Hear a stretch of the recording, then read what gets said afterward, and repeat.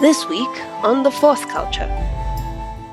Well, that took you some time to figure out. I'm glad that you did. Can we train for a bit? What is wrong with you? 3 strikes now you've had, and you've let them go by. I don't know what to do. I don't know if my family's alive. I don't know if my home exists. I don't know what my position is in this world, in the army. You have my support. And in searching for it, you have my eyes. And in listening for it, you have my ears. They came for us, the Shadow Conclave. Your houses have been ransacked. There is no sign of your father's body. Who the fuck would do this? We're peaceful people. We don't hurt anybody. She's lost her memory. I have lost my fucking village. How many of them were my would friends? you blame me for what I've done? Because of her, this fucking war broke out. How many of them don't have a proper burial? And it is taking a lot right now for me not to hit you. Hello, and welcome to The Fourth Culture. My name is Ramji, and I'll be your Dungeon Master and host as we wander our way around the world of Urtu with our gang of fabulous players. We stream this show, Survey Team 3, every Monday evening at 7 p.m. Also, we stream another game called Vampire, Singapore by Night, on Thursday evening at 7 p.m. That's all in Singapore time. And we have a whole bunch of other cool things where we put up on YouTube and other things like that some point thereafter. But all of which is pales into insignificance compared to the wonder of our Discord community and all the amazing people that are currently in chat or hanging out on Discord, making memes and doing other cool things. Thank you so much for all of your support, well wishes, and just, watching and enjoying this crazy stuff, because that's why we do it. Speaking of which,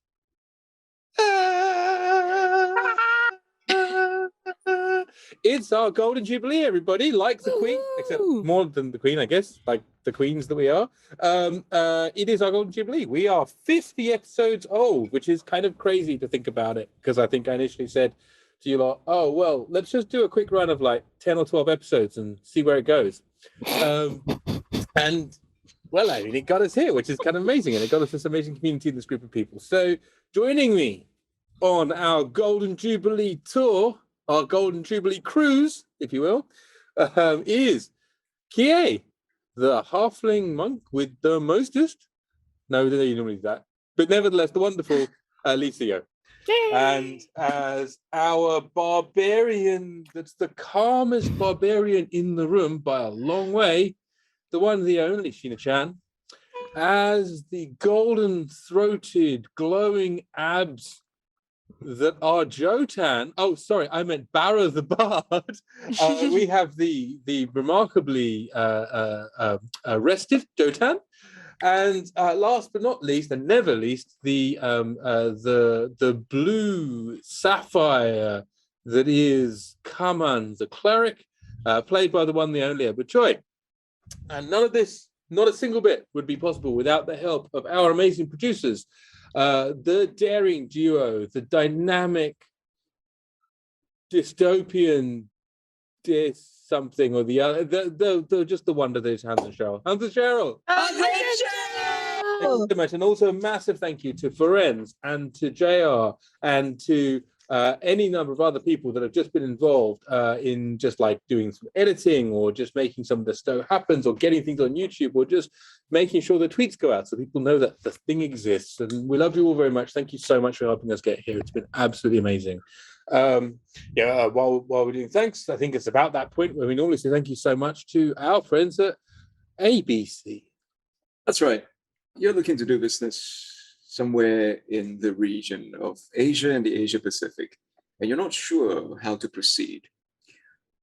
Who do you start to ask?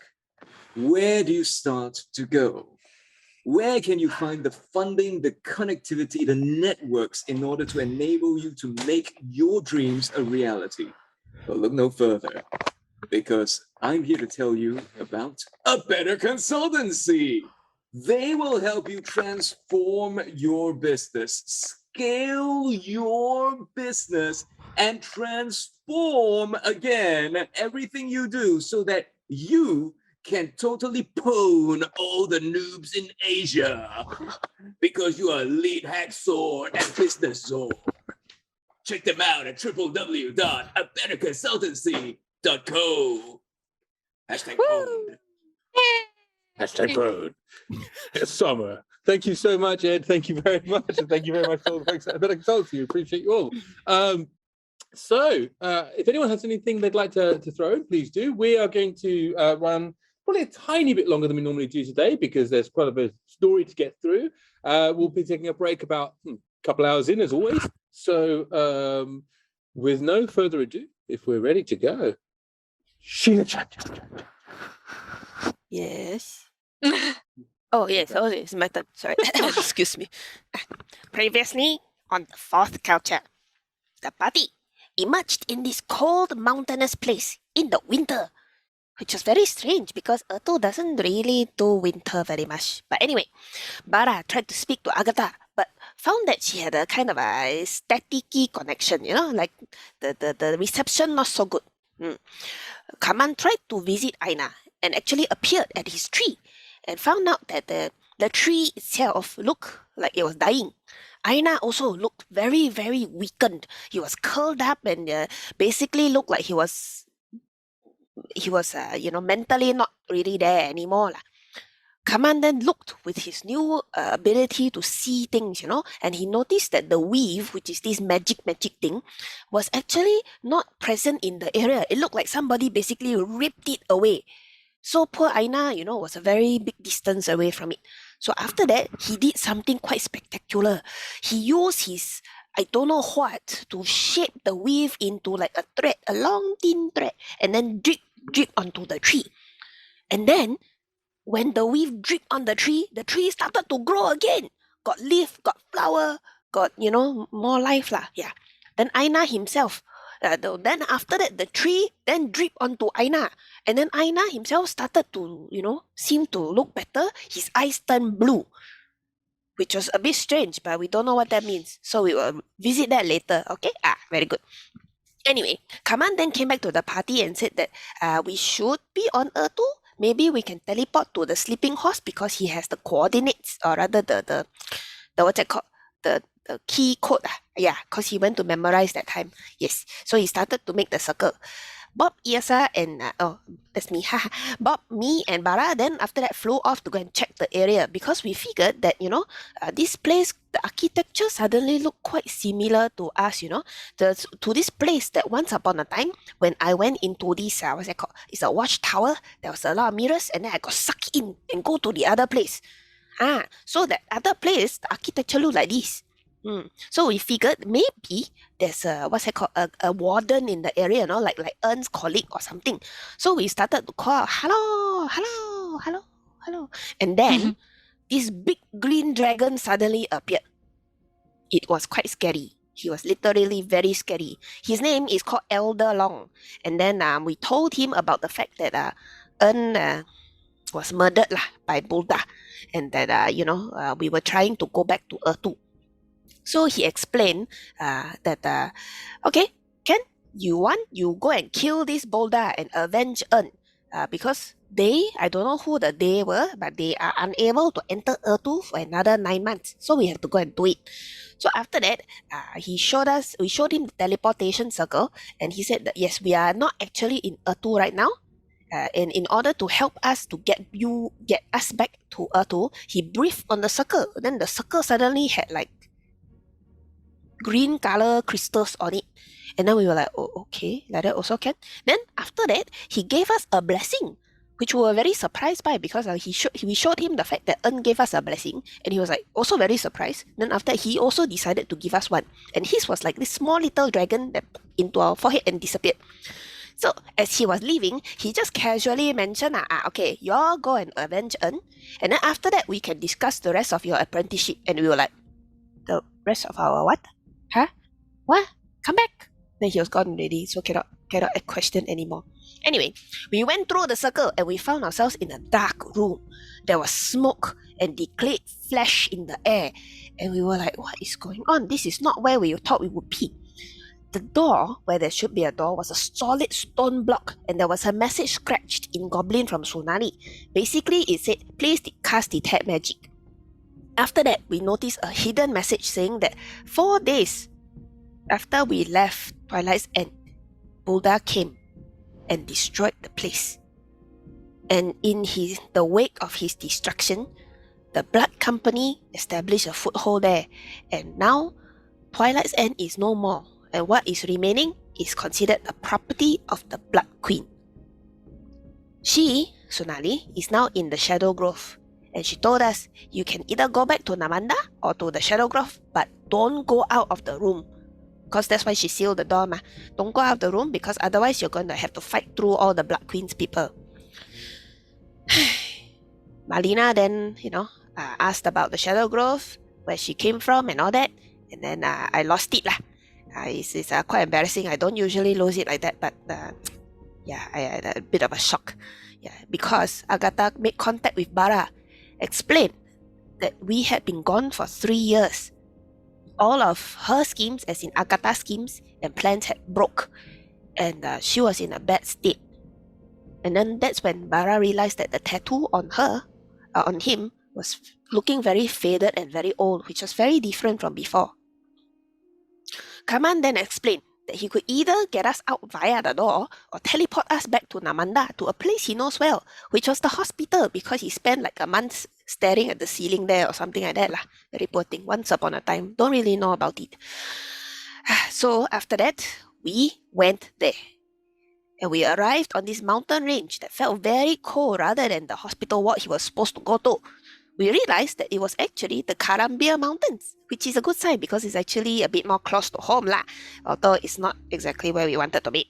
Anyway, I suggested that we head to the pass, because that's where my father's people are, and our job was to transport people across the pass. So hopefully we can find my people, and hopefully we can find out more news about what's happening. We camped for the night, and we had some heart-to-heart talks.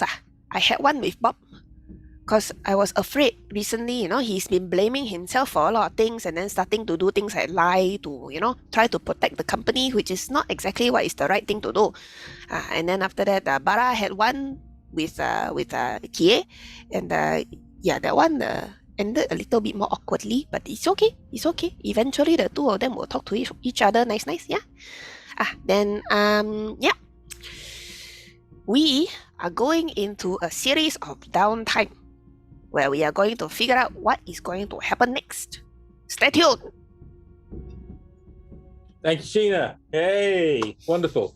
Right, so we're going to basically run the this sort of probably this episode, maybe if we can get it all done, as a series of sort of little vignettes of things that are happening. But it might turn into a bit more than that. We'll see. But it depends on decisions that get made and choices that get sort of chosen, I guess. But before we kick off, I just want to say a massive thanks to just appear in chat a few minutes ago to Christine. Thank you very much, Grimmisty, for being our subscriber for 10 whole months. That's incredible. So that's a massive big thanks and a big shout out to you. It's wonderful. And so it's kind of crazy. On top of that, I think if we're all ready, then let's begin. So you find yourselves it's still the night, actually. It's the same night that a brief and awkward conversation has happened between Barra and Kie on the back of previous to that, a really rather somber and slightly sad conversation between Yrsa and our little hero Bob. And Kie, you fall back to sleep with some confusion in your mind, and a few minutes pass as you sort of like breathe deeply in and out, and you handed your sword to Yrsa and said you were going into the sword, and you feel sort of reflections on the past, well, I guess 3 years, but it doesn't seem like it's been 3 years to you since the sort of Koshi's been with you, but certainly the last few months that have been very intense for you.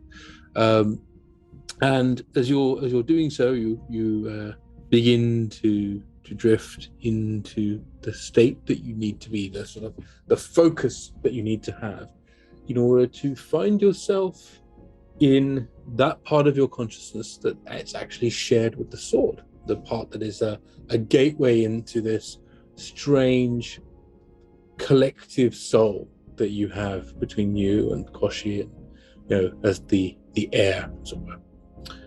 And so you find yourself a moment later opening your eyes, sat cross-legged in a monochrome world in that small area with the stream running nearby and the area that's shaped as you had last left it, which I believe was a relatively comfortable seat of some sort, like a rock of relatively comfortable, a stream nearby, and sort of the dark shadows that sort of are silhouetted by the stars and the sliver of moonlight, and yet no moon. What would you like to do? Do I see anything other than this landscape? So as always, you see that there is a long pathway back off to the right-hand side that leads up this eternal mountain. And on this eternal mountain, you see these large sort of menhir-like boulders sort of like sticking out like spines of some ancient creature sort of on either side of this path. And you do see these sort of shadowy figures sort of moving up this pathway. Any changes whatsoever?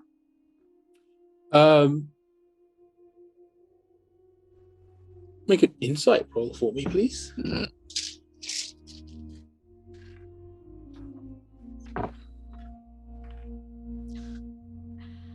I rolled a 4.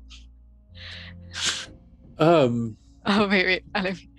Oh goodness.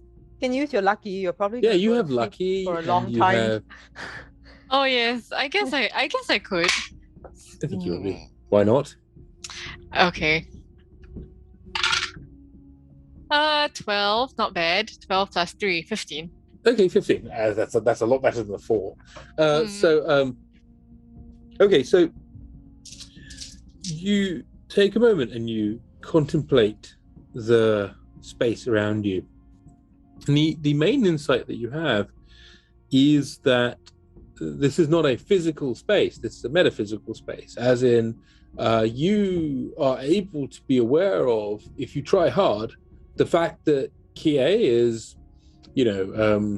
physically here, but also physically now part of the sword. So on the prime material plane where you are, like the sword is actually kind of somehow or the other melded with you. And not that like there's a sword that's got a Kie bolted onto it, but like where you disappeared, where your atoms have gone, as it were, it's like into the sword. And in the same way, so now that you're here in a sort of like a spiritual sense, the rules of this place and the rules of like the physical world don't apply to you in the same way in this place. This place is a part of your kind of your spiritual self, and as a result, it is very much more based around your insight and your ability to apply that skill, that sort of worldliness that you've picked up, plus all the training you've picked up from the monastery. So it is about your spirit, not about yourself, your physical self. So in terms of what's changed is that you now have this awareness of being able to pretty much not have to worry about doing physical things here if you don't want to. As in, not doing physical things, as in like I can teleport, I can fly. Is that what you mean? You can always try. Okay, I try to fly in the direction of what I remember is where Riyaka is. Okay, so I need you to make a wisdom saving throw for me, please. Ah! You want to pass this. Oh no! I rolled a 6. But you're Okay. lucky. You Yeah. have three uses of lucky in total. It will reset when you wake up. Okay. It's like 2 rerolls in 5 minutes. I rolled a 16. Okay, not so bad. Yay. 16 plus 4, 20. Starting to see There a you go, dirty trend. 20, lovely. So, with a dirty 20, you take a moment and you begin to go, where is Riyaka? And you start thinking about like where that would be and how you would need to get there from here. And it occurs to you that if this is your spiritual domain, where Riyaka is kind of irrelevant. Because this is your domain. You are the one that controls this. So you don't need to go to him. You can just choose for him to come to you. Sounds a bit demandy. Can I just will for his cave to just appear in front of me? And so even with that 20, you can't quite manage that, but it's still a good enough roll that you can make it appear behind you. So you don't have to see it just somehow rearranging its entire entity. Mhm. More just you can sort of turn around and go, would it possibly? And it's there, it's behind you. And sort of sat sort of, on a simple stone bench just outside the cave mouth that is now very much behind you. So to your back, you hear the sound of a sharp stone on a metal edge as Riyaka is just sharpening the edge of a sword. He says, well, that took you some time to figure out, but I'm glad that you did. Hi. Nice to see you. How are you? How's your training? It's been a while. Since you've been training? Yes.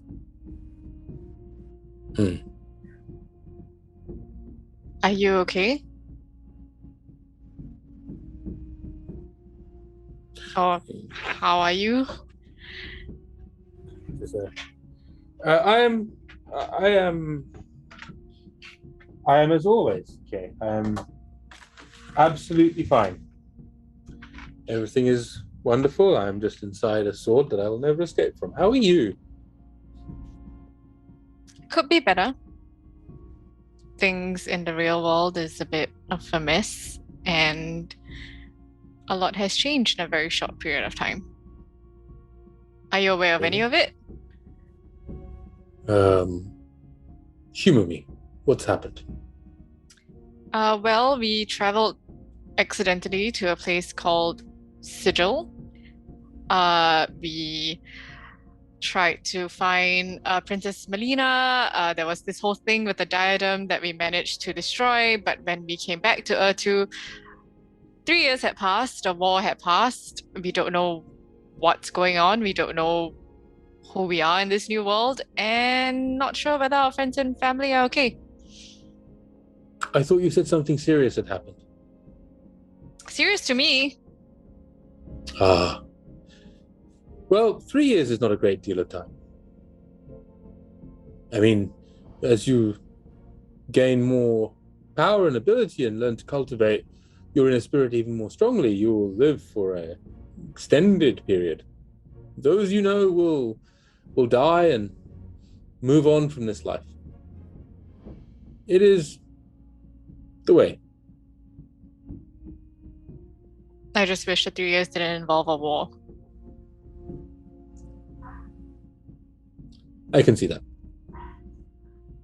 It's a noble wish. Are you hurt?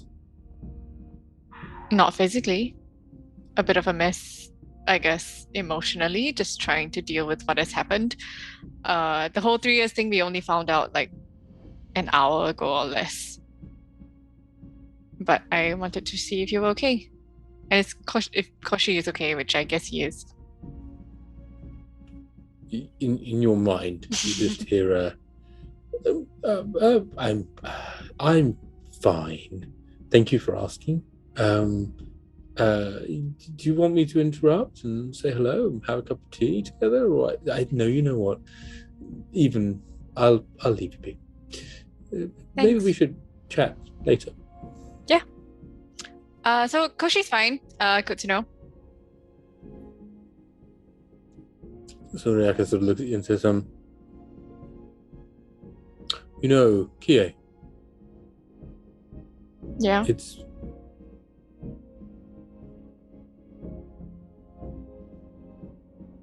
He stops, sort of looks off into the distance. Moonlight catches on his sort of aquiline face. The full thing, right? Like he sort of stares off and his eyes kind of narrow unnecessarily. The whole thing is happening, right? Like every single anime trope you can hope for right now. He sort of like stares and then kind of turns his face ever so slightly away, small anguished look, and disappears and schools his visage back and sort of turns back and goes,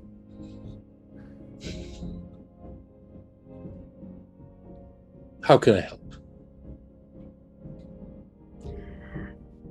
Can we train for a bit? I need something familiar and I need something expressive. Familiar, is it? Hmm. Got so used to training with Riyaka, Lord of the Black Flight, that it's now familiar and easy to you. I didn't say easy. Then show me. And he just lunges at you. This blade he was like sharpening, flashing in the moonlight. I'd like you to make... Actually, no. Okay, yeah, I'd like you to make a dexterity save for me. I have one more lucky, right? Disadvantaged the DM. Sure. Oh my! Okay. Oh, he really wants this lunge to resolve. My dex save is 22.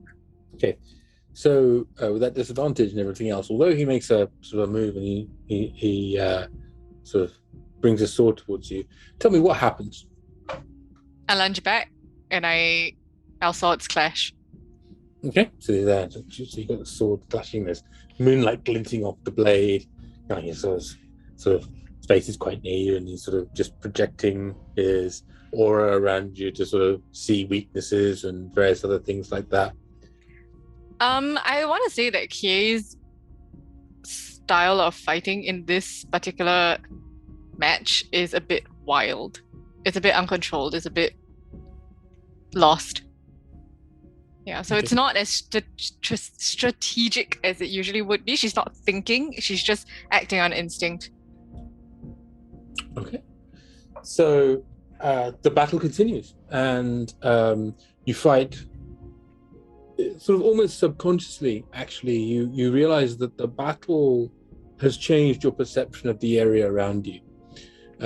It's no longer the space you're used to. The cave has gone, various other things have gone, and it's just you and Riyaka in this pitch black environment with this sort of pool of moonlight that glistens around you. And as you move, and you're moving through terrain, you move kind of like you jump onto a rock, and he'll sort of like, the blade will flash towards you and you'll parry it out the way, and strangely the sword of Koshi is in your hand, despite the fact you're inside the sword of Koshi. And at no point does it occur to you that maybe you could be inside the sword of Koshi, inside the sword of Koshi, inside the sword of Koshi, inside, like, how far does this Matryoshka doll of swords go? But you don't think about that. You're not focused on that for a second. Instead, your only focus is this fight inside your own sort of spiritual place with Riyaka, the only other person here. You move through sort of different environments, and as you do so, you find yourself, these shadowy environments start to replicate some of the more difficult environments you've been in recently. All of a sudden, some of the space has turned into the underwater tunnels inside the tomb that you were in ancient Namtun. A bit more of the fight happens as you're running through what in your mind, I guess, is the shattered remnants of the sleeping horse. You can't quite tell, except for the fact that, some things look similar.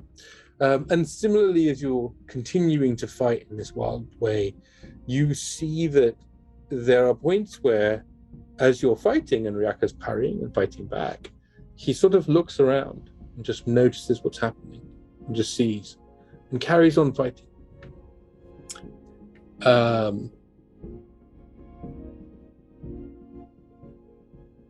Make an attack roll for me, please.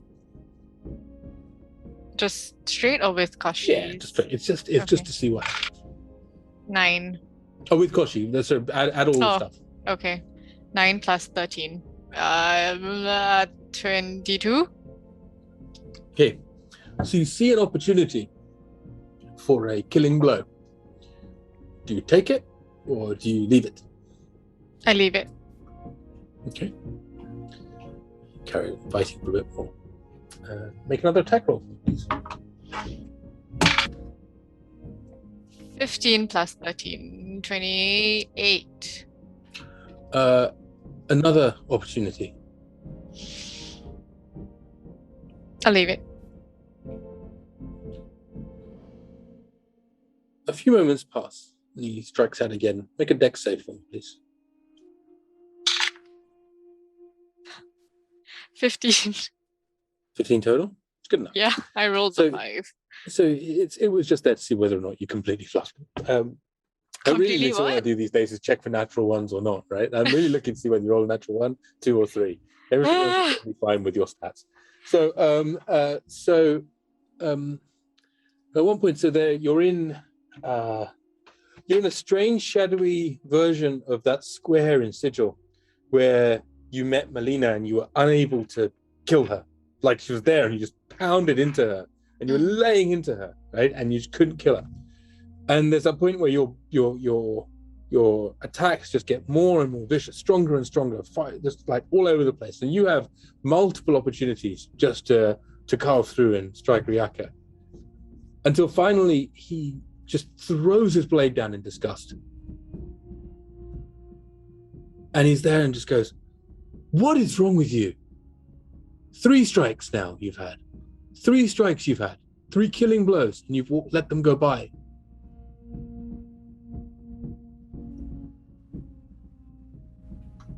I can't.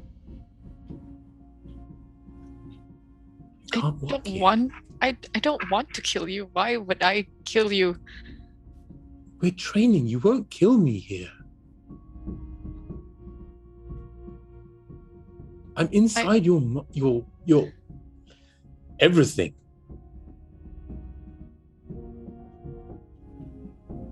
I don't want to strike. What?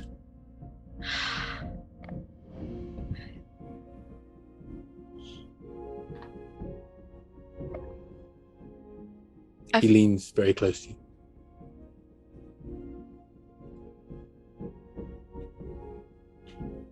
She puts her sword down by her side and just looks down. Kie, what's wrong?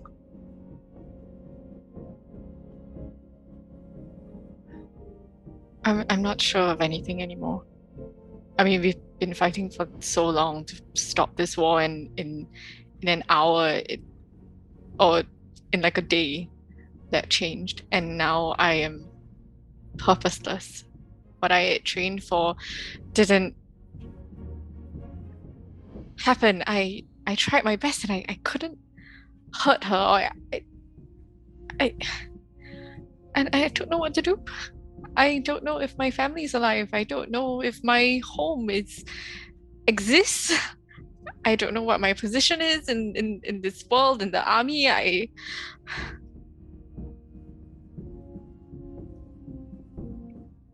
He reaches out a hand and just gently sort of touches you by the top of the bottom of the chin to lift your chin ever so slightly.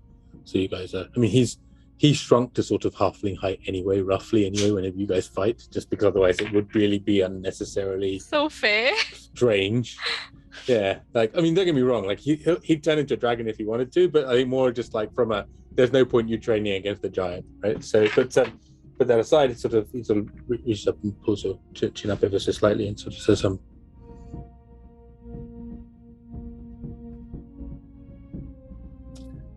as long as you walk your path,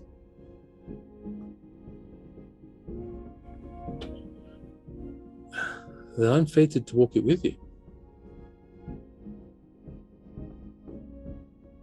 So,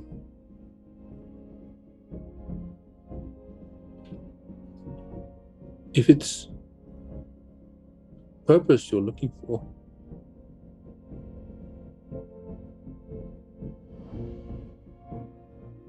I can't offer you any. It's not what I do. But if you find it, you have my support. And in searching for it, you have my eyes. And in listening for it, you have my ears.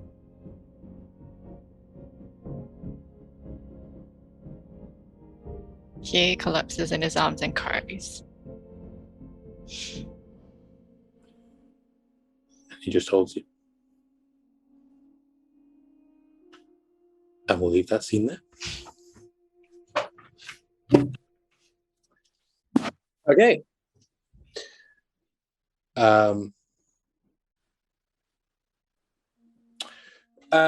So everyone will take a long rest.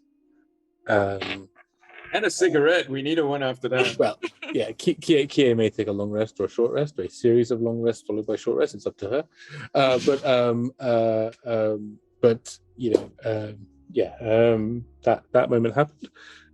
The next thing we're going to sort of to move on to a little bit. You're right there, Lisa. Is we're going to move a little forward to the next stop you guys were making. You were heading towards the your village. Is that right, Sheena? Okay, so the village of, I believe it's the Grey Kites, who are the tribe that you're from, is a bit further north from where you are, but like flying on the back of Bob and taking care of these sorts of things and being able to move, you can make good progress. And so over the course of 4 or 5 days, moving at quite a good pace, you're able to, with a combination of the elk and a few other things, you're able to make it to the Karambe Pass and then head up towards lands you're very, very familiar with, which is into the land of the Grey Kites. As you get closer, it is getting towards the evening, probably of like the 5th or 6th night since you returned to Urtu, slightly more. And Kie has been popping out the sword and then popping back in for extended visits, training.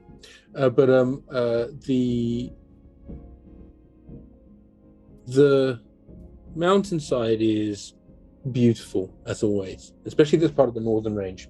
The moon is actually behind right now, one of them anyway, and it casts the entire of the landscape in a sort of like a beautiful bluish hue as it bounces off the snow and sort of fractures into these lovely patterns.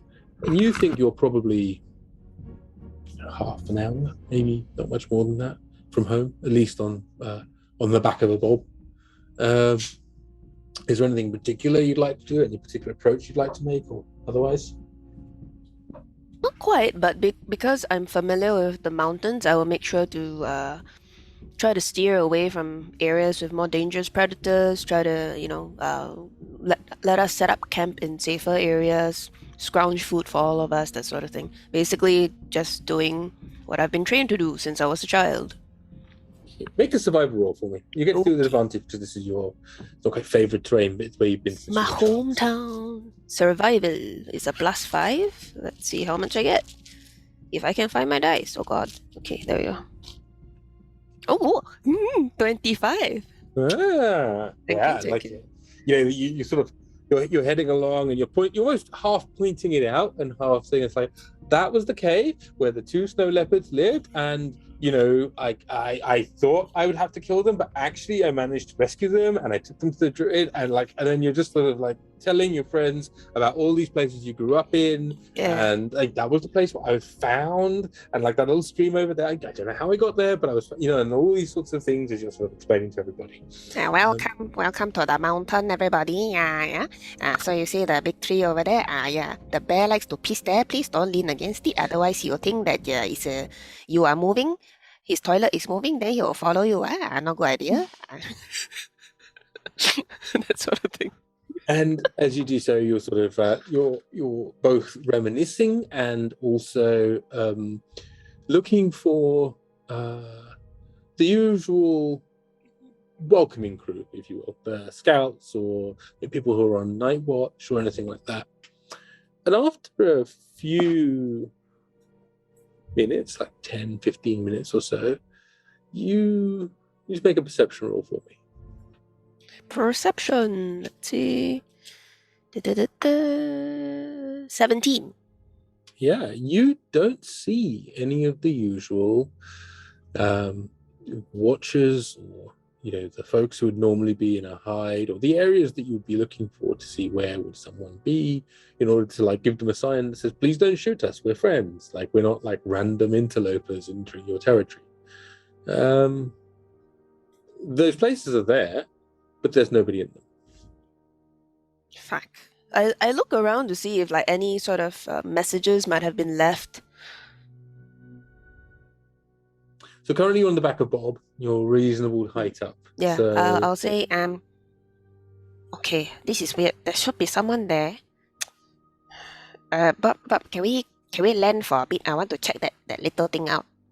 Oh yeah, Where is that land? Here? There? Here? Okay. Okay. By thank the you, thank rock? you. Yeah, that's fine. By the rock. Okay. Yeah, come down, join me. And brace. Okay. I slide off his back, go check it out. Check out the hide. There is like this hide is very much the thing you're familiar with. In fact, there are many times where when you were younger and Sven wasn't quite so prominent in the tribe, as in he was still, he was not the full kind of like senior elder he is now. He was just like a warrior, a senior warrior, like a capable one. He would often, do a few nights here, and you would often come and like hang out with him completely against the rules, and you realized at some point there's just no point telling you, you're just going to do it anyway, right? So you're very familiar with it, and exactly as you look in, there's a small sort of like raised off the floor kind of bit of wood plank that's been put down, and then various hides and furs just to make it so that you're not going to freeze yourself. And then above that is the sort of like stretched kind of moose hide that's been used to create a little area to deflect the wind, so somebody can sit there and clearly see the path. But the usual things you would expect to see: a lamp, a sort of a hooded lamp that is permanently lit. Sign of a couple of spears, a hatchet, that sort of thing. These are not there. There is instead just a deserted watchtower. Yes, everything okay? I'm not sure. Usually there would be somebody here lah, just to keep an eye out, Okay. But Oof. Do Right. you want me to check? I What? could. yes, please. Can you check for like signs of life or things like that? No, I go to. I look in the campsite for a prominent item. Yes, so what would be a prominent item here? I could ask Yrsa. Is there something that everybody kind of touches, or probably the sort of step ladder? There's like the things you step on, but not. That's the thing I'm saying. Like all of the survival gear, like is as in the stuff you do as part of your watch, is not there. Normally, what happens is people would bring their equipment to the hide, stay in the hide, pack it up. Next person that comes along goes. There is an emergency pack in the location. It's still there. It still has like but you can take it if you want to. If you don't, you don't. It's got a first aid kit and 2 or 3 days worth of rations in. Oh, is there like a pot over the main fireplace? No. So, and you Yrsa knows this, is that everybody brings their own things Right. to the Oh, hide it's and like then takes them away afterwards. yeah, it's kind of like a space lah. You can come here, do your work, and then go away. Look, come on, you can only do that thing once a day, yeah? Like touching something to your head. Mhm. Look, yeah, so why don't I try and ask Ruin what's going on, unless you want to check out your house straight away.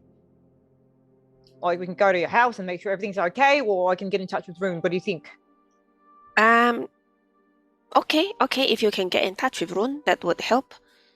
Okay. I don't know whether he headed back to the village. It's been 3 years after all. Yeah, I mean, like, you know, he came to like rescue you, and you saved your dad, and I'm hoping like you went back to check on him. So, you know, I don't know, but let's ask. I send him. I do a sending to Rune. Hey, lost your book. With Yrsa.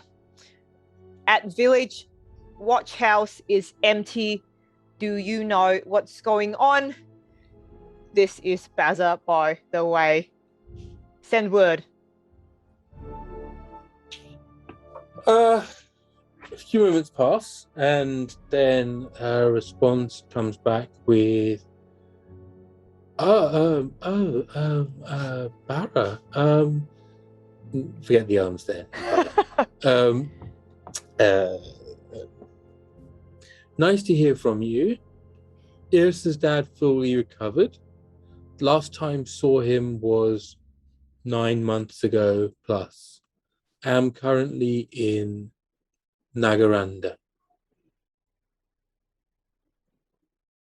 Well, that was helpful. Okay, I tell you, sir, what he said. Oh god, he's fucking useless. You should never marry this fucking guy.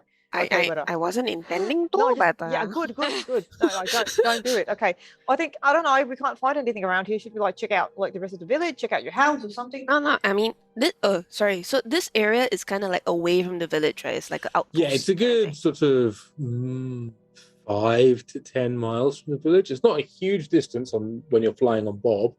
You'll get there in sort of 10, 15 minutes because Bob pegs it along, but it's far enough that it's sort of, it's probably a good day to 2 days travel. Don't worry. It's okay. This place is about a day or two travel on foot from my village. So perhaps they decided not to, they had to pull people back. I don't know. But yeah, the village is still further on. That's not a good sign. I guess we should hurry. No, don't worry. I mean, I hate to say it, but it's been 3 years, If something has happened, something already has happened. Yeah. I thank you for your panic. But yeah. it's okay. Let's go. Oh, okay, come on, Bobby. Okay, so you're back on Bob, and you start flying towards the village again, yeah? Flap. Wait, how are we doing this on Bob, though? Well, there's 4 of you. I presume you've left Melina and Athena. Oh, no. If you're taking Melina and Athena with you, then you will be a lot slower. No, but because we sped through several nights, yeah. So I mean, I indicated that we wanted to leave them somewhere safe. So if they're not with us, then we have. No, I mean they probably should be. There's nowhere logical for them to be. Okay, no, then there's. So realistically, this last leg, you've said to them, "Hey, well, you have 2 choices. One is you can shrink them with your wand and have them sit sort of with you. The second option is that you leave them somewhere else and go off and figure out what's happened with. I wouldn't do that unless I know that. So I was gonna say that every evening I'm gonna check in with Agatha to see whether. Yeah, to see whether Athena's safe to be left. Like whether Boda's still hunting her. Make an insight check. I really think Yrsa would be fine going on foot, right? Yeah. That's a 15. No, but I mean it's also I want to know lah. From the first night you asked, and you hear the following message. It says, "Barra, so weak." Okay, so now I use the other 2 questions to try and narrow down her location. Like I ask her, is she on this realm? This is to Agatha. Yeah. It's basically she can't answer me about Melina and Athena, right? I'm presuming she doesn't have the mind space to do that. She says to you, "Find me, Barra. I don't know where I am. And the next question you ask again is, she says, I'm in a tower somewhere. I'm in a tower. I can see a tower. She can see a tower, so she's not in the tower. Lah. As in, she can see the inside of the tower. Oh, okay. I'm gonna ask her if she can look outside of it. What does she see? Right, This can't is, ask her that. so over the course of like a couple of nights. So basically, over the course of a couple of nights, you get the impression that this very, very tired and scattered Agatha, who at times is quibbling and bickering the way that, almost like an elder relative of yours would. Not the Agatha you're used to, not the sort of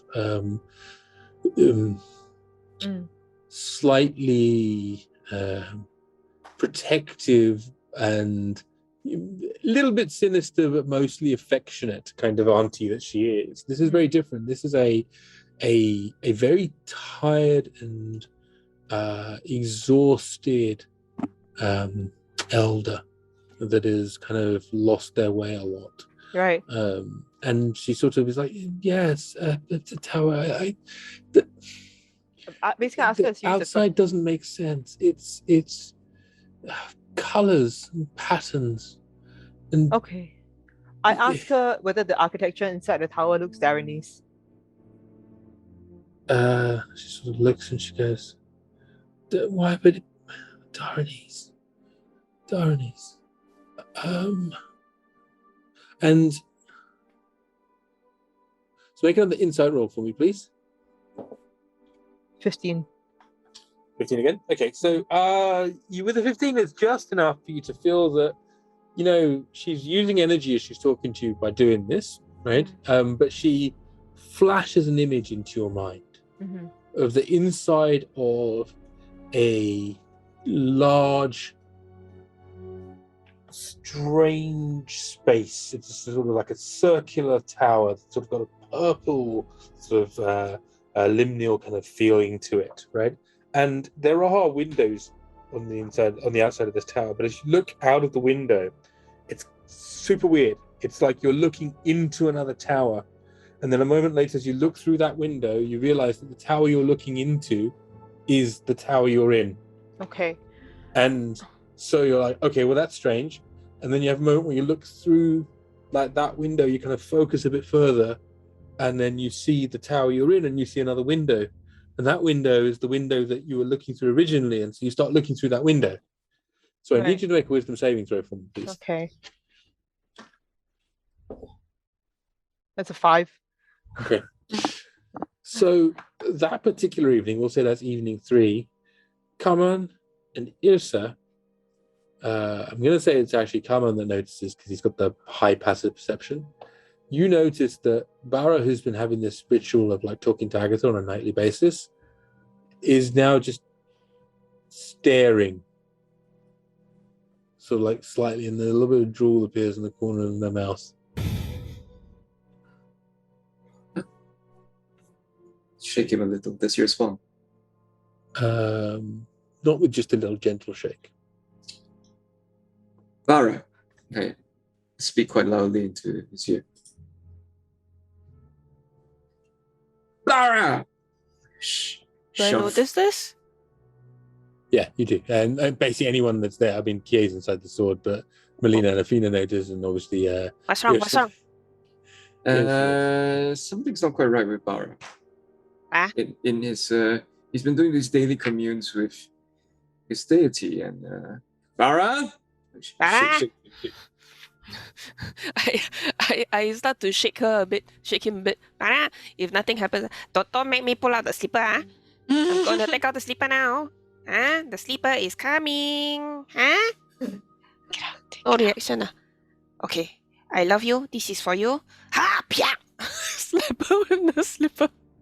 So a moment later, as you're staring into a window that then becomes a thing that becomes a window, becomes another area, becomes a window, you just feel across the side of your face the pia, and you're stunned for half a second because you know what Yrsa slipper's like, and then you're like, I'm stunned for 6 seconds. Yes, indeed. 6 seconds, quite so. 6 seconds. You're stunned for a round, and then you sort of return to yourself. All right, how many fingers am I holding up? Sorry. No, what the shit? I don't know. I think Aggie's been captured by the Blood Queen. I think so. I don't know. Like she's in some kind of tower. I tried to look out the tower, and it was just an infinite series of windows. I don't know. I have no clue where she fucking is. I only know. I don't know. Do I remember anything from the interior of the place that I saw? Yeah, it was a actually no, not with a wisdom save of 5. Sorry. Would that be intelligence though? Memory, you know what I mean? I don't know. In this particular case, it was your brain got slapped really hard. I'm going back every night to try until I can remember it. Okay, sure. Just about So we can move on with well, so the problem isn't that you. The problem is that. So I'll do it again. Make another insight roll for me. Okay. Nat 20. Okay. So very clearly, every time you do this and you get Agatha to project her energy to you, you use a little bit of what little energy she has left. Your tattoo fades ever so slightly more. Okay. Barra basically becomes this person where if he sees something, he kills it to try to get in time to sacrifice it to Agatha. Okay. Yeah. How would you be sacrificing it to Agatha?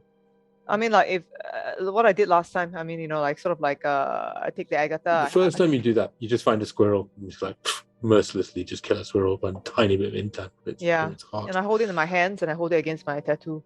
And nothing happens. Okay.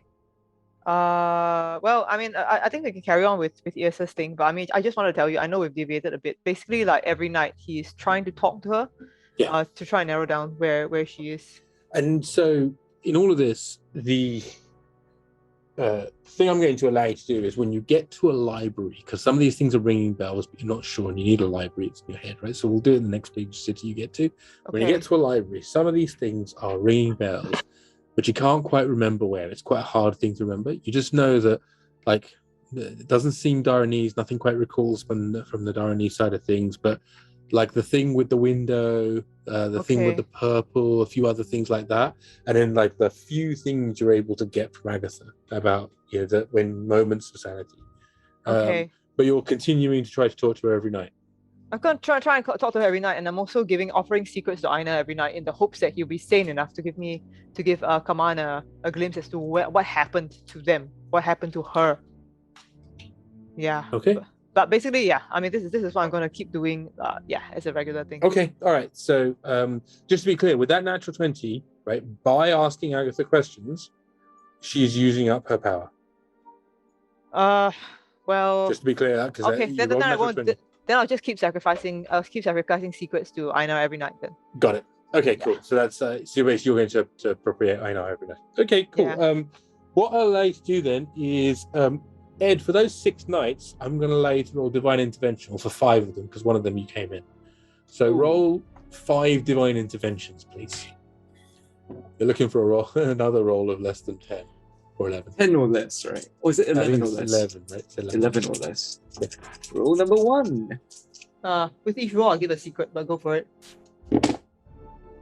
9. So for that roll, basically, I'm just gonna tell Eijnar, keeper of secrets, this is for you. Please regain some sanity so you can tell me where your sister went. I don't. This was the exact same roll I rolled the last time. Oh, I won't tell you the secret if Kaman's busy talking to you, but it's okay. No, you have to tell the secret. Sorry, go ahead. No. Kaman's just like. Okay, so I'll just like I don't know. I sort of look at Athena and I go like, no, I fucking hate her now, fucking bitch. I can't believe she caused all of this. Fucking Athena. Yeah, don't tell anyone. And yeah, that's my secret. Cool. A moment later, you hear a broken, raspy voice in your mind. Just says, you're my sister's whelp. Oh, my head, it hurts so much. They came for us. Who came for you?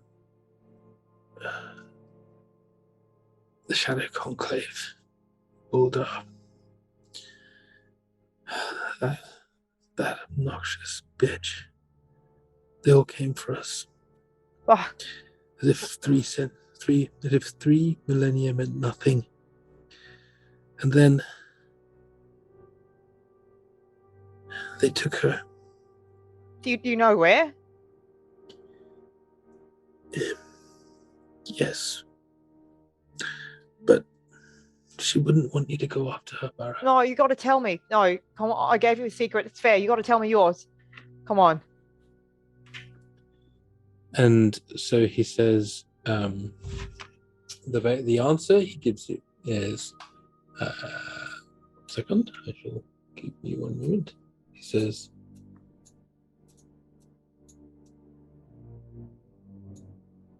they would have taken her up to the Soul Tower, far to the north. All right. Thank you, Site Yrsa. where, well, read your history. All right. Thank you, Yrsa. And I just sort of like. Shall come and thanks. You begins to scream in your mind. Okay. All right. I I just tell Kaman. The deity says is grateful, and yeah. So yeah, every night I try to find something to kill, to try and repeat the thing about sacrificing an intan to Agatha. If it doesn't work, I just keep the intan.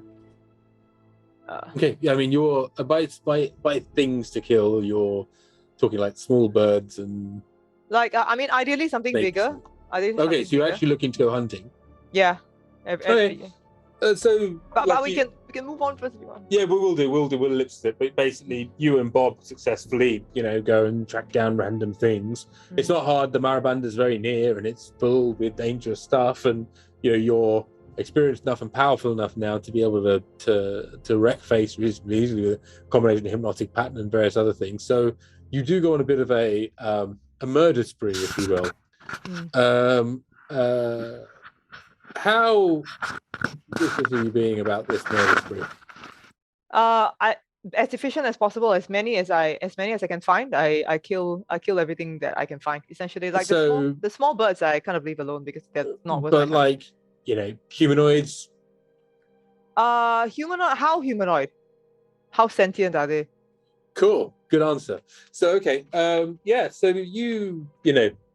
you make your way through the desert, through the jungle, and I would say in the course of 4 or 5 days, which is 3 or 4 days, because that's since the visitation with Eijnar, until you get to Yrsa's village or close to it, you probably kill 15 or 20 different things, ranging from deer to a few bears to some monkey ape things, and along the way there's a couple of well, it's hard to know, sentient, sapient, large ape things, sure, still there. In general, you don't find, it's not a huge amount of intan you won't get from the smaller creatures. You need to really fight a big monster for big chunks of intan, but you do find some, especially on the apes, because they all are also carrying intan on them. And so in a small couple of bags they have with them, but you take off, and you probably have, I'm going to say, 20 or so grams of intan now from Right. I mean, I know that the Kaman and Yrsa will probably be disturbed by this. If Kie is in the sword, she'll probably be not in the sword, she'll probably be disturbed by it as well. I don't tell them. I leave them to see whether Bob wants to eat them or not. I don't recommend either way. Bob is quite happy to he's been hungry for a bit, so he's now just happily nom. Okay. Nom. Daddy, are you okay? Oh yeah, no, I'm gonna, there's one more person we've got to save, and then just one What? last one. Who and did you all got to gonna- save? It's a long story, but there's this person that Daddy's got tattooed on his stomach. Every night Daddy's gonna sort of put makeup on the tattoo. It doesn't last very long, but I'm gonna sort of make this tattoo great again, and you'll one day you get to meet her. Okay, everything's gonna be fine. Okay, let's go find Yrsa's family. Come on. Dad, Yes. are you okay? Yeah, I am. You're acting very, I don't want to say strange, because I don't think the baseline is, and that's not what I meant. But what I'm saying is, you're not normally like the kill everything person. No, I know. And look how that's more Kie. Yeah, I know. And look how that worked out for me, right? Kie's got some like funky shit going on, like just like canoodling with somebody in the sword. Everybody I tried to canoodle with, didn't work out so well, did it? So like, no more canoodling. No, I mean, for me. you had some gnarly. Look, yeah, you're a good boy, Bob. There's lots of things you don't understand. When you've grown up, hopefully you don't grow up too fast. It's a bit of a tough journey, but you'll understand, okay? In the meantime, come on, eat up. Daddy's not going to look. And let's go back. The rest of the party's waiting for us. Okay. And he sort of like chows down. So like you hear this sort of like crunching noises as you repeat this for a few nights in a row. And yeah, like I say, you end up with about 20 grams of intan. Okay. It doesn't really seem to be disappearing in any meaningful ways. You just get to smash it into your stomach in various other ways and try and offer it. I mean, if it doesn't, I just store it. If it doesn't work, I store it to keep it, to give it to person back on Institute. Yes, indeed. You've got to give it to Esteban at some point, right? So, yeah. Okay, all right. So, Moral compass. Could you please hide this from us? Moral compass. Yeah, yep. I mean, you're destroying wildlife in my hometown. Oh yeah. No, I definitely Possibly sentient sapient beings who are, possibly not hostile. Yeah. Them of their intan. So yeah, if I don't know, that might be helpful. Yeah. I'm like, okay, Bobby, eat the evidence. Good boy. All right, let's go. Yeah, depending how hard anyone looks is the question, right? But we're going to just go with the fact that there's no reason for anyone to look, so we're not going to look too hard, right? So I'm assuming Barra has been using the excuse of I'm going to bring Bob out so he can hunt for his own food, and then they're probably ending up with cougars or mountain lions or something. Sure. Yeah. Sure. Bears, yeah, whatever. Yeah, Bob and Barra out for cougars. There's a spin-off series if ever you wanted one. So that, kids, is how I met your mother. Oh dear me. So right. So if we no, we're not going to have that. Yes, I guess what I just ate. But no. So we are back now in just after the hut has been found and is empty. And the choices, are you going to head towards your village? I mean, it doesn't seem like much of a choice, of course, right? So as you get back on Bob, the question that was outstanding was, where are you leaving Melina and Fina? I don't think we are. I don't think Yrsa would allow that either. Yrsa? In which case, it's going to be like a swift day or so of travel. Like I'm going to give it to you with the moose thing and the elk thing and everything on Spirit of the Elk. It allows you to double the speed effectively. So it's about a day or so of travel. And so, a day finds you on the outskirts of your village, or towards the evening again, because it was the evening previously. And so you are, again, a little surprised just at the lack of anyone. There's none of the folks that are working on logging trails. There's none of the people who you would expect to be seeing in the just in the surrounds in general. Although there is a bit of snowfall every night, so as you wake up in the morning, the tracks are covered. You don't see anything, that you'd expect to see. It's a bit eerie and a little bit concerning. Okay. Yes, you look worried, yes, sir. Yeah, usually it's not so quiet. I call out a signal that we often use hunting, like a call and answer kind of thing. What's the signal? What would the response be? Oh. So even though you make these plaintive sounds, you do not hear an answering call. Okay, Yrsa tries to stay calm and she starts to go into the houses to search and stuff like that. So as you do so, you head towards the various houses and other things. Now, where you see these flames, there are no flames. It is actually burnt out. As in, what I mean by that is, it's just that I couldn't indicate the fact that the fire damage had happened in any other way. So also it helps light the map up, so that's kind of helpful too. But yes, so what you're seeing, however, is one of the main areas of the village. There's parts of the village beyond, but as you step in, it's very apparent that firstly there's very, very well, certainly no one around that you can see. And the second thing you notice is that this whole place is both deserted and also a bit destroyed.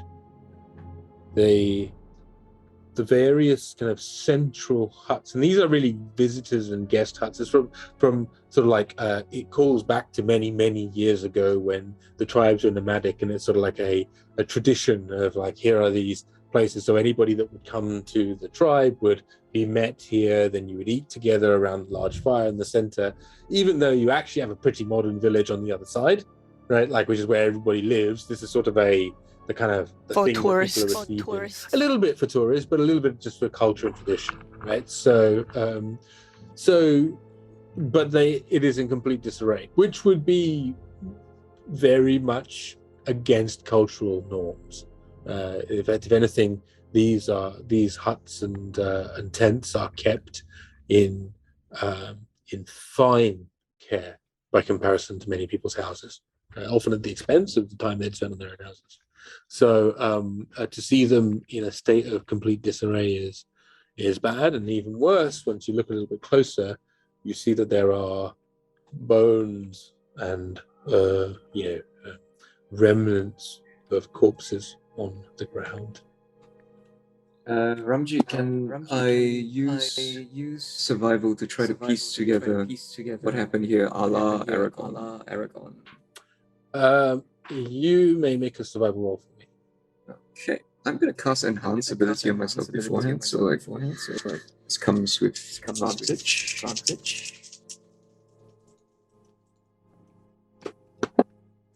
That's 26. 26. Hang on 1 second. But so for folks in the chat, is the echo new? Yes. Sorry, there's just a bit of echo. We're trying to work out where it's from. Is there a Chrome open that's playing by accident or something? It's from the desolation of the village. That's why.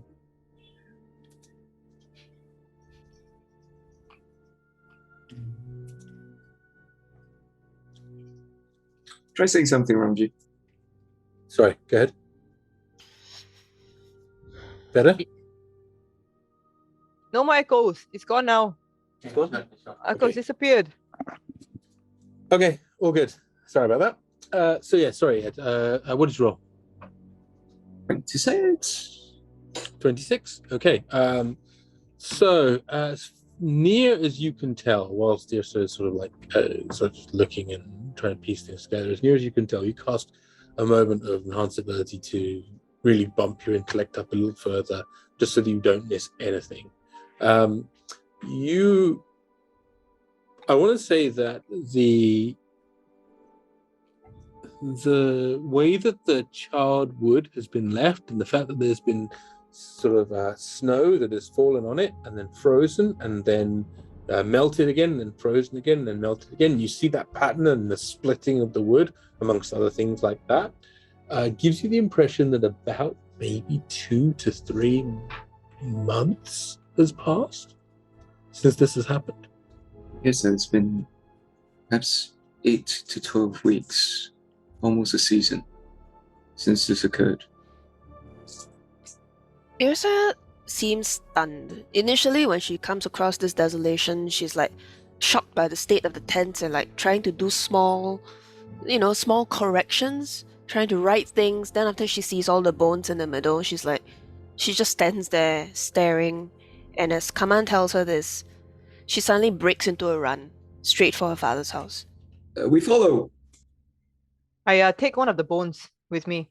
And I sort of like give it to Kaman because we're running is like baton style. I'm like, hey, want to put this? Find out what happens later.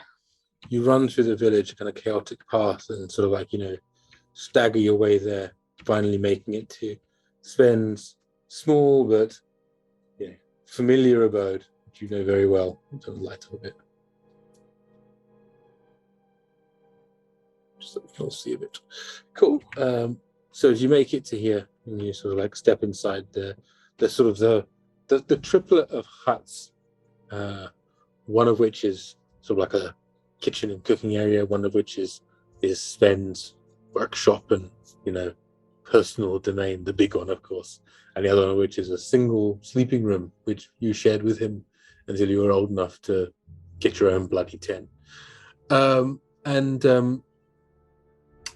As you do so, you see that the contents of your houses have been ransacked. There is no sign of your father's body or the body of anybody else that you recognize. You do see on the wall in your father's workshop his axe. Okay, I take the bone away from Kaman. I take the axe down from the wall. It's a great axe, right, I assume? Yeah, it's a really good axe. Oh. Yes, sir? Who would do this? Who the fuck would do this? Our village. Oh, we're peaceful people. We don't hurt anybody. Huh? We help people get through the mountains. Why would anyone do this to our place? Yeah, so would it be alright if I ask Eijnar about the axe?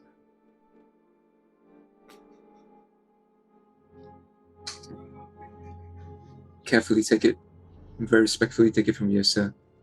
Turn away. Place the axe to my forehead. And I say, Eijnar, keep your secrets. Please reveal them to me. The history, the images, the events associated with this axe that belong to Yrsa's father. What happened here, Eijnar?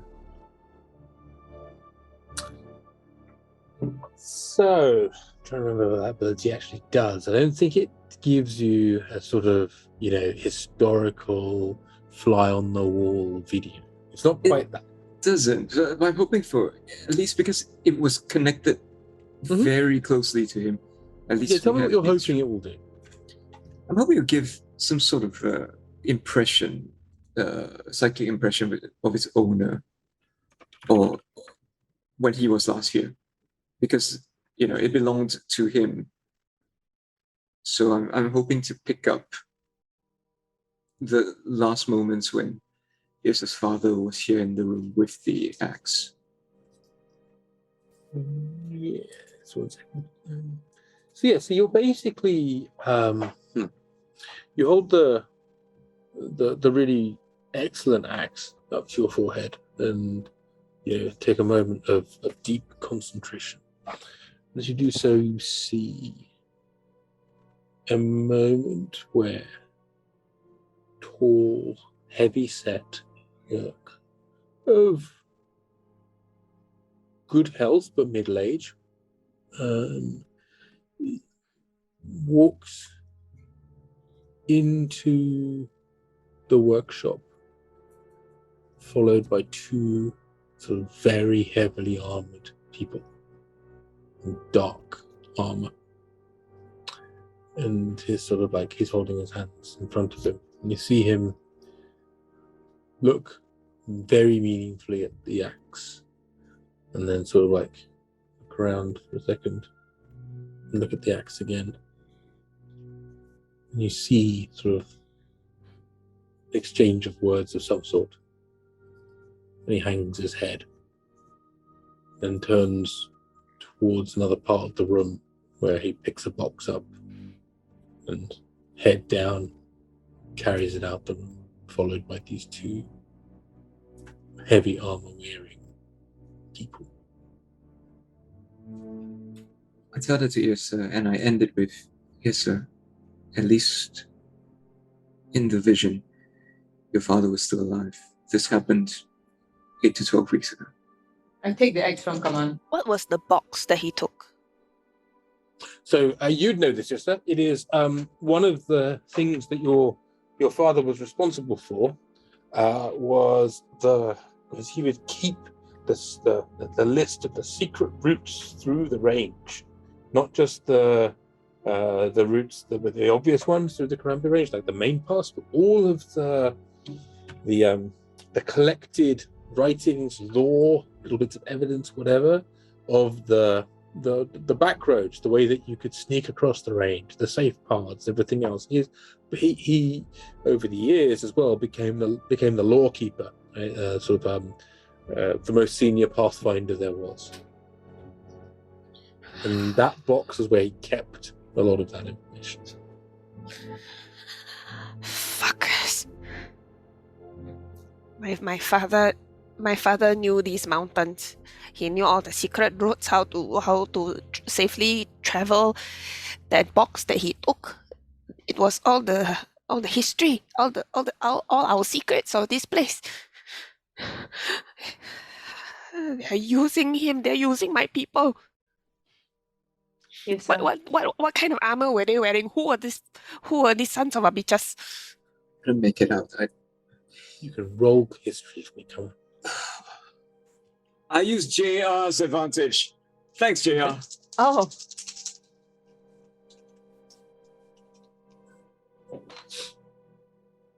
Ooh, okay. Let's see how much I get to add to this. It's a dirty 20. oh yeah, Okay. nice. So initially you're like, it's hard to tell, right? It's just a quick vision from Eijnar. He's screaming over the top with his usual sort of like, bad version of Bohemian Rhapsody, and it's but actually, your mind flits back to a few months ago from your perspective, and a pleasant conversation with Kareem in Samnar Junction underneath Marabanda, and a point when the ambassador arrived. With her arrived 2 guards wearing very similar armor. So they were from the Union? No, they're not M3 like Thras. Oh, The ambassador Sheena Right. from the Civilized Kingdom. from the Civilized Kingdom. I tell this to Yrsa. That's what I remember, Yrsa. As I hand the axe over to Barra, because Barra asked for it. Yes, sir. If you don't mind, I'm gonna try and find out a little bit more about your father. Okay? Okay. I use my scrying. I have an item of his. I've heard of him, but I don't know him personally. So he gets a +5 to the save. But he gets a -4, so it's net because I have his item, so it's net +1. But he can willingly fail it if he chooses. This will take me some time. It will take me 10 minutes, I think, if everybody's okay with that. Yeah, I'm okay. I'm just going through the place and looking at things. So I take out my crystal ball. Mhm. So I hold on to the axe and I hold on to the crystal ball with one hand. And I cradle it very close to my tattoo. And I just sort of focus and I try and see Yrsa's father, Sven. Yeah, so make an Arcana roll for me. Oh shit, I forgot to ask you for guidance. Fuck. Okay,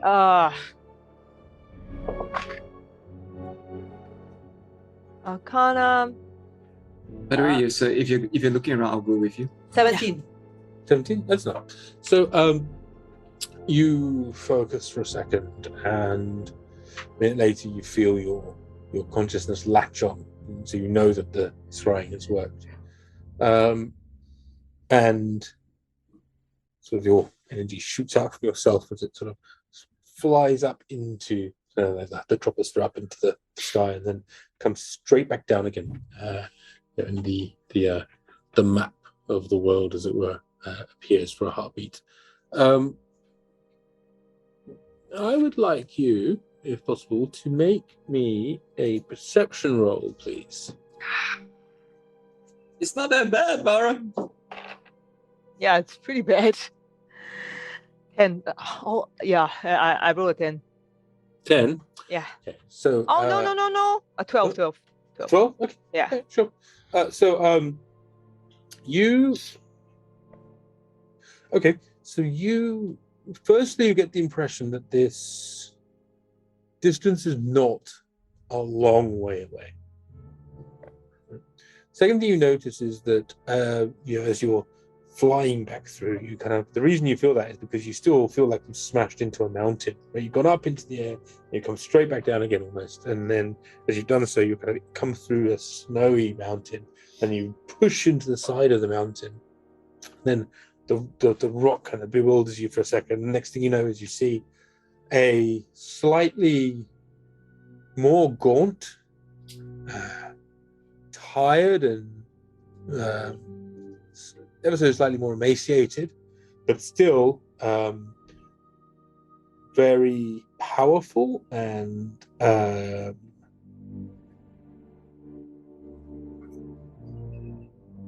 because Kaman saw the vision earlier, so you don't know what Sven looks like, but what you presume is Sven, a powerful orc of middle age, sort of strongly greying hair at the side, kind of very much thin at the top,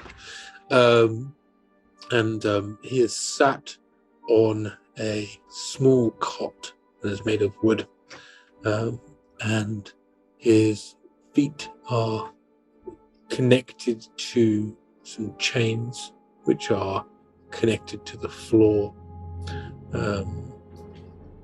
The length of the chain is about 12 foot. As you look around this room, you see that there's not that much room sort of like in the room, but it means that he's able to swing his legs onto the bed to sleep. As you see him there and you look around and you see that it's dark. There is a tiny light that passes through from outside the barred sort of, it's a barred doorway really, but it's really just a hole in some stone. More doorway. It's just got bars. Okay. Cool. I'm gonna look around. Doorways. Yeah, it's a hole. The barred doorway, as opposed to like a sorcerer doorway. Anyway, do I see like what is it like? Is he inside a cave? Can I see the walls? Is it stone? You know what I mean? Because very much seems like it's inside a cave or a mine or the inside of a tunnel, something like that. Okay, what does he have in front of him? Does he have anything? He's chained to a cot. Is there anything? Is he looking at anything? Yeah, he's currently staring at the floor and he is scratching something on it. With my perception roll, do I see what he's scratching? Not with a 12. Freaking. Okay, I really have to. If you help me remember, if you can help me remember, if anybody remembers, remind me to ask Kaman for guidance. I do need to let you know that if I cast guidance on you, I lose my enhance ability. Oh. Okay. All right, it's concentration. Sure. Okay. All right. So I basically try and recollect. I mean, just now, Ramji, I mean, you described when my consciousness slammed into this thing. Is this something I actually see, like the route which my consciousness takes, which mountain range it slams? No, it's more like those scenes in the movie where, like, you get that sort of, it zooms out and then zooms back in again, like as if you like zoomed out on Google Earth and then zoomed back in again.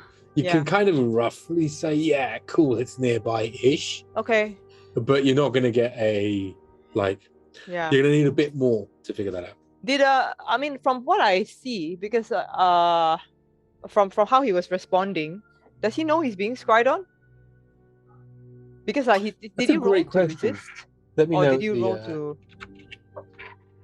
I rolled a total of a 5. So okay, but did he roll to resist, or does he? I mean, he rolled to resist. It's sort of you get a it's a passive resist, right? So it's only if you know it you can choose to fail.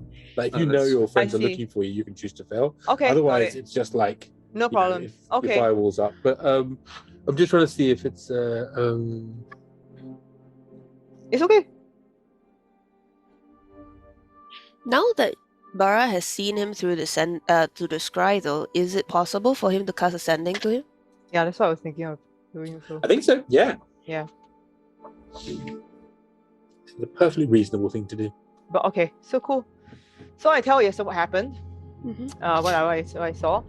Well, I guess he's alive. Okay. Well, now I guess our job is to make sure he stays that way. So just give me a moment. Sven. No, in fact, before I do that, I ask Yrsa if there's anything. I described the cave, the mountain. I ask if there's anything specific I should ask him. Can I recognize from her description? No. Okay.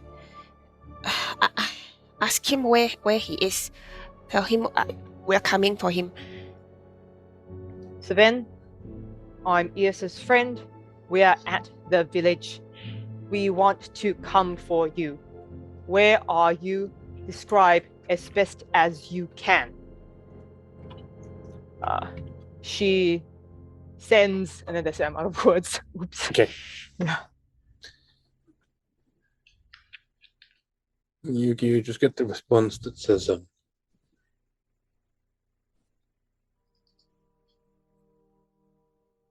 to be clear, what exactly did you say? You said we're Yrsa's friends? I'm Yrsa's friend. Yeah. We are at the village, coming for you. Where are you? Describe where you are as best as you can. And I wanted to say she sends love, but I ran out of words. The response you get is,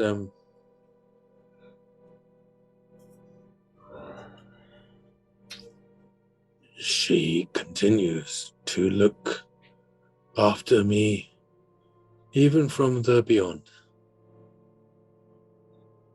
I'm in Hellspire Mine. The Civili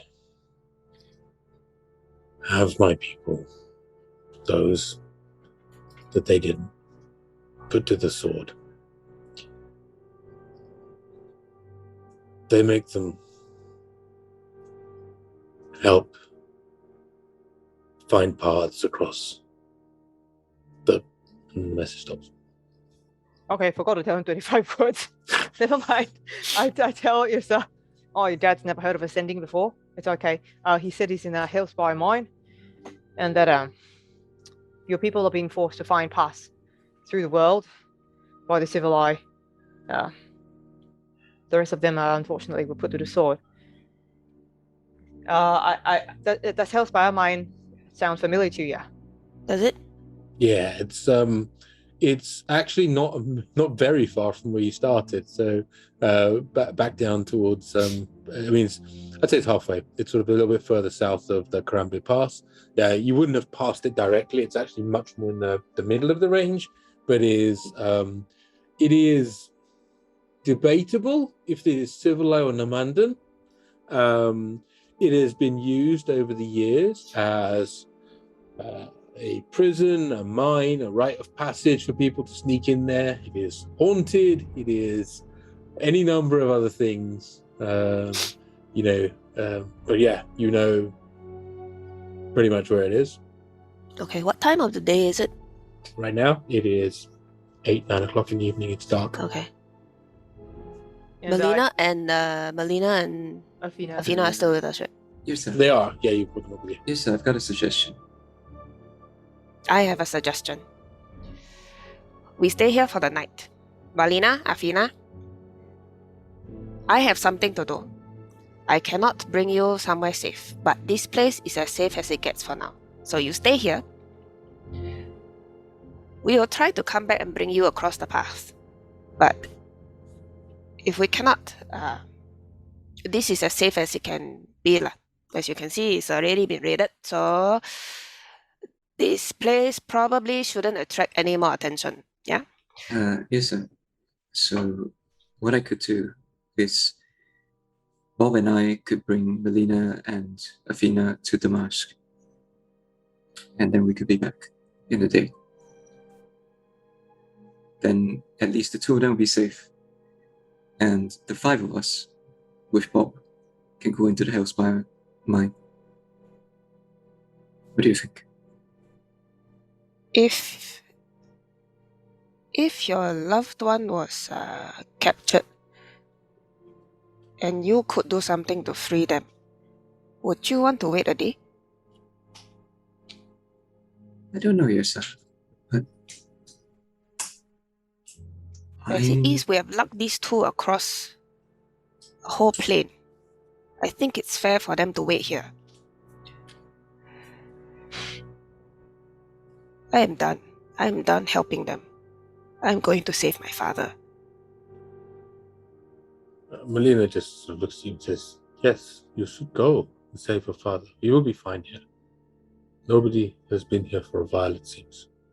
We will stay quiet. I turn over and look at Melina, and I have this considering look on my face. You know, maybe we should return you to your people, eh? Which of my people? Your people took my father, took my village, killed many of my village. I don't know what you mean. The people from the C01E050 kingdom. I briefly mentioned this to you last time. You are princess of the C01E050 kingdom. We were sent to find you and rescue you. Supposedly you had been kidnapped, but actually you weren't. But anyway, would you like to go back to your people? Yes, sir. I'm not sure how safe that would be for her. No. I mean, this is her choice, you know. Ultimately, she is their princess. Yes, sir. Would you return me to the Sea Elves and to go down? This is her decision. She looks at you and she says, would it help to recover your father? I don't know. I mean, I'm hoping to go there and break him out. But who knows? Maybe an exchange might work as well. Sorry, Yrsa, could we have a moment, please? It's like, I grab Yrsa's arm very firmly. I'm sorry. Can I please speak very quickly with my superior? And I pull you to the side. Yrsa, she's lost her memory. I have lost my fucking village. I know. How many of those bodies there were people that I know? How many of them were my would friends? you blame me for what I've done? I'm not blaming her, Kaman. She's lost her memory. So you can't. because can't of her, bring this back. fucking war broke out. How many times did we try to convince her don't go after the diadem, huh? Instead, 3 years have passed, war broke out. How many of my friends died out there? How many of them don't have a proper burial? My father is in a cell. My people are slaves and prisoners. And it is taking a lot right now for me not to hit you. Okay? I understand you're trying to be reasonable. I'm also trying my best to be reasonable right now. I'm giving her an option. If she wants to start afresh, that's fine, you know? If she wants to go back to her people, I will bring her back to her people and hopefully get my people back. I'm not going to force her.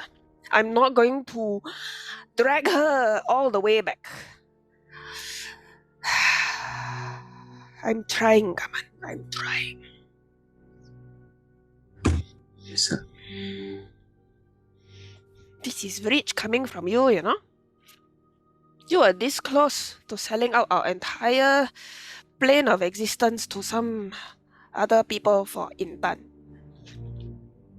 And yet you would defend her. Because, yes, sir, that's not who she is right now. Who she was is a different person. Who she is right now is not the same person. And that's what I'm trying to tell you. I'm not whoever I used to be when I was with Oda. And I hope you understand that. Because if you send her back to the C01E050, it would be just the same as sending me back to the Coral King. It would be the exact same thing. Leave her here, and I promise you we will free your father, and we will bring him back and the rest of your people alive. Let her and Athena stay here. Fine. Thank you. We leave in the morning. Yrsa stomps off to go hunt basically provide food for everybody and also to work out some residual anger. Do you hunt with Bob or do you hunt by yourself? I hunt by myself. If Bob wants to come along, she's not gonna stop him, but she kind of goes off. She does the Barra, stomps off. I look at Bob and I go, okay, Bob, well, it's up to you. You can follow Yrsa or you can come with me tonight. I don't like it when, what should I do? All right, Bobby, you know what? You stay here tonight, okay? We'll be okay. All right, take care of everybody else. Okay. Yeah, I go and do my usual thing as well. Look for... So as you wander off into darkness, Kaman, you don't you kind of hear this sort of whispered conversation, but you're obviously focusing slightly on other things. But then Bob kind of steps outside and takes off in flight as well. Oh, what Kaman is doing is he's taking out his pack and briefing Athena and Melina, making sure they know how to use the survival tools to hunt and stay safe, and talking them through how to use the. He's giving them his gear, basically his adventuring gear. Is Lisa still in the sword? She can be brought out. She's been making a habit of coming out every day, just for a little bit to make sure everything's okay. Okay. Oh, okay. So do I see like this happening? I thought I was in the sword. No, you'd be in that now, but you'll pop out tomorrow morning, as it were. Yeah. Okay. Okay. Yeah. So So I'm not going to, unless you're going to go specifically looking for something big and ugly to beat the shit out of. If you're looking for something medium and ugly, like a bear or similar, you can easily find that to have a bit of a scrap. But if you're looking for something particularly difficult, kind of like death wishy type, then we have to go rolling for it. Oh no. She has a job to do, so she's gonna focus on just feeding the people. So she's gonna go Because for basically some... you just pull an elk in by its ear, and that's sort of like a random giant sort of large forest creature that you just beat over the head and just silently, not talking to the others, dress it, everything, put it up on the roast and whatnot. Takes her own portion, goes off to the side, and like there's like a spot that Sven likes to go to do his whittling and whatnot. So she goes there, sits, and just sort of looks for his stuff like any memento of his other than the Great Axe. Yeah, I mean, and it's sort of like I said, although it's been tossed, it's not,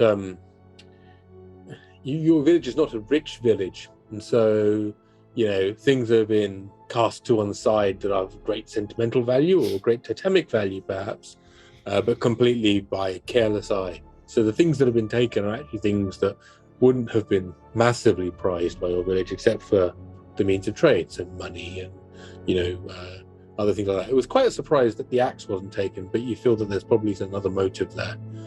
Perhaps part of the reason why he was allowed to, he walked away. But anyway, digs through Sven's stuff, finds the box, the memento box that's like the keep.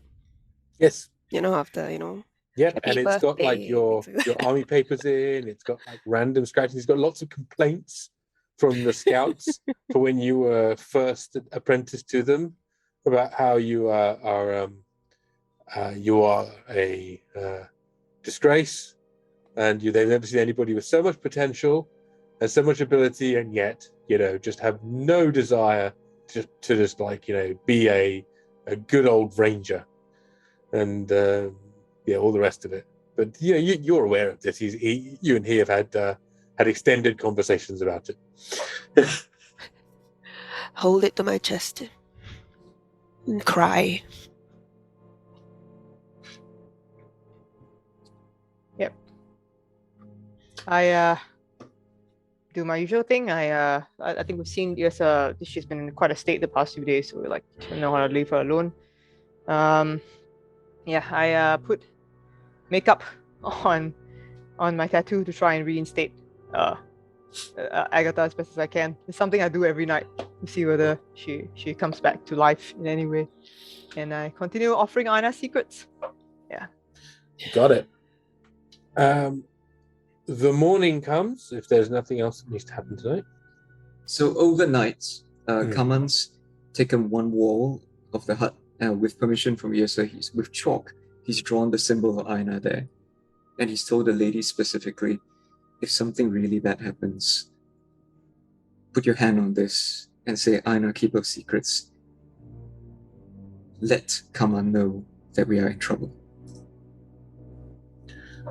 Who is this Eijnar? He's the god of secrets and knowledge. Oh.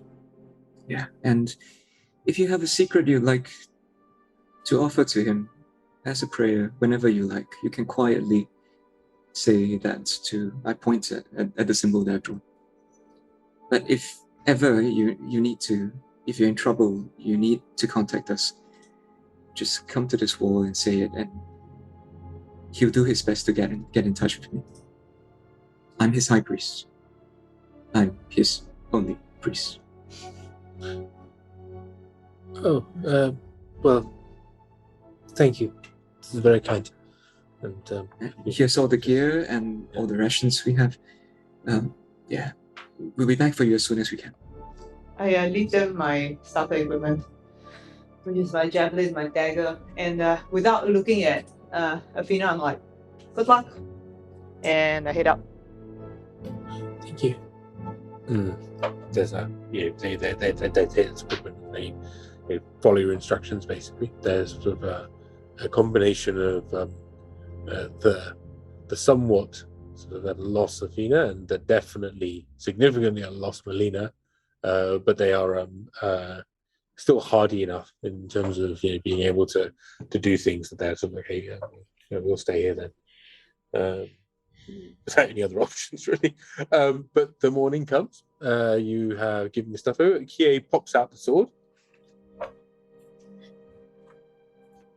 Morning. Hi. Kie, we have updates. No, she pops out at the sword by Yrsa, while Yrsa's like hugging the mementos and crying. What happened? Are you okay? And I run forward to give Yrsa a hug too. What's going on? It's horrible. I mean, she's gone. Everyone, my people are either dead or captured by this. I'm sorry. Give me a second. I didn't expect you to come out so soon. I'm sorry. I didn't know. I'm sorry. I just stayed. I just hug her, but I don't say anything and let her cry. Eventually, Yrsa calms down a bit. God damn it! I mean, yeah, like you come out all of a sudden, give some warning, can or not? I mean, I purposely come here. I thought it was safe to break down. Then after that, suddenly you just come out like that. I will get Koshi to announce me next time. That would be helpful. Anyway, yeah, we are. How would you like me to announce her? Her Imperial Majesty, the heir of Koshi has No need lah, deigned just say, Yeah, those sound good. Outside. I think I like that. But thank you, Koshi. Since you're here, I might as well tell you all lah, huh? We came back to my village and everything has been either burned down or ransacked or anything. There were people who were burned. This was like 2 or 3 months ago. Barra managed to scry on my father and send him a message, and we know now that they are captured by the Civilized. I know where they are held. They are in this mine called the Hellspire mine. It's actually near where we came back actually to Urtu. And he said that our people are either being forced to take their troops through the mountain or have been killed. Anyway, he's there. He's still alive. And we are going to rescue them. Athena and what's her face? Whatever. Alina, yeah. Those two are here lah. And I told them they can stay here in the village because it's quite safe. Yeah. Okay, let's go. No, it's night time. Everyone. No, should it's morning. It's morning. Oh, it's morning. I cry for the whole night. So fierce. Okay, my eyes look like bao. Do you need rest? Yeah, you sleep, you wake up, you sleep, you wake up. It's like you're doing shift crying. I'm okay. I'm okay. But we can go. It's good to have you back, my friend. I won't leave until your father is back safe with us. Why you say these things? God damn it! Turns around to the wall, then deep breath, come back. Okay. You have my eyes and my ears and my mind. I've been learning some things in the sword. Why would Does that make you give feel me better? I'm a bit confused by your offer of all these body parts. I would like you whole. No, as in, I will be with you, and yeah, I won't leave. Is this the thing that Riyaka has been saying to you? No. Are you sure? Let's go. Okay, if you say so. Hey, you look cheered up now. So how was your time in the sword?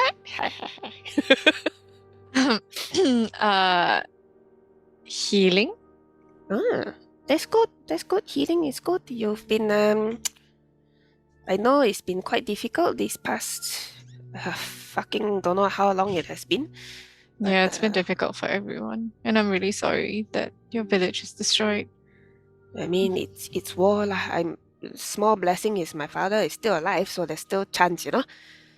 Yes, there is, and we'll get him back, and your people, and we'll build a new village together. Suddenly, Yrsa lunges forward and gives Kie a hug. I hugged her back. Thank you. Okay, we go. We exit the house, go and find the others.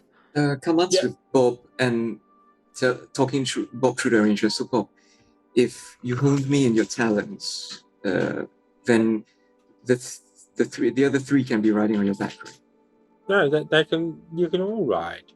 Oh. They're both little. We've been doing this for months, Cameron. You don't need to change the plan. What's the point? Like, you and Daddy, you snuggle up close, then you put the two, right in front of the two of you, and then you get on. It works just fine. Right. Okay, yeah. I don't need to alter my claws. I mean, I just want to make sure it's comfortable. The transportation thing really well, Dad. Sorry, come on. I can do that really well. Okay, Bob. If you want, I can teach you. Oh no, it's all right. Sometime you could after we get Yrsa's dad back, please teach me. Okay. But in the meantime, in matters of transportation, I will always defer to you. Hey, come on. I want to say something. Sure. I appreciate you. Thanks. Oh. That's it. I'm going to go back to making fun of you now. Oh, thanks. Anyway. Well, I appreciate you too. Okay, right. Barra? Yep. You ready to go? Yeah, let's go. Okay. So you all saddle up on Bob? Yep. We travel elk mode. Okay, everybody, let's go. Huh. As you fly into the air and Bob's wings kind of flap, push the air at extra speed, and you kind of head straight towards sort of Hellspire Mine. That's where we're going to take a short break, folks. What normally happens when we take a break is everyone kind of hangs out for a little bit. We chat, sing some songs, whatever. It's our 50th anniversary, so our 50th break. How's that? And so, we're going to just sort of all be together for a bit, and probably in about 10 minutes or so, we'll carry on with the game. It gives me an opportunity to run away, and same for everybody else in the cast, take a break, deal with things, and then carry on. So yes. Oh gosh, Phoenix Wacky says, in all that time, I think it's the first time you've heard Bob talk. I think Bob has said really? a lot. Yeah, recently especially. Thank you very much for the cheers. Thank you very much for the subs. and everything Thank else. you. This is massive. Thanks. Episode 50 Ganassi. love. Oh, thank you so much. Yeah, thanks to Grim, Thanks, Ganassi for the everyone. cheers. Hope you To can enjoy. 70XV and to Phoenix Iwaki for the subs. And thanks to everyone who's just joined us on our stream. If you're watching us for the first time, welcome. It's our 50th stream. Wow. Which means that it is possibly the 50th time that Joe will be singing songs. Yeah, it's once I find out who are the paging for Hans. Yeah, let me know, Hans, who's on. Thanks. So in case you're wondering, like, why is Joe singing? Joe, who plays Barra, our bard, actually is a singer, and she's a professional singer and DJ on radio. And what she does has been doing since the start of the stream is that for subscribers and those who have newly followed the stream and for friends on the stream, she makes up songs for them. Yeah, so we do like what, 2 or 3 each time, Joe? Yeah. Depending on how many people have followed us, have subscribed, who have tipped us, we give everybody a little bit of a shout out in the song. But while we're figuring that out, do please, as my teacher used to say, talk amongst yourselves. So please go ahead, guys, talk amongst yourselves while we figure this out. I have no idea why this episode is hitting me hard. Is it because it's 50? Is it because the DM has just destroyed my fucking village? I'm so Oh, afraid of my man. village now. Yeah, like your Yeah. monastery. So guys, every night, right, if I got spells left, if we're not doing anything big, right, I think it's let me know what items you have from people in your village or whatever, and then we are gonna find out what happens to each of them. I just Yeah. need to spend the spells. Just so that you all know also, I've switched out my spells so that I also have scrying and sending. So Ooh. both of us can allow you to FaceTime. Not really. FaceTime. not FaceTime, but at least see some faces. If you have items from them. Honestly wondering whether it would be smarter for Kie to just not know until we get Yrsa's father back. Because if she does get bad news, how is she going to support? Oh, Yrsa. Yeah, that would be pretty rough. so Yeah. sweet, this kid. You've been the best leader. Oh, I literally failed the mission, but okay. It wasn't your fault. Like, war happens. Yeah, honestly, I don't think we failed at all. We were very successful. It's just a little late. We did our best. Yeah, we did our best. With what we could do without being like inhumane. I mean, there was a Stargate. We took the Stargate.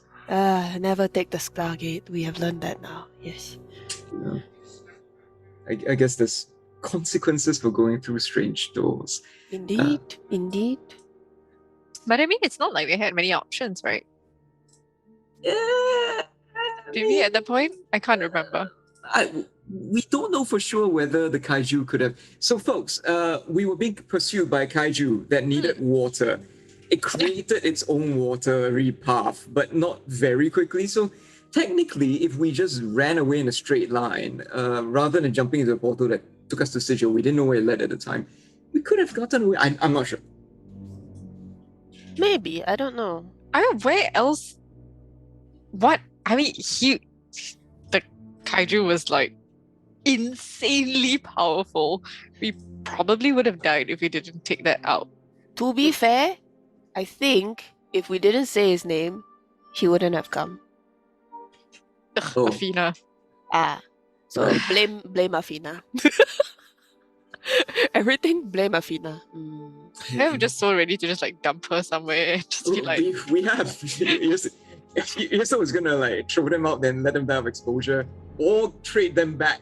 No, I was just gonna Maybe put them that's in the the line. village. They were meant to stay there. the village has like housing things. Yeah, like, exactly. Go be useful and Own survive. self hunt. I hunted down a deer for that night. It's enough food for maybe, I don't know, a week or so. So they're okay. Kaman had a slightly bigger plan with regards to that. Like, if we went back to the marsh, dropped off the ladies, and in exchange asked for support to attack Hellspire Mine together with the Namanda forces and retake it from Namanda. But I suppose that's not as stealthy or as safe for the prisoners. So yeah, makes no sense. Yeah. I thought through it, I'm just like, no, that's not safe for them if we did a full out assault. Yrsa's idea is going to be a guerrilla thing. Like, we go in, we free the prisoners, and then we run away. Because Yeah, good while idea. the thing is, while they have, I'm assuming they would have kept the records and stuff like that from Sven's box. But it's one thing having it written down, is another thing having walked through the place. Yeah. So if there's anybody who knows how to disappear in the mountains, it would be my folks. Yeah, and I'm fully of the opinion that when we do get back to the Mandan Union, that we should retake it for your folks. No, we're clearly the two are at war, and clearly there are collateral damage and people who have been press ganged into things that they shouldn't have been. So the Civili right now are a huge enemy for Yrsa because of what they did. Like before that, we already knew they weren't very nice people, but like this kind of Uncivilized. wow. Okay, Wow. Ramji. Okay. Oh no. First you kill my people, then you punish me with these puns, It is punitive action. I'm going to take a grab over, break the law, and then like slap you. You understand? Cannot. I'm gonna have a person in a red shirt to that side going, cannot lay. I'm like, Your Honor, you don't understand. The SDA agent will be like, oh, that sounds terrible. Please go ahead. Oh, Xianxia. Casey says, I'm surprised Yrsa hasn't made a civilized pun yet. Oh, that's a good one. It is. Now I don't know whether it's because of you and the amount of times I've heard it in like Yrsa scream. Every time I hear someone say it now, it's just so funny to me. It's hard Oh, when to someone take it says Chibai? seriously. Yeah, it's so funny. I still like can't say it and it not sound weird, but I love it when people say it now. It's just so funny. It's not angry anymore. It's just funny. I look forward to the day that, just all of a sudden, Kie just kind of goes, "Kani na chibai." Never said it before in my entire life. Really? Yeah, never. You're such a good girl. It's quite hilarious. So, Very, very, very, no, I think I'm just used to the fact that I just swear like a pirate, but it's swear like a pirate. For all you know, the pirates are actually a very, very, Not so cool they're very people. proper. So, excuse Just me. badly I'm marketed. reasonably sure the pirates aren't couth, unless they're from Penzance. How could you say that? I'm gonna pee. Okay. So yeah, this is episode 50, folks. We'll probably kick off again in a few minutes. I need to deliver a dog back downstairs again. But beyond a lot of pirates where I grew up. And oh yes, subbing with Prime is a pain in the ass because folks who are watching, do us a favor. Actually, very, very lovely things you can do if you're watching right now, and if you're enjoying yourself and taking a moment of respite as we are. You can do a couple of things for us. The first is you could go to our YouTube. And if you go to our YouTube, which I will stick the link in the links chat in a second, you could hit that follow or subscribe button on YouTube. That would be very helpful because we're trying to get to the magic 1,000, which means that YouTube cares about us as content creators. Until then, it doesn't care about us as content creators. And so that would be really lovely. The second thing you could do, if you've already done that, is you could hit that little subscribe button down there. That would be really lovely. And if you don't have money to do that, please don't do that. It's like we're doing this because we love you a lot and we like the community and we want to do Dungeons and Dragons stuff on the internet with crazy people. But if you can afford it, that would be amazing. And if you are an Amazon Prime subscriber, you get the best of both worlds because you can help us without costing you anything. You can hit the Prime subscription button. It's either down there or it's over there. I can't remember exactly where. And then you can give us your free Prime sub. But you have to do it every month. You may have thought you've done it already. You may have thought, I've already done that, Ramji. Don't worry about it. I've got your back. But unfortunately, Prime will only let you subscribe for 1 month at a time. It doesn't recur. So if you have done this already, please go and do it again. That'll be really lovely of you. If you don't want to do it and you're just here for the free chats and lols and Hokkien swearing, that's cool too. Thanks very much for hanging out. My Hokkien swearing is free? Your Hokkien swearing is priceless, Other than that, it's massive thanks to Elton as always for just being the #1 hero and doing mass subscriptions for everybody. It's always lovely that you do that.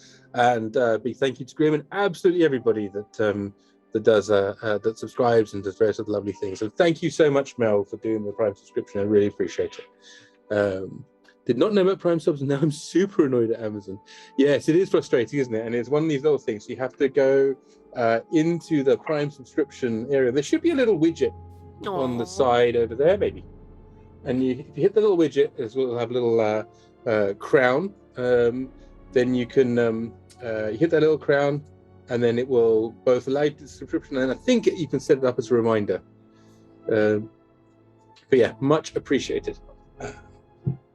Okay, I'm going to go and deliver a little puppy back downstairs again, and then we will kick off again once we're Bye, starting. Dylan. Just gonna do a few songs for our new followers. Not quite done with everybody yet, but here are some little songs for Big So ATV. Thanks so much for the follow. Oh my god. Oh, okay. Big So ATV, we want to say hello and thanks for the follow. Now of this team you're a part. Big So ATV, we're so glad we found you.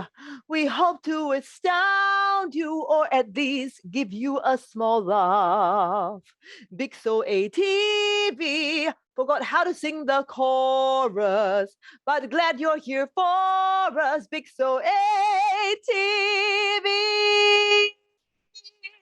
That's for you, Big So ATV. Thanks so much for joining us. And Phoenix Iwaki, thanks so much for the numerous subscriptions joining us again. So this is for you. Just a sec, could you turn down your sound suppression Oh on no. your Zoom settings? Oh no, did I cut out? Just at the end, I don't know how to do that. on the big notes. So, audio settings, Okay. sound suppress, put it to low, suppress background. Click it for me. Click it for me. Low. Okay. There you go. Got it. Thanks. You're done. I'm done. Okay, so this is for Phoenix Iwaki. Thanks so much for subscribing again. You are the best. Okay. Phoenix Iwaki, you're one awesome dude. And we hope that we're not being rude now. When we say hi, we think that you're a great guy. So you joined us on our stream. Help to give buffs on the stream. Give us tips when we're not smart. We hold you right in our heart. Iwaki was here. Iwaki was here at the start and end. Iwaki is one heck of a good friend. Oh my god. Lucky I'm in love with my best friend. Iwaki was here at the start and end. Iwaki is one heck of a good friend. We'll sing at him when... My god, I've lost the tune. Okay. Lucky I'm in love with my best friend. Na na na na na na na na na na na na na na na na. Iwaki was here at the start and end. Iwaki of a good friend. We'll sing at him whenever we can. Iwaki, thanks for watching us play. Whenever we see you, it makes our day. Thanks for staying when things get cray. Ooh, we love you. That's for you, Phoenix Iwaki. Thanks so much. Thank you. Thanks. Totally forgot the tune of Lucky. But It's so good. yes, thanks. Okay, I'll be back with 2 more songs for 2 subscribers. I just want to say a special shout out also to the viewers who have been with us since the very beginning, our very first episode. So to Grim, to Ricardian, to Casey, thank you. You've been there for us every episode. Literally, Casey and Ricardian, the Lim brothers, making Bob possible.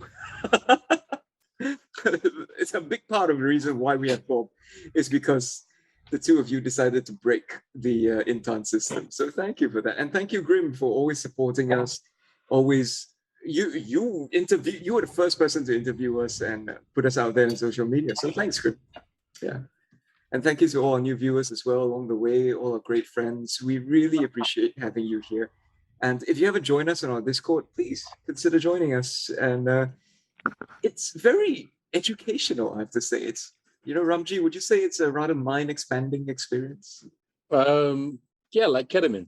Now, on that note of Hawk's Tranquilizer, somebody asked, what is it, the Q button down there? Well, I'm trying to do something where if you are a follower or a subscriber, I think a subscriber it should be, but I don't know if it's worked or not, then you can name NPCs and I will use them in the game. I will use the name. I will use possibly a catchphrase if you give me one, especially if it passes through the filters and the sensors and everything else. Yeah, I think at the moment it's set to followers. It will be being set to subscribers at some point, but the idea is that you can help me with my prep by giving me some NPC names that will then show up in the game. And that's about it. That's the plan with it. So if it doesn't actually look like that's working, let me know. Because in theory, you should be able to hit add an NPC, and then it will say, hey, tell me a first name, a last name, and a catchphrase. That is correct. Yes, not your first name and last name. Maybe I'll change that. Maybe I'll make it more clear while we're talking. Mm-hmm. We are talking. I can't edit it. Oh well, I'll do it another time. But the point is that right now, that's it. First name of the NPC, last name of the NPC, and then a catchphrase of the NPC. That's a very cute feature. We could have an NPC named Awesome Rara. Yeah, Awesome Rara. That's right. Derpy derps. Sorry. Yes, put your social security number in and your mother's maiden name as well while you're at it. Yes, all good. Your birthday and the town in which you grew up in. Yes, nothing that is. Please give us no information about yourself that is at all privacy related. Rara Croft, Meme Raider. Yes. I love it. Wonderful. Okay, I have a couple of things to do before we get ready for the next session, so I will be doing that while you guys are carrying on. Yeah, so we're kind of going back to where we started because our very first quest was in the mines of the Civilized Kingdom's mountains. Was it this specific mine though? But it was in the mountains. Yeah, in it was the in the mines. mountains. Apparently, this mine is an abandoned one. At least it was. Yeah. It's nearby, so it was like a place that teenagers go to on a dare. You know those sort of places, that kind of space. Can I ask a random question? Yes. Mm-hmm. What is everyone's favorite order from McDonald's? Ooh. We'll start with Hans. Hans, what's your favorite order from McDonald's? McSpicy with fries.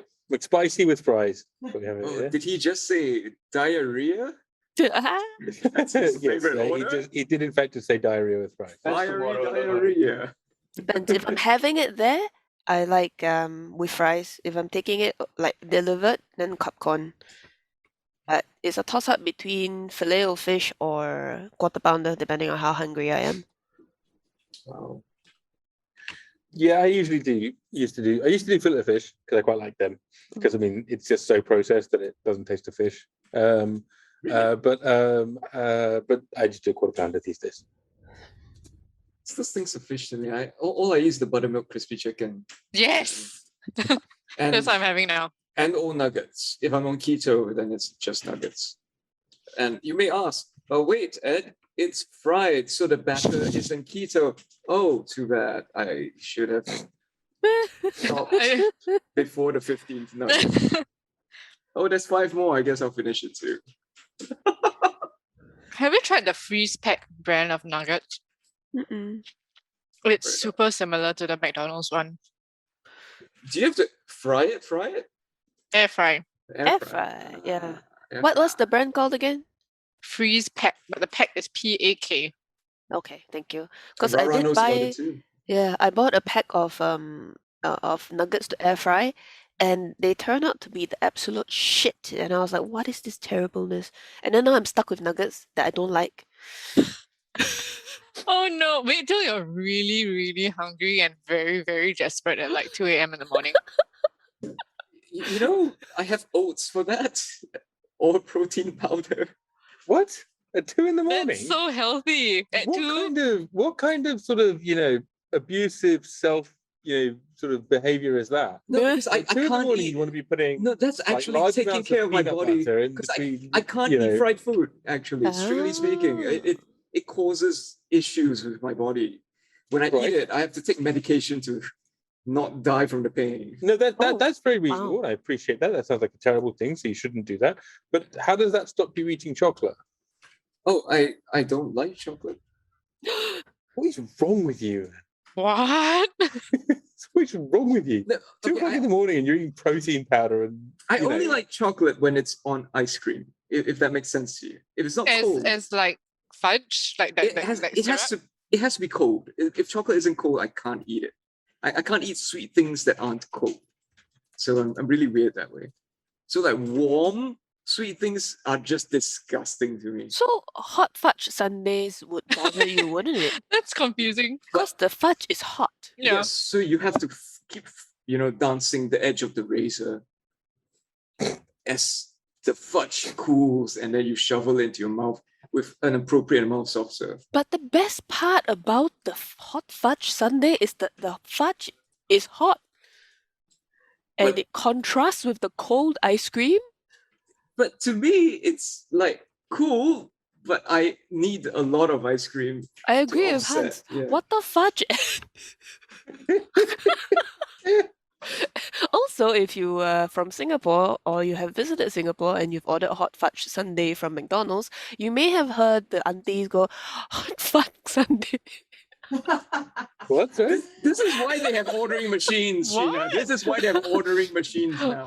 Hot fuck sundae. Hot fuck Sunday? And the first time I heard the auntie repeat my order, one hot fuck sundae, I was like, excuse me? I mean, Why? Yes, ma'am. Sure. I'd like right some of up. that. Yeah, I don't know where you go with that, right? Just $2. Okay, let's go. Is it $2 now? I thought it was $1.50. Oh, well, It's sorry, $2 sorry. now. Oh, is it? Oh, Yeah, life I legit don't sucks. know. I'm just randomly throwing a number out there. Inflation. I It see, I used to be 150. Mm. Do you remember when the cone used to be 25 cents? Oh yeah. So there's another Singaporean phenomenon, no, thing where there are these uncles and aunties that wheel out these mobile sort of fridges or cold boxes, and then there's like ice cream in there, and then you can go up to them and buy ice cream, and they're usually like parked somewhere on the roadside or whatever, right? So they have a few different kinds. There's the kind on the cone, kind of regular, and then there's the one where they slice the blocks of ice cream, and then you can have it kept between either two wafers or like in bread, and it's super tasty. It looks terrible, but it is super tasty. And Uncle Ice Cream, exactly. And then it used to be that there was Uncle Ice Cream outside my school, and like it was 20 cents, 50 cents, that kind of range, and the big one is 50 cents, right? So I went up to one like many years after I was a grown up, and I said, Uncle, the small one, 50 cent.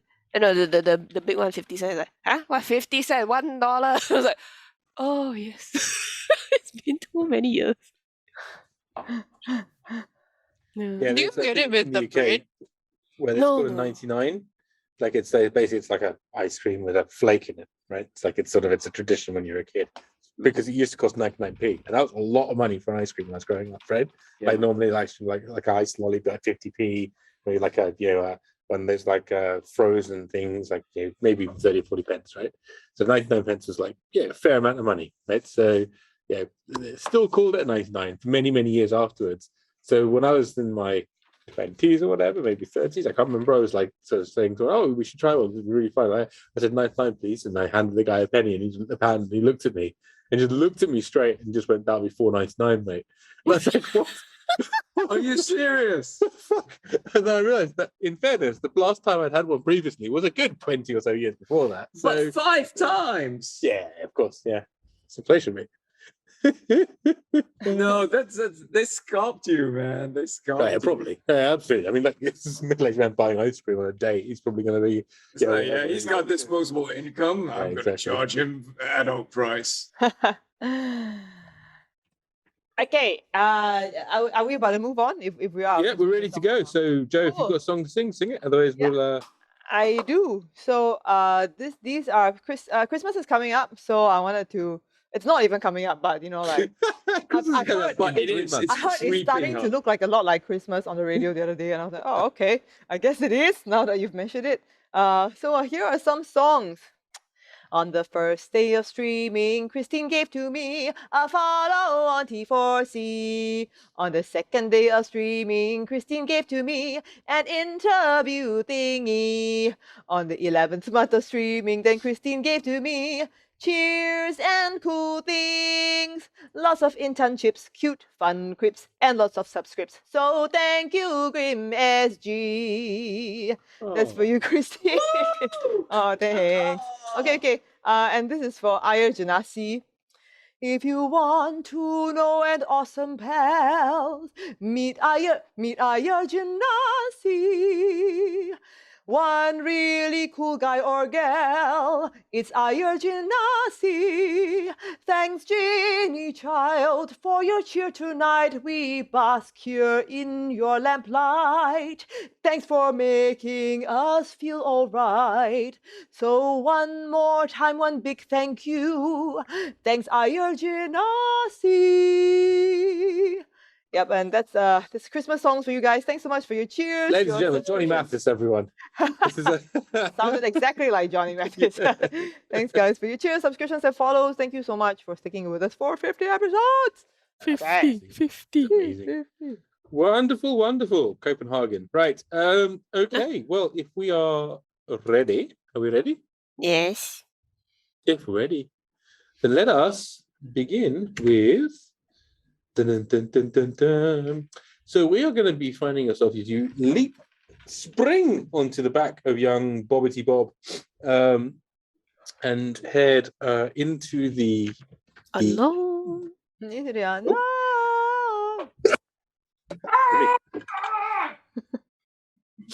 Yes, beautiful. Oh wow, it really is kind of frozen land though. Yes, the frosty and frozen morning as you spring up into the sky. Pardon me 1 second. Hold on. Okay.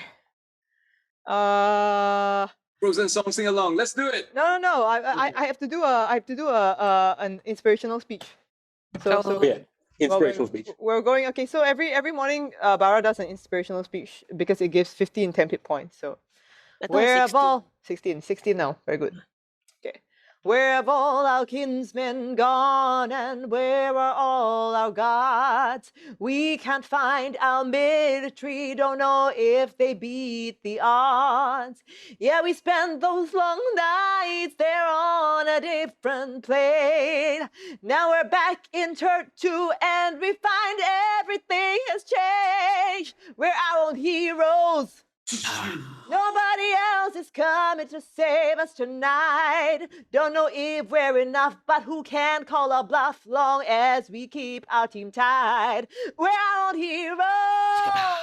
Only we can get us out of this plight. So we gotta be strong and we gotta be tough, and we've now gotta prep for the fight. 16 hit points.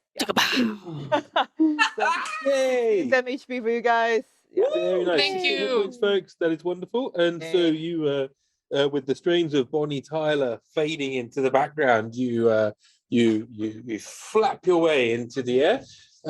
And it is very, very cold up here. A fresh morning. And you are traveling at quite the pace, combination of spirit of the elk as well as the urgency of finding out what happened to both your adopted father, Yrsa, as well as the rest of your village as you progress. Now, what I will need you to do is tell me just a little bit of a skill challenge of how you are going to make your way to the entryway of the Hellspire mine. So you are in the air right now. Forget seeing things on the ground. You as you zoom your way out. Whoosh! As you do so, it is very frosty, very mountainous as you're moving along. Now, Hellspire mine is somewhere in over there in the distance, and we'll be moving there based on the results of your rolls. So tell me, we'll start with Barra. All right. I'm gonna use persuasion to just give everybody a bit of a pep talk to everything, just to make sure that nobody loses their heads, especially Yrsa, because I know she's in a very bad place. So I'm gonna just talk to everybody. Look, everything's gonna be fine. Okay. All we gotta do is stick together. We've been through the worst. We've been through several different worlds, and we came back to this one. We managed to save who we wanted to save, and this time will be no different. We're gonna be okay. So I'm using my persuasion, and I sort of like put my hand on Yrsa's shoulder. It's gonna be like, don't hit me.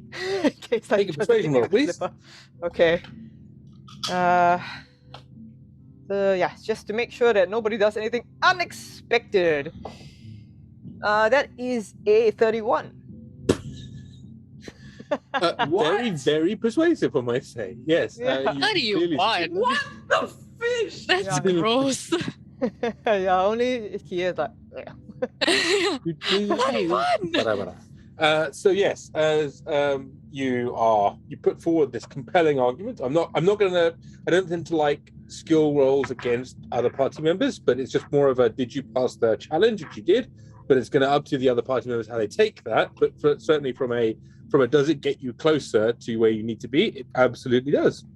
As you find yourself flying through the cold and frosty air. Come on, tell me. Kaman's actually going to use perception to try to find any, because he's heard from Yrsa that there are other prisoners and they've been put to work. So he's going to try to spot either the other prisoners or perhaps sentries or guards that may be on the lookout before they spot us. Okay. Yeah. So, and point them out to Yrsa in case Yrsa wants to like speak to them first. She might know them.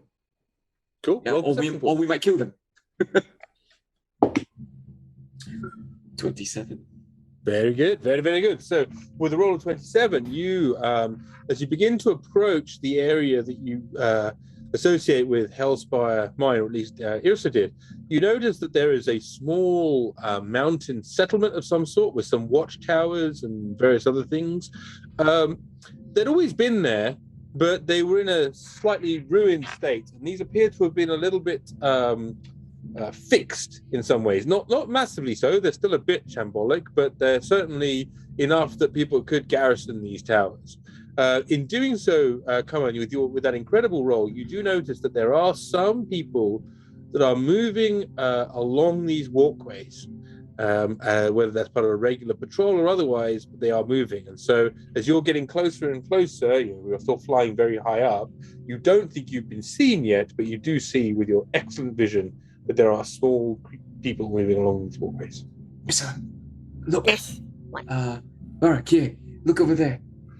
You can just make out little figures on the watchtower's ramparts. Can we make out what they are? Not from our height, I don't think. Okay. But yeah. Okay. Can we count how many people are on the walkway and manning the watchtower? Yeah, you, well, are you going to do it as part of the skill challenge? Well, my Okay. perception is +5, so I guess. Sure, roll perception for me. 25! Wow. 25, that is half of 50, and that is therefore half the episode count that we've got. How amazing is that? Now, as part of the random numerology that we're doing right now, it seems, you also notice, yes, you see that there appear to be, certainly appear to be 2 or 3 sets of sentries that are walking, in pairs along each bridge. So there's sort of usually 2, but maybe there's a third one that's in the tower, and so they're just kind of like they walk from one to the next to the next to the next, and then basically it's a go, warm up, then walk to the next one, then warm up, then walk to the next one. And so there's always someone in the tower, there's always someone walking down, there's always someone walking back, and then additionally, you think that there might be a couple of people in these watchtowers down to the south, one of which is just underneath where it says fighter, that's Yrsa's fighter, and the other one which is sort of down at the bottom of the map, just over here. So the ones that are up here, they're walking along these walkways, and this one here and over there, you think there's a pair in each with that roll of 25. So Kaman says to Yrsa, if we're gonna be on Bob, it's going to likely be an all-out assault. If we want to take them quietly, I think we have to land far away and approach on foot. So 4 people, is it? 2 in each tower? There are 3, 6, 7, and then 2, 2. So 11 in total, you think. Okay. There might be 1 or 2 more inside the towers. Like maybe there's an officer or 2, you don't know. Okay. So based on the terrain, is there any way for us to sneak up to the mines without being seen by these towers? There are options. The question is, how is Kie going to use the skill to help you discover them? Discover them. Initially I wanted to use stealth to get as close as possible without being seen. Okay, yeah, make a stealth roll for me. Okay. This is really you helping Bob and the group to make a stealth roll to see if you can approach. 15, 6 plus 9.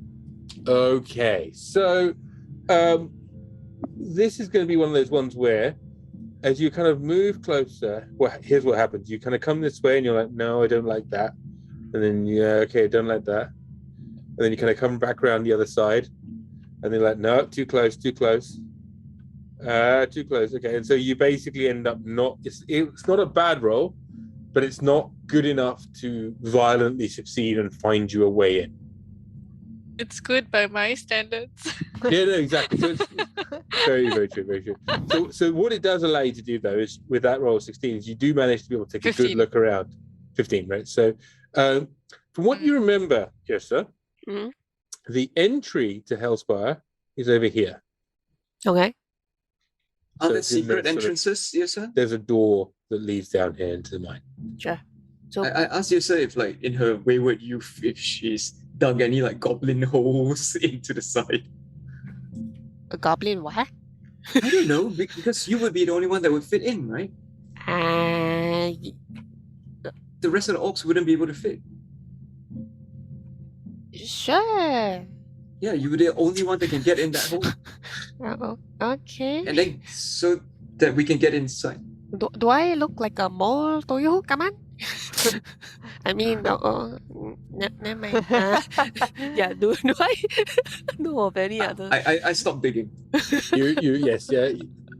So, although it is a sort of like a haunted teenage place that people would go, you never yourself made this trip. So, yeah, it's not something that you came across. You're just aware of its existence. It was more the southern villagers that tended to come here. It's probably about, you've flown on Bob a good 3 hours to get here by now. So it's a reasonable distance. It's probably about 70 or so miles south. Okay. Well, to be very honest with you, Kaman, I didn't actually come here when I was a child, It's like I didn't really have anything to prove, and then it felt like something that idiots were doing, so it's like, they all go lah. I don't care, I just know that this place exists. That's all. And you know the main entrance. Do you think? Yeah, it's there. It's Do you there. think it would make sense for us to approach it now or wait till at night? I don't know. Well, if we go at night, Bob will be a bit more camouflage lah, because right now he's a big black dot in the sky, I'm assuming that we set off at dawn. So You it's set off at probably gonna dawn. It's take taking us a about 3 while. hours or so. So it's about 10 o'clock in the morning, maybe. Okay. Tell you what, Bob, you land us somewhere else. Kie and I can go and scout out because we are more stealthy. Okay, I'm very stealthy too, though. You are also very huge right now. Oh yeah, that's true. Yeah. Are you saying I'm fat, Mum? No, honey. You can literally carry the whole party. It's not about, fat or not. It's just you are very big. Huh? Give us a signal if you're in trouble. Of course. So he sort of like he flies around and he finds a place, and I'm going to find a random place over here that he puts you down. So how far away did you want to be from? Completely out of sight of the of the watchtowers, and then we approach on foot via the cover of the forest. You got it. So I'm going to put you down over here. The whole party will move forward under the cover of the forest to the point where it gets a bit tricky to hide Bob. You got it. So that is going to be here. There's this area down there. Oop, come back. Sorry, Joe, what were you saying? No, I was just gonna say something to Bob. It's fine. It's Oh. okay. Okay. So let me take a second. I can make the party appear. In the meanwhile, bicker amongst yourselves. So I can shrink Bob if we want Bob to come with us. But it's still a stealth thing. Because I'm very unstealthy, so I can dimension door you ahead if everything's okay. But or is Bob stealthy? Would you compromise Bob's stealth if you want Bob? yes, because I'm Kling Klang. I'm Kling Klang. Are you like a wind chime? Are you like in the wind? So you know, What are you wearing? I wear this cowbell around my neck, Ah, so that no you will never wonder. lose me. So I go King Kong, King Kong. But as I do go. you still have the head of disguise? I do. I'm not attuned to it. I see. Okay. I think it could take an hour for me to attune to it. And you've got time if you want. Maybe we're gonna wait till dark. Maybe we can. Maybe you can start attuning and see what happens lah.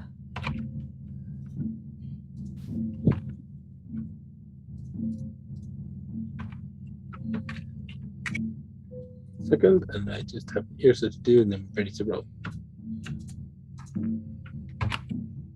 Make me a Barra. Ta-da! Hey. Okay, I'll reattune Okay. to the head of disguise. There we go. And you're all here. And there's basically the watchtower. The nearest one is just over there, and you've managed to sneak up in the tree line.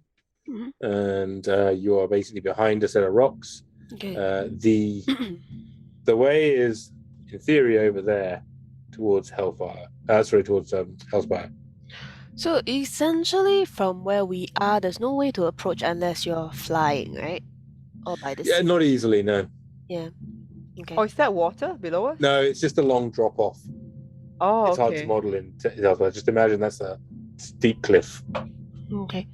So nobody would expect anyone to come from this side because most people do not have a giant flying griffin.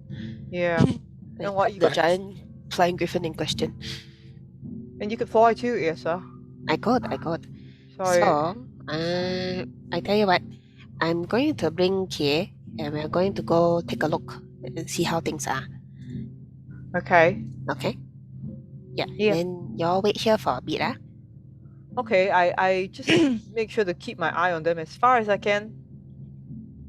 Yeah, it is 500 feet or so Oh, to where there we go. to where the entrance of the roughly, give or take. But Yeah. as I said before, there are these groups of folks that are patrolling backwards and forwards along here. Yrsa, what's the signal if you want Barra and I and Bob to come? Why is the signal? Would you like your sword? I could. I mean, if you see us start fighting, then yeah lah, come over. Okay, so when we see you wave your sword in the air, like you just don't care. Okay. Can actually, is there somewhere closer that the party can hide? Like, can they hide in the copse of trees, like behind your head? So they could sneak through here, but where Bob could land, it was sort of back here, and then sneaking up to here is the only place that would be in kind of out of sight of everything. But now you can, in theory, sneak along without too much difficulty. Okay, yeah. We'll try sneaking up as close as possible so the party isn't so split lah. Okay, so I would like stealth rolls from everybody, please. Ooh. So my stealth is +1 now. I think mine's worse. Oh, At disadvantage, I rolled a natural 20. Yay! I'm sorry, I'm Kie, flying. but for stealth. You want to guidance yourself, or should I? No, I you can't guidance a stealth roll. Oh, is it? Okay lah. Yeah. Because it's over time. Mm. It's not Which means single I'm at action. 29. by the way. Nice, very nice. Lisa. Yeah. Let's see who's the weakest link. Can it not be? I think it's me. Oh, I wrote an 18. 19. Yeah, it's me. Sorry, guys. At disadvantage, Ed. Huh? Oh, At disadvantage, Ed. Oh, then I'll roll Why? another No, one. I've got magic armor. Oh, well, it depends if it specifically gives you disadvantage, because even magic armor gives you disadvantage. Let me double check Yeah, breastplate. have a quick look on the character sheet. If it's nearly beyond, it'll have a little D by it. Oh, On you stealth. could No, not it doesn't. It doesn't. Then you're fine. Then you're Yeah. rock Oh, you on. could not bother because I got 7. That's okay. It's a total. So basically, it's going to be a total. We should have based to on roll all for of Bob as well, yeah? it. Yeah, you do have to roll for Bob. I'm just gonna roll his stats. I got 22. His roll was That's good. 13. I'm just gonna call up Bob's stats now. Damn it. Bob. Where are you, Bob? I think it's 16. What did you roll, Joe? 7. 13 for Bob. 13 I wrote for- 7 total. Barra wrote 7 total. So, so you have 7 for Barra plus Yeah. 15 Bob- for Bob, was it? Bob wrote 13, so I think 13, it's so 16 20. in total. 20? Okay, good. Yeah, good. 20 in total, right? Opening him up now. Stealth. Okay, it doesn't really. We don't have Dex. Just roll his dex. Dex, Well, no, it's it would 15 then. just It's be- 15. Yeah. 15. So 15 Yeah. plus 7 is 22, plus 18 for newcomer, is it? 19. 19, so that's 41, plus 50, 70 with you include Kie, and then Yrsa you rolled 22. 22, so that is 92 in total. You needed to get more than 80, so you have succeeded. So yes, you are able to feel comfortable that mere mortals would not notice you since you're being super careful. And Bob is like, shh, everybody be very quiet, we're sneaking. And then my instruments are going jang jang, my cowbell, my Oh like my. triangle, clink clink boom boom boom as I walk along. Clang, clang, clang, clang. My castanets, crack crack crack crack crack. Carries an whole Angklong orchestra along with him. Yeah. So where would you like to go to? I'm going to say you've got 300 feet of sneaking for free. Go. Then we'll So try where's and that get from? as close to the entrance as possible. Okay, so I'm going to say 300 feet, which is, if I recall correctly, in your English pounds, is 60 squares. So you can kind of get all the way over here. Okay. Without That's not too bad. That's not too bad. And if we put you in this little nook here, we'll say that you can kind of be hidden over here without too much trouble. Cool. Okay. Okay. I've been playing a lot of Hitman recently, so what we need to do is to find a waiter, lure him into a corner by tossing a coin, and then knock him out while he's not looking, then take his clothes as a disguise. Okay, sure, let's do that. Is there a waiter? Make a perception roll. I do. Why not? Nat 20. Holy shit! For you are real! 100% certain that there are no waiters here. Damn it! No waiters. We've got to think of a different strategy. Oh. Guards? Okay. Never mind. With my perception roll, I detect no service staff. You do No. you do detect, however, that there are, as we said earlier, definitely there is a rotating watch. So somebody will walk along from this tower Right. to this door over here, and then at the same point somebody else will walk back. They'll usually cross in the middle. Sometimes there's a little bit to the left, bit to the right, but you spend 5 or 10 minutes watching this like it's a Escape from Alcatraz or a Bond movie or whatever, to see whether you could time it or find some Sure. find a way to hack the Gibson or whatever it is. But in actuality, you kind of are pretty comfortable that there are 3 specific guards that are doing the walk on this side. That you know there are more on the other side, but there are specifically 3 that seem to get around. With that roll, can we see who they are now that we're at a closer distance? Like what uniform They are appear to wearing? be well, it's still a reasonable way, but yes, you can definitely see they're wearing a sort of dark, heavy armor. So looking at that, I don't know whether Kaman is the same perception, but even if he doesn't, I cast a minor illusion. I go, is this what you saw? Yeah, those are the guys that took. Here's the stat. Okay. All right. Okay. Well, we're in the right place. So, waiting for your signal, Captain, Private. All right. So, can we time the watches to see how long it takes before they rotate? Yeah, so the way it seems to be is one person walks out at the same point that somebody's walking back. That person, when they walk back, it kind of goes in, gets warm, and tags the other person that's in there getting warm from the last lap, who comes out and walks out. So basically, there's always somebody getting warm, there's always someone walking out, there's always someone walking back. And it takes them about 2 minutes or so to walk across the bridge and back. Sorry, to walk across the bridge. So it's a slow, considered walk. They're not running. Okay. The way to the entrance. Mhm. How much of clear between the trees and there? How much clear space is there that we have to cover? Not a huge amount from what you can see. As in, although to get to the entrance, you still have to climb these sort of struts and spurs here. Just for sake of clarity, although it seems flat here, this set of grey rocks here represents the fact that this is a full overhang. Right? So although you could, in theory, climb up the side, this is a mountain. Right? So it's a bit more difficult. So practically, and otherwise people would have just used the path. Practically across this bridge is the main way into the mine. So you, from where you are, would have to make your way across to the bottom of here and then climb up the side, or at the very minimum climb up the side of the mountain to be able to jump onto this. Okay, my thought is, like, if there's only one guard at any one time, hopefully it's quite a long bridge. Like, he will be facing away from a certain side at one point of time.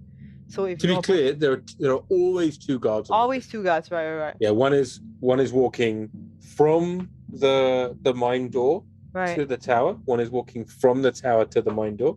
And there's a third guard in the tower who is getting warm, and they just rotate continuously. Okay. But we're not even headed that way, right? The entrance is the other way. Yeah. But as in there's two guards on the bridge at any one time. What do you mean by that way? Which way are you referring to? Oh, we're not headed towards that bridge, aren't we? Isn't This is the entrance you want. I'm sorry, I'm disoriented. My bad. Okay. You can go this way if you like, Kaman. It's somewhere entirely different. Okay. Right. Okay. Sorry, I got turned around. My bad. So what we could do is we can wait for the one to be walking away, silence the place, take them out. Yeah. Or alternatively, if there's any point that they're both looking away at the same time from any one direction, ideally away from where the guard is, if somebody can get me there, I can either hypnotize them or I can cast minor illusion so that it looks like everything's okay. Like, I cast a wall of minor illusion, y'all can keep going. Yeah. How close do you have to be for that? For minor illusion, I have to be 30 feet. The thing is that I can get myself up there, but then I cannot cast another spell after that. So that's the problem. Or if you can, what's that thing? The one where you hold them in place because they're stunned. Hypnotic pattern? Yes, if you can hypnotic pattern the two that are at the entrance, then we can try get it. There is a point where on the bridge they cross each other in a very sort of again, camp commandant guard kind of way, right? So like one is moving from this way to this side and the other is moving this way to here, and so they do cross across each other, so it'd be relatively straightforward to fire the hypnotic pattern at that point. But from that point, because the person getting warm inside, we don't know lah. We don't know whether the person getting warm inside can see them, right? That's the only thing. I mean, we'll see them stop. That's the only thing. I mean, I can still do it.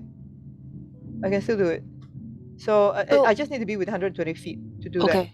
So can we position ourselves in such a way that Barra is within 120 feet to hypnotic pattern the two of them?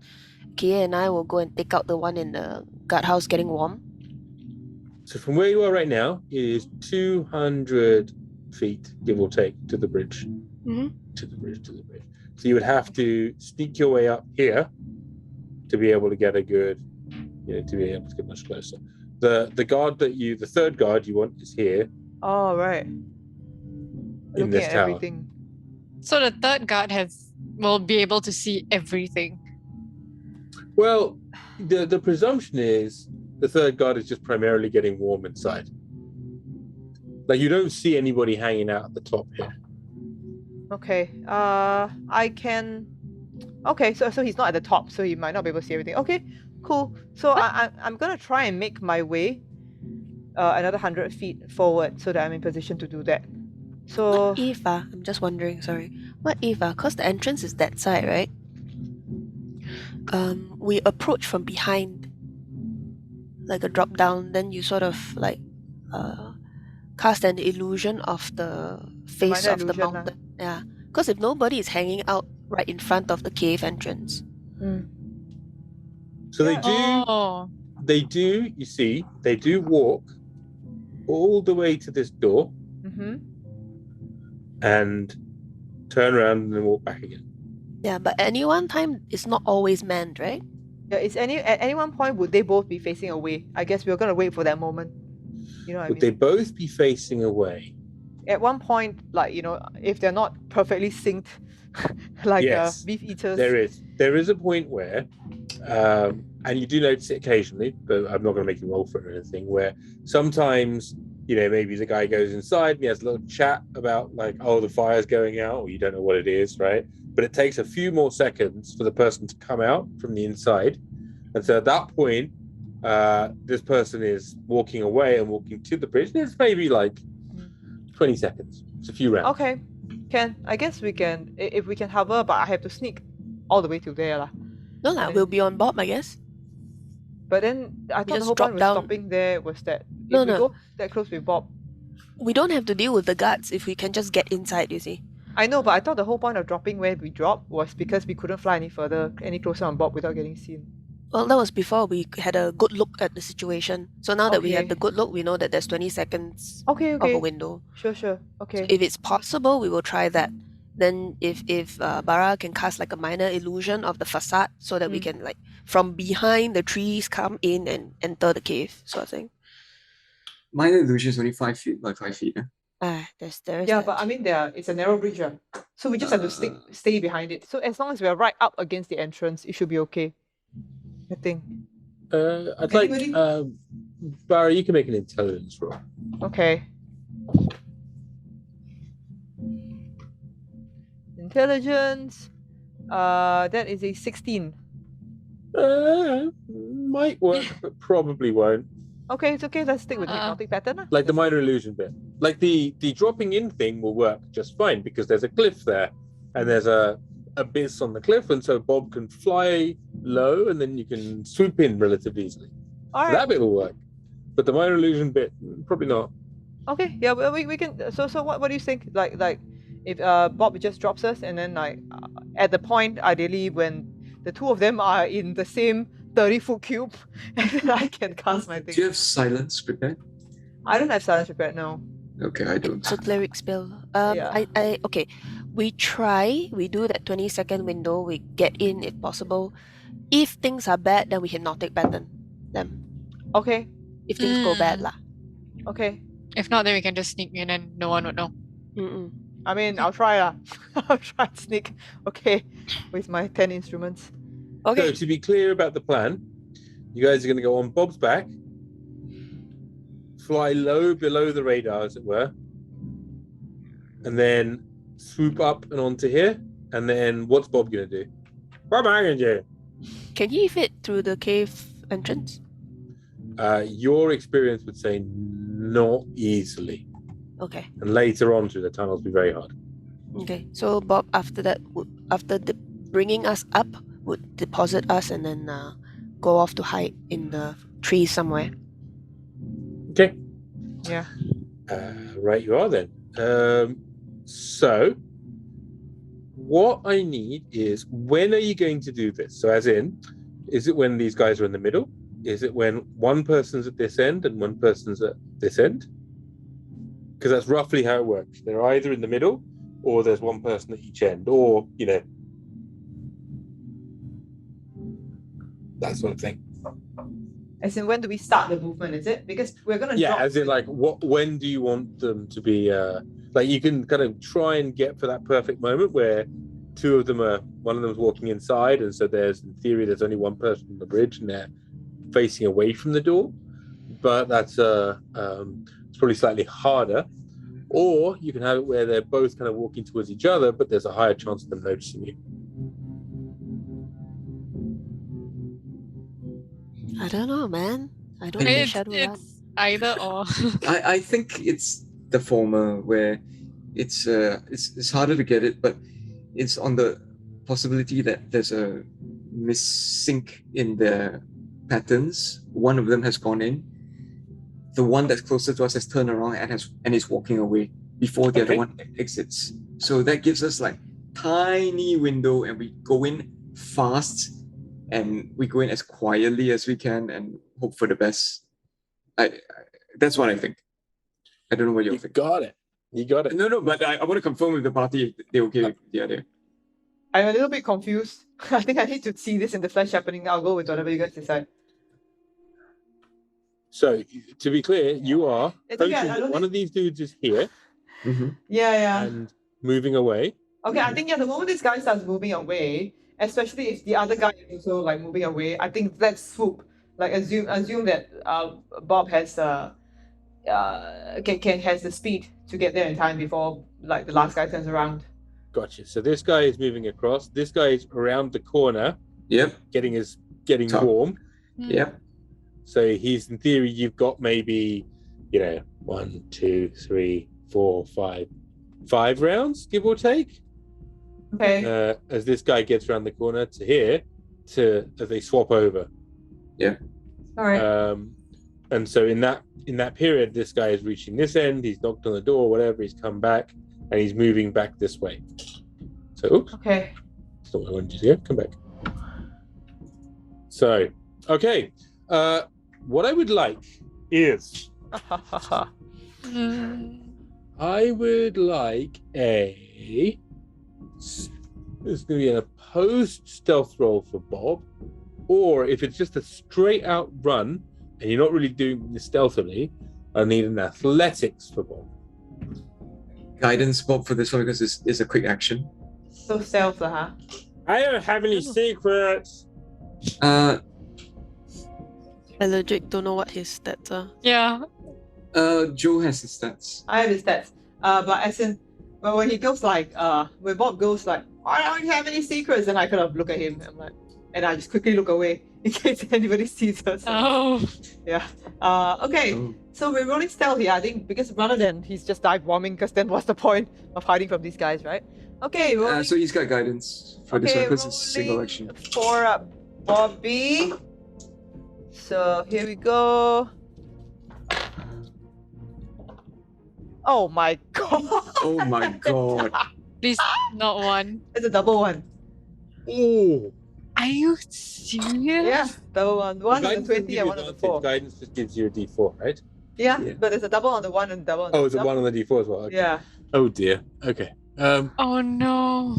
So, although it seemed like the perfect moment, as Bob sort of flies you down here, you realize there is a flaw in this plan, as the flying griffin, flapping his wings with some significant sort of to drop you off. He goes, okay, get off, go.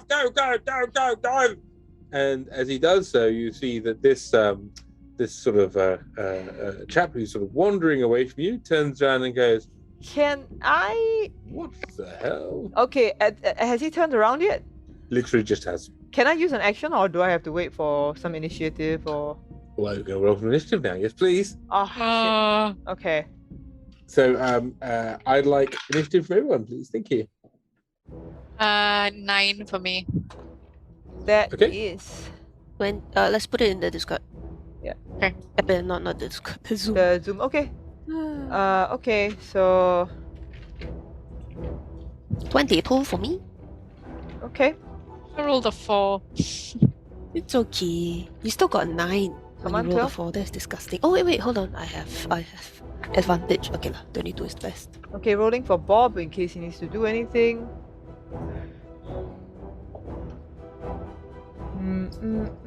In. Okay.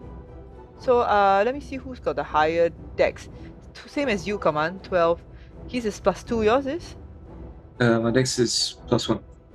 Okay, so it goes before you. Okay. Okay. I'm going first. Okay, what did you roll? 23. 23. Okay, yeah. Go ahead. I am going to cast. Okay, would it be? I'm gonna cast blindness, deafness. Okay. Okay. So I'm hoping that. Yeah. So he just suddenly cannot see anything. Hopefully, he's not gonna start yelling. Do you Okay. have like a, I don't know, like a hold person or something? Hypnotic pattern. Yeah, or hypnotic pattern will. I mean, Because if can he's lah. blind and deaf, he might still be shouting and blowing Yeah. his That's horn true. and Yeah, shit. I mean that's why I said just now. So, okay. Yeah, it's a I can do that. Okay lah. Okay. What's the save? Wisdom 17. No, you failed. Yay! So At the moment, as he sort of turns around and goes, "What the?" Ooh. bloop bloop bloop bloop bloop bloop bloop bloop Fish bloop. and a musical instrument begin to stare at each other meaningfully.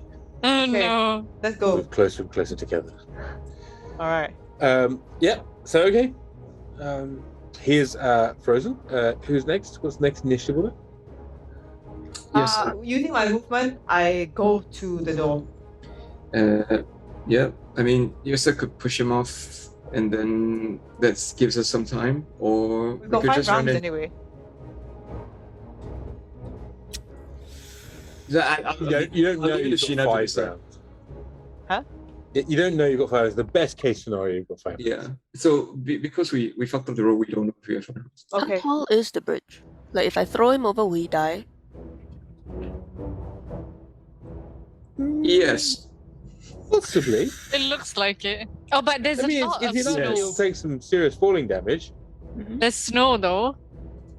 There is. So But we maybe don't I'll know how hard it is. What's that? 50 feet. So you'll take some numbers of d6 damage.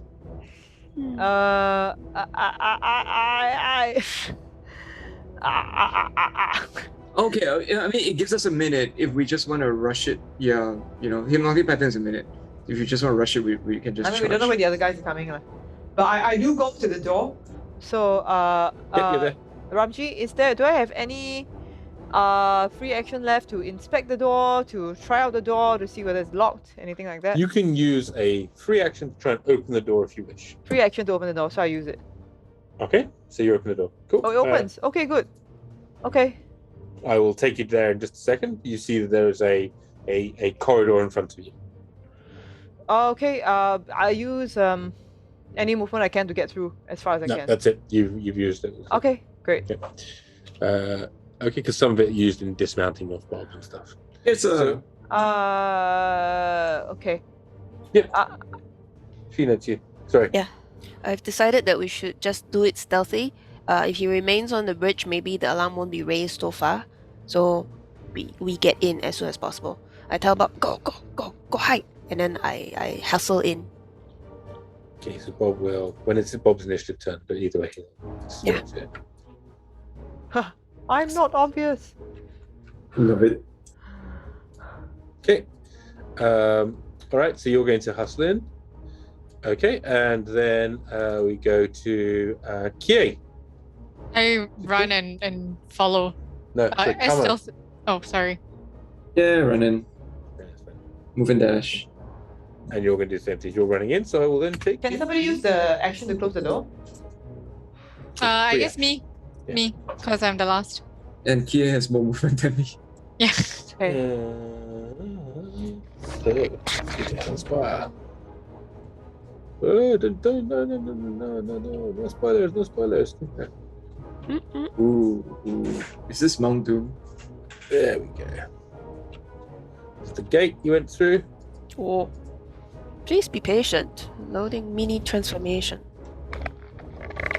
As you come through here. Bring your minis back in just a second. So, let's go one. Oh, look at it. It's us again. Yay!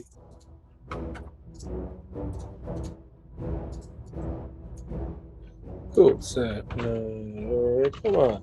Make me a come on. And make me a. Yeah. This is all done with Lord Ash's custom mini plugin. Very cool. Yay, thank you.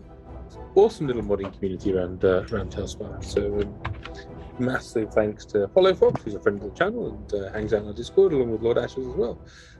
Final one here through Kie Nao, Yrsa.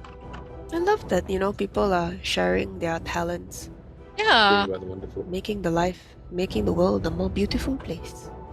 These maps are a mixture of things from Tales Tavern and my own warped mind. In this case, this one is definitely from Tales Tavern. So you see in front of you there are, these portcullises, that sort of block the passage through this entrance. They appear to have been hastily erected and are controlled from somewhere. Hey, Ramji, you know when we came through the door, right? Yeah. Can one of us do something? Because I needed to take another turn to come through anyway, because I was outside the door. Can one of us do something to barricade the door or something on our next turn? Yeah, I mean, once you're in here, you've got some number of turns until that hypnotic pattern ends. Okay. No, I'm Like you've got a suggesting. minute in theory, but yeah. Yeah, can anybody do anything like melt the lock or something? Because I'm just worried like somebody's gonna catch up to him and like, oi, what are you doing there? What are you doing? And the one who's closest to melting the lock would be Yrsa with a sword, I guess. Yeah. But just then later, how do we get out? But I think we can. Blast it open. Hold on. I have a. Let's see. Oh, I am no longer attuned to the spatial ring, given that given that we don't really need it to hold things anymore. I am back to my frost brand and my rod of lordly might. So I have. Yeah, I have. What does the door inside look like? Are there handles? Yeah, there's a sort of these two large ring sort of handles that you can push and pull. It's really designed to be sort of deadbolted. Not sort of deadbolted, where you put a bar in it. Okay. Like, so if I shove, like, say, an axe, like a hand axe through, would it hold? It'll is the certainly bar hold there? for a bit. Oh, is there a bar? Yeah, is there a bar? Is there, like, a legit bar? There doesn't appear to be a legit bar just floating around there. Okay. Not immediately. I mean, you could probably hack something out of one of these portcullises or otherwise. Cool.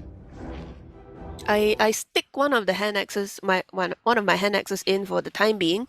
Then I go on to look at the portcullis and see if I can, I don't know, cut Hey, it's a ring. something out. Yeah, ignore those things. They're just the components that are part of this map. You absolutely can, and you feel that you could also chop your way through here without too much difficulty. Okay, cool. I chop off lengths of the. Might make a bit of noise, is your only thought. Yeah, that's true. But honestly, are there the little doors on the side? Are those legit? Yeah. They lead into a small area. You have to get through them. You could, I'm just going to suggest that, in terms of getting through these spaces here, you can do it. It's just a question of how much noise you want to make. Okay, so the bars on the portcullis, they are nailed together, right?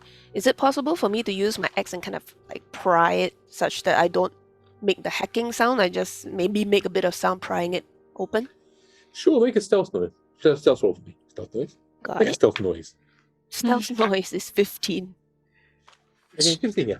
So you just and then sort of creak and then pull out some of this wood. Yeah, I stick the length of wood through the door handles, retrieve my axe. Okay. So you make it through these portcullis. It's not particularly difficult actually at all. I mean, you guys are stupidly strong and stupidly capable. Yay. Find yourself in this main area over here. Emphasis on stupid. Emphasis. You pass a small little sort of entryway storeroom here. There's nothing of any great note in here. Small sort of brazier with some coals in. One presumes the idea is that if somebody wanted to come up here and sort of do a bit of guard duty or whatever, that would be what they're doing. So maybe, but there's no one in there right now. But the coals are in the brazier, which means that there are people that are around in this area. As Barra looks at the brazier, he's like, speaking to Yrsa, is just like, you know, I always looked at these things and I thought, why would somebody name these things braziers? But also like the things that women wear on their chests, which has always found it really confusing.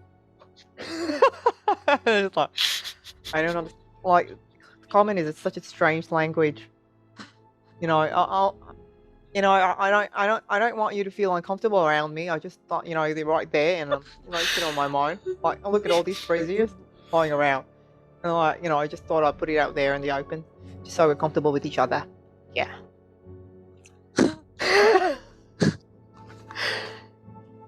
Oh, okay. Not that, thank you. Okay, thanks. A silence falls in the party because there is a small dormitory sort of. Do we get a barracks +2 to stealth from now on? I'm just wondering. No, sorry, go on. There is nobody in this room, this sort of small barracks area, but it is lit. The beds are all made. There is some evidence of food and otherwise that has been sort of like, you know, consumed, but then also left on the table, some bread and some cheese, and you know, a few bottles of wine which are corked, and some water as well.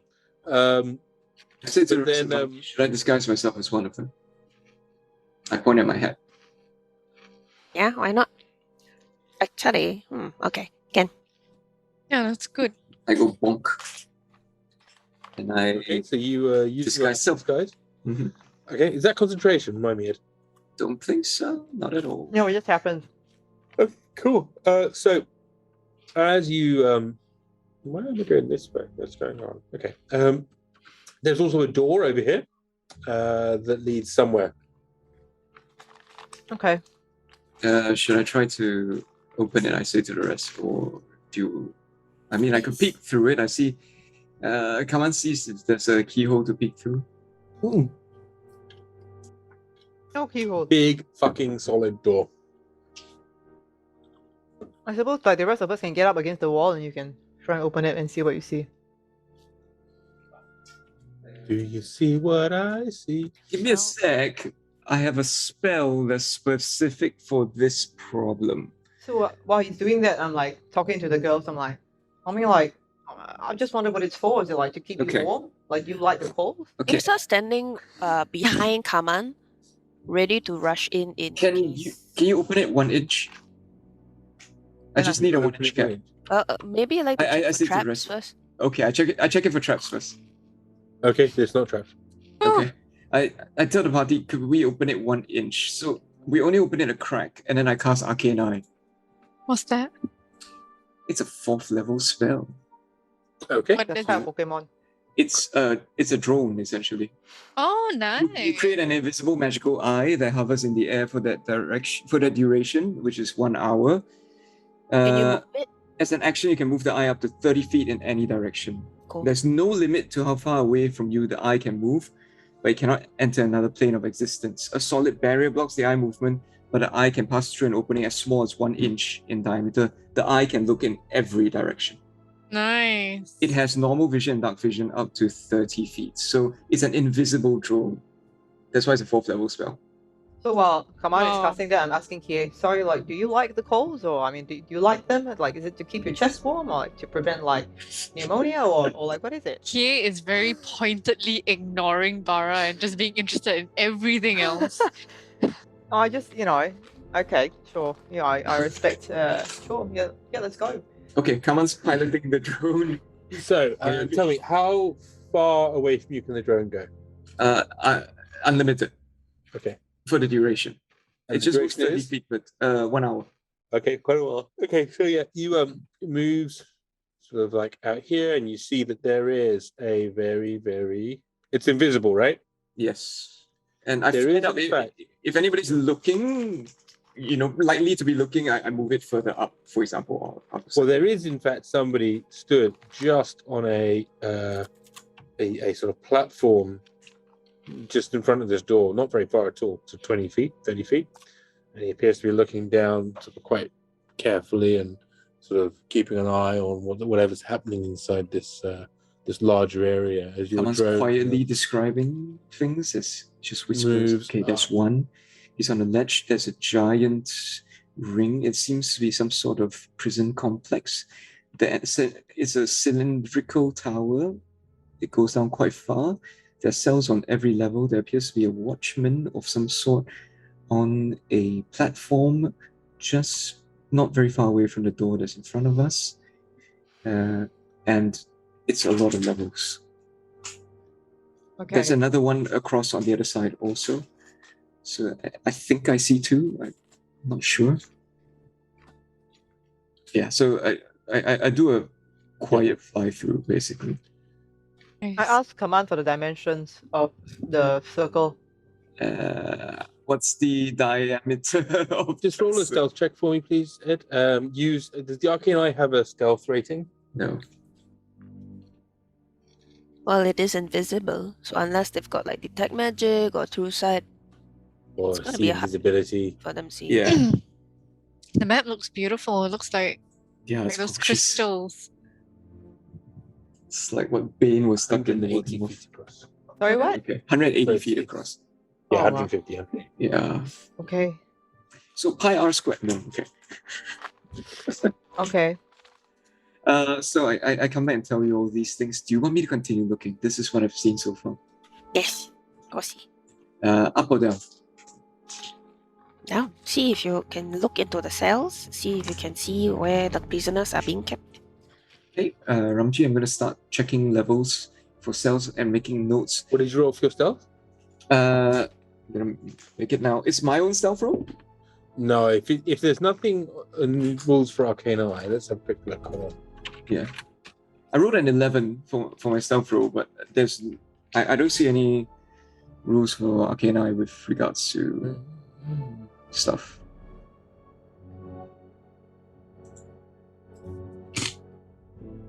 It's the Rainbow Six drone, basically. Okay, so instead, I'm gonna need you to make a couple of rolls for me so that you can consciously avoid where people are looking. Mhm. So I'm gonna get you to roll survival for me, please. Okay. And you're gonna make 3 survival rolls. Okay. This one is 20. Second one is. Can these be guidanced? No, I'm Nope. concentrating. No. Nope. No, I'm concentrating. Yeah. Second one is 28. Okay. Third one is 23. Wow. Just some guidance anyway, Nice. right? So yeah, you managed to basically fully Metal Gear Solid this, right? And there's clearly a point where certainly one of these people is looking around, and you can see there's a certain glow to their eyes as they stare and they're peering. But almost, there's a point where they look across you and they're like, "Huh, it's a box," and they just move on. And there's a couple of times this happens, but they're just like, "Huh, it's a box," and they just move on. So yeah, you are pretty comfortable as you manage to make your way down. You do see that there are many cells that contain various humanoids. They are mostly orcs, some are humans, some are half-orcs, and some are other. You don't really know because they're either sleeping or they're otherwise, they appear to be mostly humanoid. Clearly, some of them, especially as you get a little further down, some of them are, quite large and hardy-looking orcs. You manage to, after about 15 minutes or so of flying your plane, you manage to find what you think is Yrsa's dad. Down at the bottom. How many levels down is he? Let's see. It's a bunch of levels down? 1, 2, Oh. 3, 4. Okay. 4. All right. So what I've been doing as I've been flying and I've been noting the humanoids, I've been calling them out by the clock face directions. So, for example, 1 o'clock, human, incel. 3 o'clock, orc. So then I descend. Level 2, 3 o'clock, orc. 7 o'clock, descend. On the 4th level, 9 o'clock, Sven. I think that's him, Yrsa. Alright. Do you want me to continue? It's fine. How many guards do you see in total? Ramji, I've seen 2, right? No, you've seen 2 pretty much on each level. Okay. Though the further down you go, there's a bit more. So there's 2 at the top, there's 2 on the 2nd level, but then actually when you get down to the lower levels, there seems to be 4 or 5. Oh, wow. They are clearly here in force. I tell that to Yrsa. And I also know the routes between each level. Are there staircases? There are. I mean, it's actually just a big spiral. Okay. Cool. Okay. So is there a possibility, for example, because the platforms jut out, if we needed to, we could jump from an upper level down onto the next guard platform, right? Well, it's a bit more difficult than you might think. Ooh. Doable, Okay. but difficult. If in desperation, I suppose. So for the non-flyers, Yeah, which are the least like dexterous ones. yeah. Does this place look big enough that Bob could come in? The problem is getting through the door and those portcullises. Okay. It's not the this main area is huge. Yeah. It's What- the door and the portcullises. If he was Smolland. yeah. Even smaller than getting through those door and portcullises. I mean, you guys squeezed through, and it was like a pull aside and then pull the door back, and you guys get through. That's Right? fine, no worries. But you could try, right? But your chance of failure increases. It's okay. So I guess the question is, do we want to attack from the top or from the bottom? So Try to create a distraction and go for it. And a distraction at the bottom would be more useful to us than a distraction Sure. at the Hey. top. Did you happen to see any what's the word? Keys? Anybody holding keys? Do the jailers or the watchmen have obvious keys on them, Ramji? All of them appear to be armed in some form or another. You make a perception roll for me. It's going to be a disadvantage. You're looking for a very, very specific thing, and it's quite a way away. Here we go. Yep, one of the dice was a 1. So that's a 10. So with a 10, you feel like you think it's likely because you can see someone doing the rounds, but you're not sure who has the key or whether there is a magical key of some sort. Barra, can Yeah. you just sending ask my father if there's a key? Who has it? Where is it? okay. So then, first, Yrsa's not dead. We're at the top of the mines, coming to get you. Who has the key? We're gonna get them now. Forgot to tell him 25 words. Shit. Hopefully he realized from the last time. Let's see. He says, "What do you mean she's not dead? That's incredible. Tell her I miss her, Oh no. and Oh. there are wizards that seem to control the door." Okay. I pass on the message. Do you see anyone who looks like a wizard or has like magic on them? There are a few people. Yes, there's definitely one on this level near you. There's a few other ones that are around. Bunch of cloth wearers, yes. You can tell because they have pointy hats. Oh, they have point. Oh, wow. No, It's they like a don't. sign that they're Why not? wizards. Okay. So there's 2 on this level, yeah? I mean, There's one wizard on this level. There's another regular. do we think we can okay. Do we think we can silence I've got silence. We can shut the wizard up if necessary. I'm wondering whether we can do the sneak up to them, hold them hostage from behind kind of thing, you know? If Kie they're and the sharp evil, blade. if they're evil, they might not care. That's true. I mean, the original plan was honestly just go in there and kill everybody who isn't a prisoner, lah. But I'm wondering if there's a way we can do this without so much bloodshed. Yeah, I mean, the Tony Jai idea sounds pretty good to me, Yeah. actually. 'Cause I worry that if we kill all of them, we can't open the doors. Fair. We could test it out. If Barra silences Wizard Dude and Kie goes in and full-on Assamites his ass. Okay. Can I just now let y'all know? I'm down to one last third level slot. Okay. Silence is level 2. Silence is level 2, I know. Oh. Yeah, what spells have you cast so far?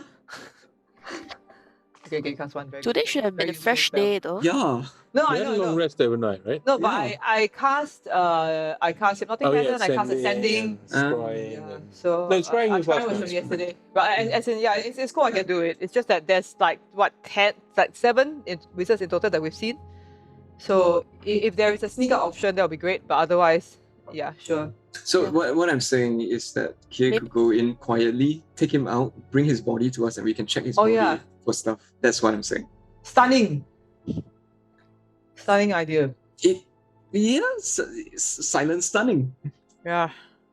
Like, I guess, but I have to attack him first if I want to stun. Yes. Yeah, so if Barra doesn't want to use the level 2 slot, then you just stealth in. I'm gonna give you guidance, and then you stealth, and then you give Try it. and stun. Mm. Okay. You slit his throat, essentially. Okay. You can do it. We believe in you. Can somebody give her advantage for You her? guys all want bless? I can use my bless now. Bless will not help with will help with attack rolls, but it won't Yeah. help with. Yep. Okay, cool. Yeah. This is 4, right? D4? Okay. Yeah. I haven't cast it yet. Oh, Okay. Hey, just to confirm. So Joe, you don't want to use the silence on the wizard. No, I That's don't fine, mind that's that. fine. It's I don't okay, it's mind that. okay. It's just that I thought if Lisa does the stunning, that's probably better. Yeah, I don't, Okay. yeah, let's go with that. Okay, cool. You all want bless or not? Better? Okay. Okay. Concentration up to 1 minute. That means my hypnotic pattern will stop. New Okay, you know classic what? Mel Never gave mind, us advantage. But can you give her bardic inspiration? Can? Yeah. Okay, are we Yay. out of initiative, Ramji? At the moment, you are. You're all sort of snuck up into this point, and you're just Okay. like hurriedly, quietly discussing. Yeah, it did work, Mel. Thank you. You've given whoever needs it in the party a advantage. Okay, so I sing to Kie about the inspiration. Hey, come over here. Come over here. It's your knife. You're in there forever with your master that you think is so clever. But don't forget that we stabbed him through the eye. It's your knife.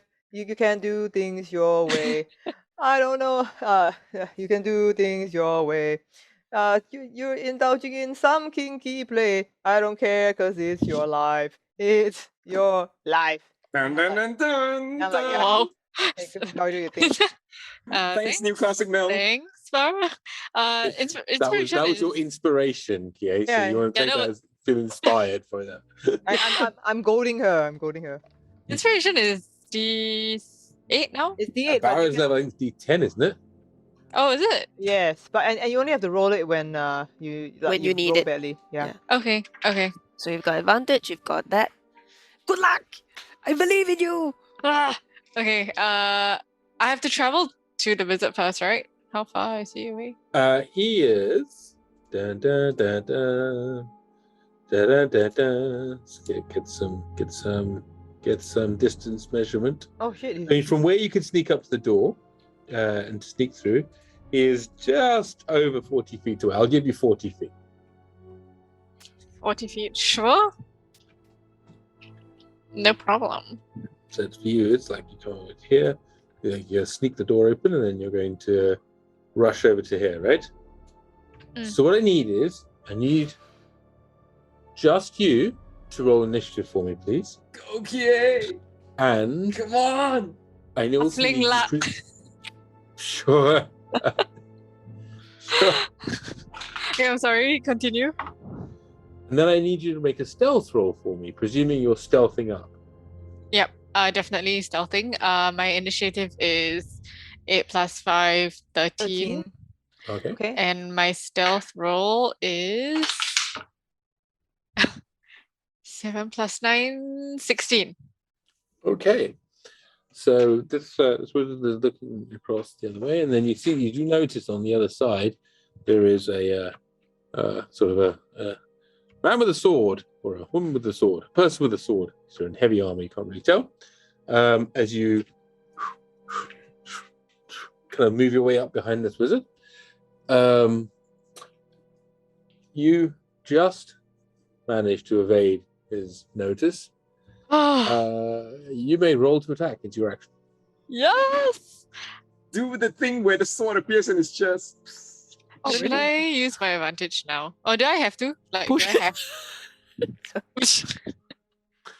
It's the Han's approach to stealthy, silent. Let's just grab him and do nothing and like figure it out. Just push him into the middle and see what happens. That's the Han's chaos approach. Dynamic, okay. please.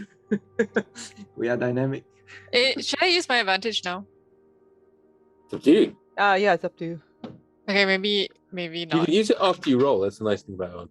in this Oh, case. okay. I definitely have to use Well, it because I that's rolled actually, a that's not 3. technically true. That's not technically true. Sorry, that's not true. You have to declare before you use it. So it's up to you.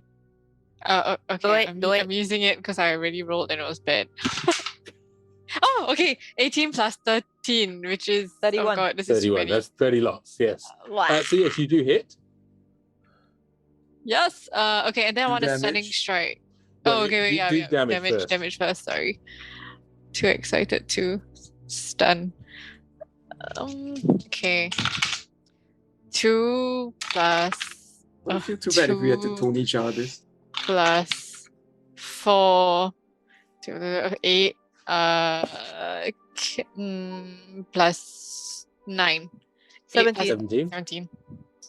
Yeah, the first cut with the sort of koshi opens a huge welt across this person's back. You see that this large sort of cut in, and the blood seeps into the side of their robe as they turn and they go about to say something, but it's not their turn. Carry on with the rest of your action. You get a second attack, obviously, with koshi. You get 3 attacks. in fact, But with for koshi. this one, I want to stunning strike. Sure. On So this first you have to fail a con saving throw DC 15. I succeeded con saving throw. Claire rolled a 17 on the No. It's okay, you can hit again. It's still Yeah, not okay. turn. You can stunning again. Yep. Okay, I hit Second again. attack. Oh god, halfling luck again. Oh, I rolled another one. Oh no. Oh, Are you have using a dice lucky. tower, Lisa? Huh? Are you using a dice tower? I am. You have lucky. You have lucky. You're I lucky, do. so your lucky is all refreshed. Yeah. I'll use one more. 5 plus 13. Yeah, It's a 18. hit. Okay, thank God. It's like So sad. Plus 13 is fairly disgusting, Lisa. You'll be fine. 1 plus 1 plus 6. That's 8 Eight, plus yeah. 5. 13.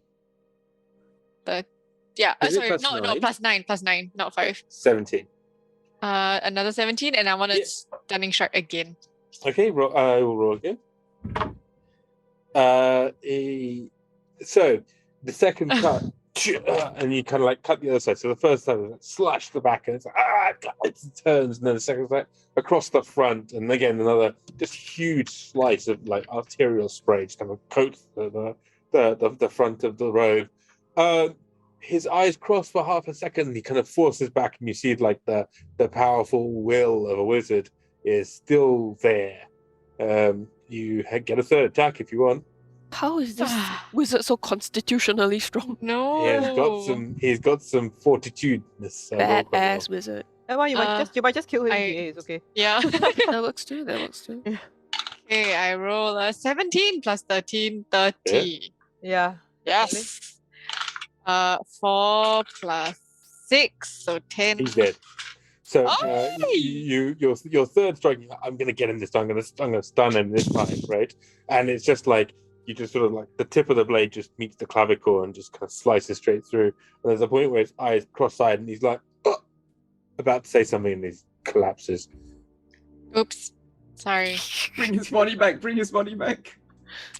Yeah, I try to bring his body back. Oh, How we could big meet is her. this Could we person? not just meet So- her and then? There's another guy on the other side. Oh, Yeah. Yeah. So you have a bonus action, right? Uh-huh. Which is I can't remember. You can use a key point to dash with your bonus action. So I will let you grab hold of the collar and use that key point to dash back if you want. Okay, I'll do that. Thank You you. have to spend a key point. You've already Yep. spent 2 on the second I've strike. spent 2, yes. Yep, you got it. So what I will need you to do is make another stealth roll, but this time I'm going to need it at disadvantage because you are dragging a Okay. fresh corpse that is spraying blood everywhere. Ha! I rolled a 9 and a 10, which Oh, means nice. it's still 9 plus 9, 18. Okay, so yeah, you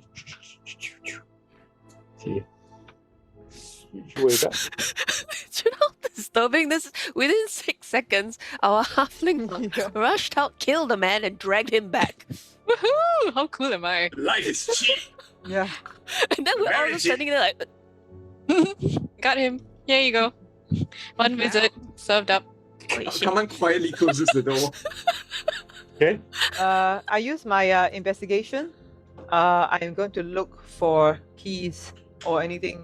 Oh, my investigation is plus 6. Anybody got any higher? No. Okay.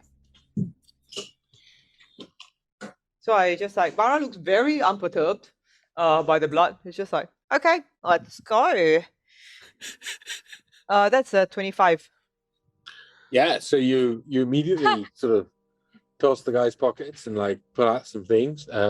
He's got he's got a bit of intel on him. He's got a sort of a few spell notes and other things on him. Nothing too major. Has a handful of gold in his pockets, nice boots, and additionally appears to have a couple of wands on him. I need you just to roll a luck dice for me, please. What is it, luck dice? Just a d20. Okay.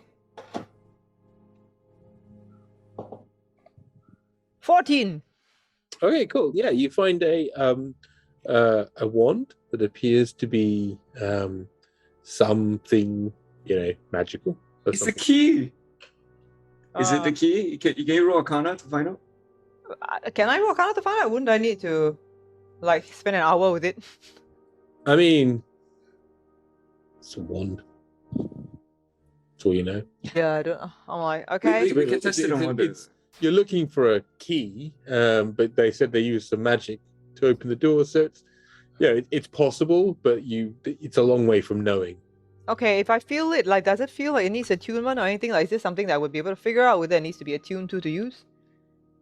Then we need to spend an hour So coerce somebody. that you can roll Arcana for. Okay.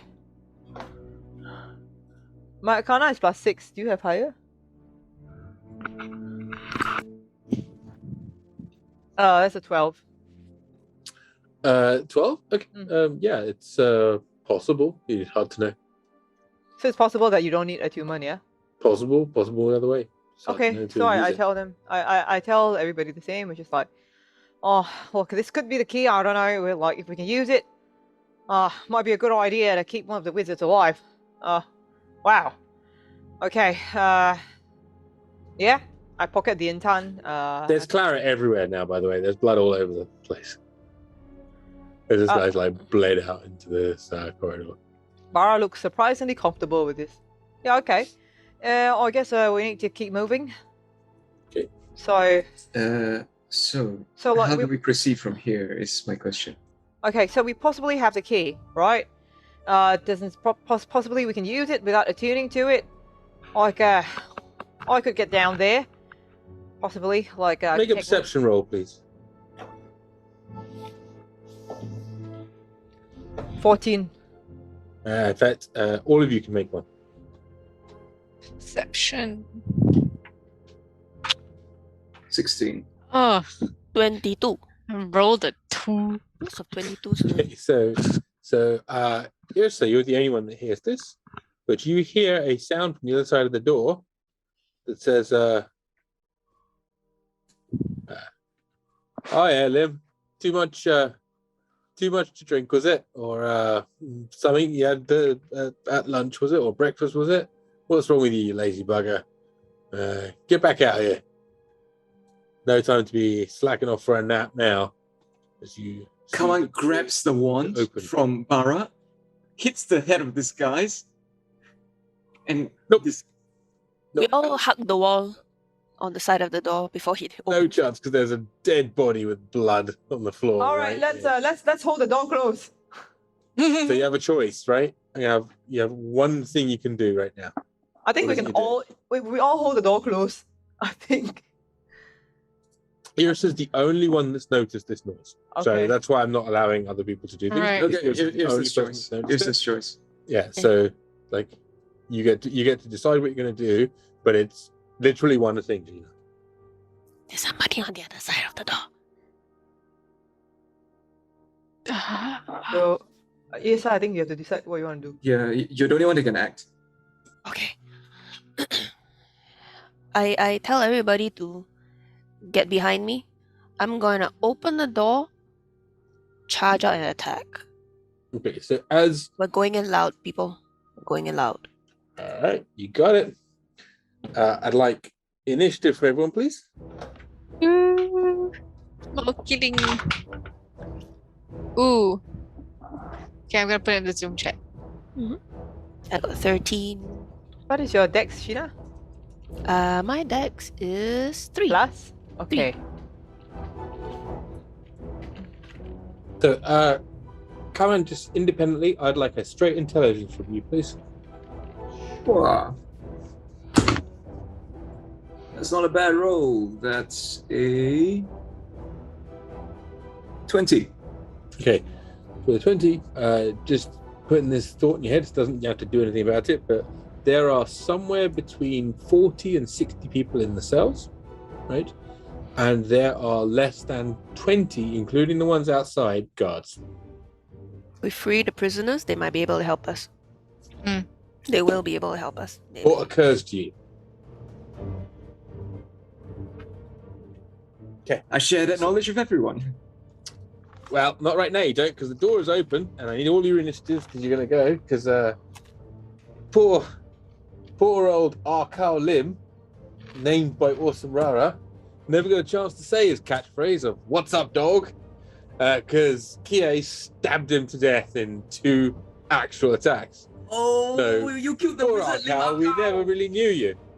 It's Lim Aw. Arkal, yes, indeed. We never got to know you, but it Sorry. is what it is. And she's going first. Yeah. So who's first?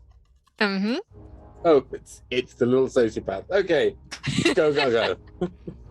I do the same thing. It's getting a bit fun now. So, Oh, she's getting a taste for blood, is she? I've been Hey. training. Hey, kid, you can suck souls now. Do you know that? Suck I can. anyone's soul. Anyone's. so you come flying through, and go to it with your carver. 19 plus 13. It's I that's too much Yeah, for me just to roll even count. damage. 4 plus 1. She basically full on Luke Skywalker's the Plus- place, right? 6. She's the one that lightsabers. 6 Just plus let the 9. Jedi do it. the 15. fighting. Okay, 15. okay. I can't really hear, so I'm so Next glad attack. she's on our side. Sorry. 11 plus 13. Hit. yeah. Okay. 5 plus 4 plus 6. So 15 again. So it's 30 total. Uh, Okay. Yes, wait, I want to use my hunter's mark. Oh wait, no, you- maybe no need. It's yeah, the you same. still have It's the a same third wizard attack guy, with right? Flashy. Yeah. No, it's not. This is not a wizard. This is a guy in plate armor. Does he look tougher? He currently doesn't have a name. He does look tougher, but you managed to take 30 hit points off him, so you've done a fair amount of damage with your 2 strikes. Maybe someone in the chat will put a name in the queue and we'll know who he is in a second after you RIP'd him. Okay. 16 plus 13 hits. 5 plus 1 plus 3. 9 plus 9, 18. 18, so that's 18 plus 30, so that's 48 points of damage as you nip through, and then it's like slash, and you sort of turn, and then the third cut as it just appears with these giant lacerations and a look of complete surprise on his face as he sees, first of all, he sees the body of the person who was just making fun of is their dead comrade, and then a small kind of like ball of death energy kind of cuts him to chunks. He's still alive, but he's badly bleeding. This is what you get when you kidnap my friend's father. He's badly bleeding, is he? And Kie is right next to him. Yes. I'm gonna use my now lah, because I don't think he hasn't said anything yet. I don't know whether anybody can see us. He hasn't said anything yet. I'm gonna use my now, okay, guys? Sure. Yeah, sure. Okay. Sorry, Kie. I said really softly and firmly, so nobody can hear us. Now. Kie, please unleash another flurry of... One more attack. No. One more attack. It's a parade ground shout. It's meant to inspire the military in her. So it's a proper, you're going to be yelling at her saying, just fucking do it now. It's like okay, I'm going to try and make it sound like Akao. I'm going to go like... Lima. I will give you a deception roll of stupid difficulty because even the fact that you have all your skills is the reason you can get one. So go ahead. So he opened the door, right? Can I just faster close the door and then continue my slashing? Huh? Get out of here. You ran through the door. Get out of here. Okay, I'm rolling my deception. Hang on. 23. Sure, okay, so it's still very difficult, but yeah, you managed to you think you've concealed it under our cow. I'm gonna imitate the guy's voice. I'm gonna go, Limark now! And hopefully that works. Sure, Basically, you think that worked really well. Okay, here go. Yeah. Finish You him. got one action, so that's 3 whole attacks. Yeah, okay, 17 plus 13, I hit. Yep. No, it's the same rules as haste, so it's a single attack. Oh, really? okay. Yeah. Oh, shit. Same Okay. rules as haste. So single attack, yeah. Well, I hit anyway. Hit, yep. 3 plus 4 plus 4. 3 plus 4. 12? That's 11. Okay, plus 9. So 11 plus 9 is 20. 20. If you want, you can add your bardic to it to make it 28. To make it 30. No, she can roll a d10. Oh, yeah, you can roll a d10. That's right. Yeah, of course. What I'm talking about. Okay, I will. Hang on, no. Right. Only not for damage, only on hits. Oh, Yeah, for damage, Tasha's rules. For Bardic, can you use some damage? Yes, Tasha's rules. Okay, then yeah, you can roll it for damage too. Plus 4. So 24. Okay, 24 points damage. That's a huge chunk. So now you've done a total of 30 plus 18 plus 24. So that's, let's just say fuckloads as he falls to the ground dead. So that's 2 for Kie. Okay. He clumps down dead. You sort of look around and maybe just grab him and back to him. Just hide the body again. This is the door that eats people. I'm telling you, this is Hitman. You kill people and put them behind Okay. walls. It's surprising because a few moments pass, and as odd as it is, you don't hear the sound of alarms. You don't hear the sound of bells. You don't hear the sound of anything. Okay. Yeah. Anyone want to check him for? I can check him, but I mean, as far as I can check him to see whether there's a physical key. I'll just roll. Do you want me to go out disguised as Limakao and go try opening the door? You could go as either. You could go as either of them. I mean, if it's the wizard. Yeah, with the one, you see. Okay. Anyway, I'm checking. My that's a 14 to investigation on the guard. So you find another wand exactly like the one Limarco had. All right. Okay, so I had to disguise myself as Pointy Hat Limakao. I walk. I tell Yrsa, I'm going out and gonna try opening some doors. All right, go. I drag the bodies to the side of the cave away so that if anybody opens the door, they can't see them, and I start to prestidigitate the floor as much It's as I got can. no hope. No hope at all. I prestidigitate the tiles near the door. Yeah. Okay. Right. So, like, yeah, you can manage to like remove a few bit of grime, but it would take you hours to do that. Okay, okay, sure. But this green-based Limarkau is actually Kaman. This, on the other hand, is Limarkau's unnecessarily curious friend, who is now dead.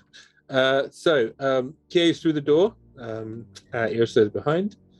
Kaman is going to hide you here to say that you're actually just there, so I'll put your model later, and then Barra's with you. Now, we'll do this in kind of rough tempo. So to kind of rush through this, you are going to make your way down, and what is the plan? What are you going to do? I'm gonna quietly free them, but say,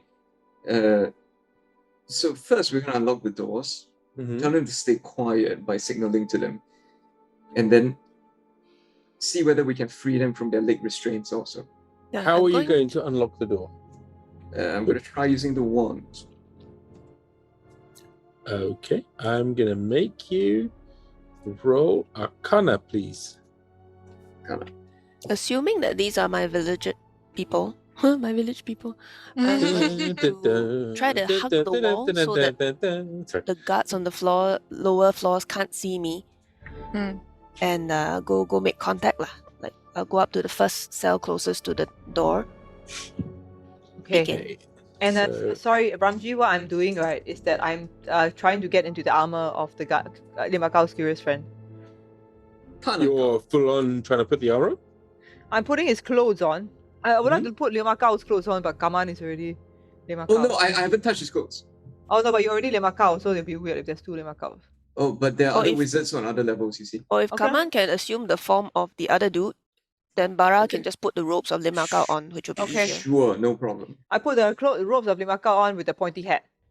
Okay, So- you got to it. obs- to So obscure you're my now face. Limarkau, and in fact, actually, Kaman is the Yeah. Okay, so we got two wands. So I'm gonna make the Arcana check. Ramji, I'm gonna cast guidance on myself so my K9 drops. Okay. And then, oh wow, what a roll. 20? 27. Wow. 27? Oh, It was wow. a 19. So you point the wand at the door, and you're just like, click, click, click, click, click.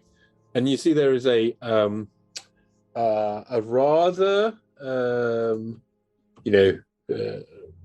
hirsute, orcish sort of man who is in behind the door.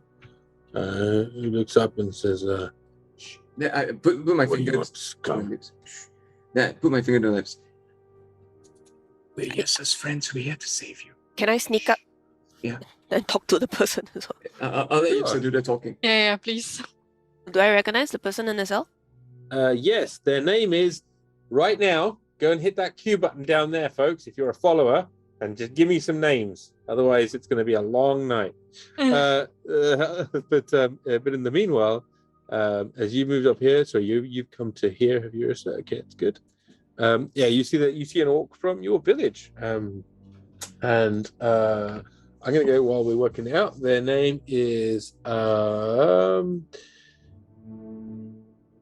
Prasenjit. No. What? Prasenjit. Prasanjit, sorry, Ed was saying something. Can you say that again? Prasenjit. Prasanjit. Okay. Who is a relatively happy-go-lucky orc ranger from your village.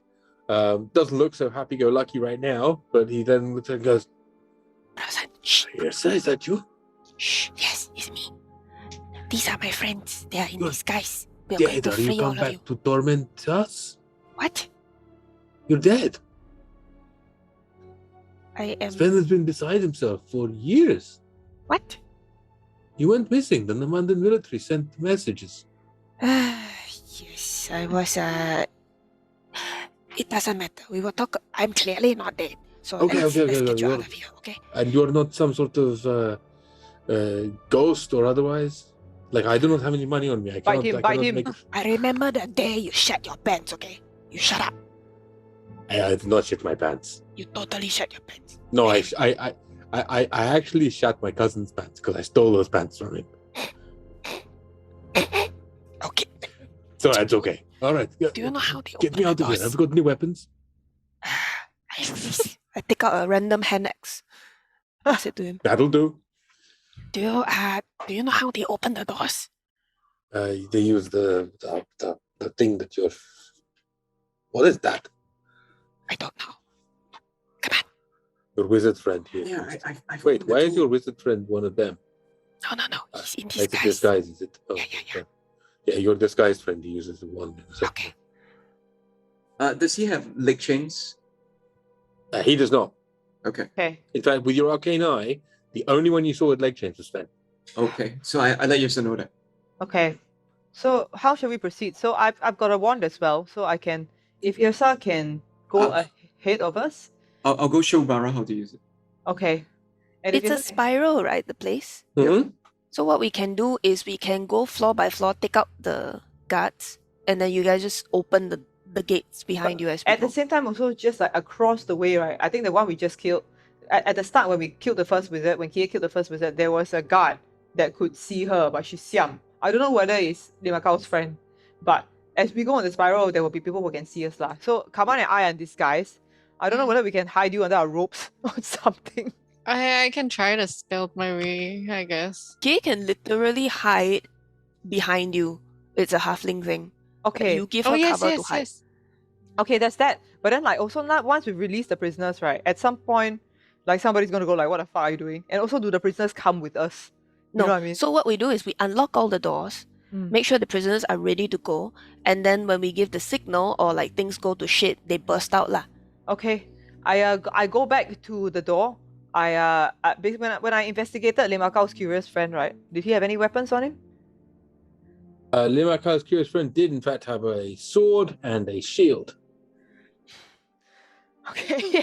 I go to the next guy. Do you want a sword or do you want a shield? Yes. Yes. So I'm like, just basically as we go as far as we can without being noticed or without, as far as we know, being noticed. So I'll be honest, you are going to be noticed relatively quickly, right? Because once you've opened a few of these, even sneaking quietly, right, you're going to get to 7 or 8 people who are trying to make it down. So I'm going to need you to roll there's 2 of you in the group, I don't mind who it is, roll stealth. I will also roll 1 stealth for the folks that you're freeing, and then I'll roll a perception on the other side. Okay? I can roll, I guess. Do Okay. it! Maybe Stealthy Yrsa. monk. It's not me. The 3 people you freed, by the way, the 3 people you freed from, as well as Presented, you freed 3 others. You freed Nelson Tan, who says, It's so funny how so Singaporean that is. who says, "Fuck me, our cockroaches lay eggs here, don't they? That's amazing." You see another one called Sunil Riss, who just looks and just side eyes, and just looks and looks backwards and looks again, and then sort of nods and takes a weapon off you if you've got She one. If gets the not, sword. She looks like the most Sword. capable one. They're definitely a shifty side-eye person, old Sunil. And then there is actually a halfling that was part of your village, like many people, but had very much fit into the lifestyle there. Whose name was Oatmeal Stout. Oh, Oatmeal, all named by our amazing That's group. adorable. I'm loving this. Oatmeal Stout says, "Oh, it's a bit early. I was just ready for some potatoes. Oh, wait. Yes, sir. You're dead. Well, you're obviously not dead. This is good news. Let's go kill some people." And seems very, very happy to see you. Jumps off his bed and seems quite spry and limber. And the last of this crew, as you're going down, you're basically going down here, and this is nice because it's just appearing there. So I'm going to get to a certain point. Is Antonio Lobel, who says, "The caramels, they are back. This is wonderful. Let us go." No one understands why any of these people have these catchphrases. I certainly don't. But everyone already Very does, good. and I'm loving this. It's a idea. very diverse village, and I appreciate that the orcs This is wonderful. Take This is wonderful. So, everyone. as you made that, what did you roll for your stealth rolls? I rolled a 3, so it's a total of 12. Hey, do you have any more luckies? Oh, I do actually. Okay, yeah, let's use that. You also have a Oh my luck blade, god, right? halfling luck. Yeah. God. Okay, 15 plus 9. 24. She like one woman bend probability. Ah, Hey, I we think also I've used all my lucky. We still need one more person to roll stealth, and it shouldn't be either Kaman or I, because mine's a Wait, plus 3. let me check mine. Mine is +3 as well. Oh! It's a better lah. Okay. My village, I do. Hiya! It's 15 plus 3. 18. Oh, good. Yeah, very good. So 23 was it? 18 and 23, yeah. 1823. So yeah, so you actually despite a few stub toes or whatever and a bit of unnecessary noise from your perspective from the very, very loud oatmeal stout, you do, however, make it sort of quite happily down to the next floor. And you open a few more doors before you have to deal with the fact that there is another guard at this platform over here. You make it most of the way around before the guard looks up and sees just a group of people, right? And I would say right about now is the point where you've got the next person that's come along, who you recognize from your village, a pale human with a sort of mop of ginger hair and sort of like a little cowlick, whose name is Guybrush Threepwood. Yes! Guybrush Threepwood! Huh? Yeah, it's He looks at you and sort of apparently he had a bit of a nautical past, and he says, "Wait, if it isn't Yrsa, I'm rubber, you glue." Guybrush Threepwood doesn't sound like that, though. It's okay, never mind. Okay. Well, he bloody well does here. Okay. Shows a massive. It's been a long time. It's been a long time. Oh, is it really? Oh, fair enough. Yeah. There you go. No, So, I think he's very old by now, I'm very sure. But anyway. but yeah, he's quite an old lad now, but Yeah. he certainly was a young person beforehand. Okay. And Do I then know this man? you do. He's part of your village. He's a retired pirate. Oh, no, I Retired said pirate. Joe knows him because he's from a game called Monkey Island. But sure, he went to live in your village. He did. He took the secret of Monkey Island with him. Yeah. I've never played Monkey Island. Oh yes, that's it, I think. But yeah, so Guybrush Threepwood is the latest of your little gang. You're probably up to about 7 or 8 people before you have to deal with this next person on the floor there. The last person that you free is somebody named Ethan Luncheon, who says Jack Bardway. Nice to meet you. Speaking Orcish. But that is 100%. So we are running very, very late right now, and so I'm very conscious of the fact that some of our players have an early start tomorrow, and so I'm not going to go with us too long here. So instead, we're going to do this sort of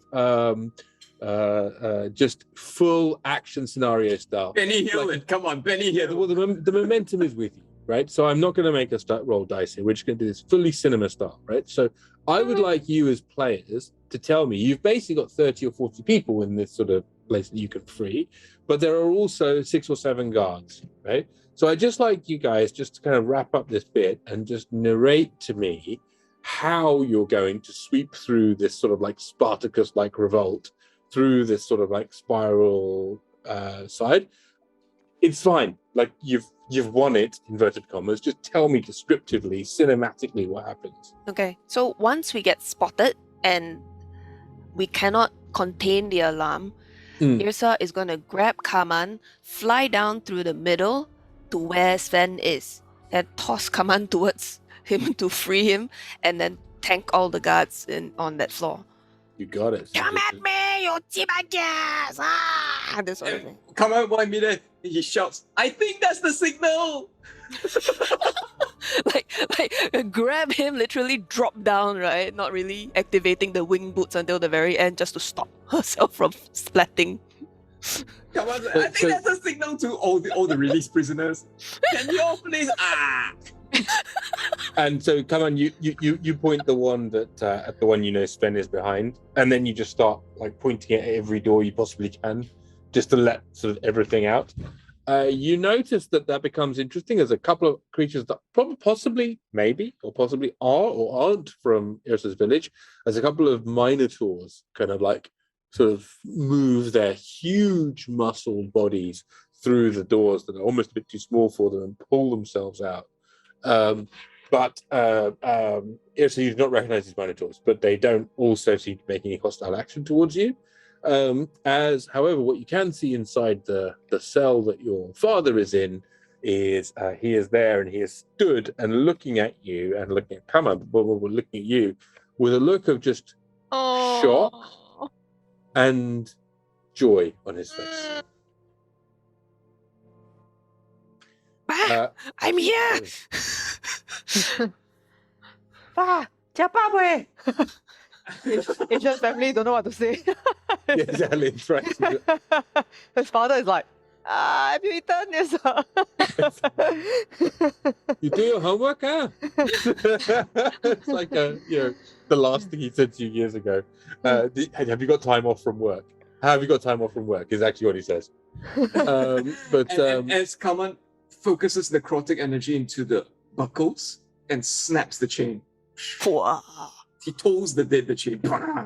Yeah, cool. That's the chains begin to vibrate, and then Sen kind of like steps out, and it's classic bad boy stuff, right? He's like old boy. He's sort of like in his he's in his 70s or 60s, but he's kind of been rejuvenated a little bit. But I think healed him a little while ago, and he steps out and he's got these clanking sort of like manacles on with a little bit of chain left, right? And he looks right and he looks left. His hair's kind of like in wisps, like here, bald in the middle, right? He looks and he sort of like says, "Okay, we have some work to do." And then sort of looks around for a weapon, can't really find one. I toss him the battle axe that I brought from the village. Yeah. And he just like Oh my lays god. and he just reaches out and catches it.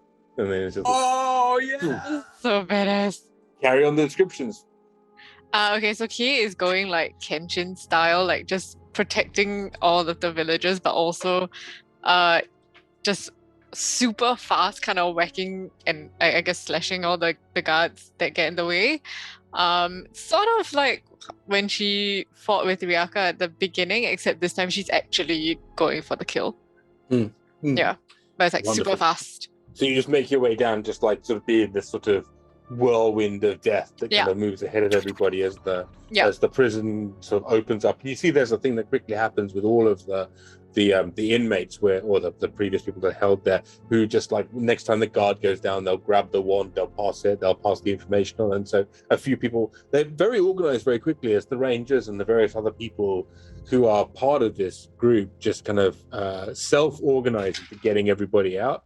And I'd say within like 15 minutes, right? Not even more than that. After you've gone down, you've made your statement, right? The guards are all dead, right? They're all done for. Everybody is, those that are freeable are free, right? And you are left facing your father, whose axe is in the back of the last of the guards, who looks at you and says,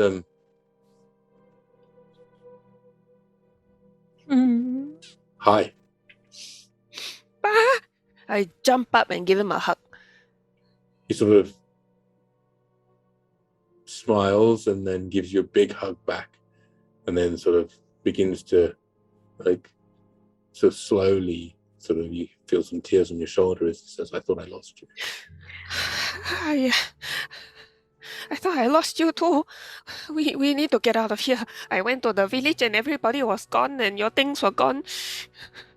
Yeah, the civil came in force. Fuckers. Yeah, I do not understand why. I don't understand. It's not.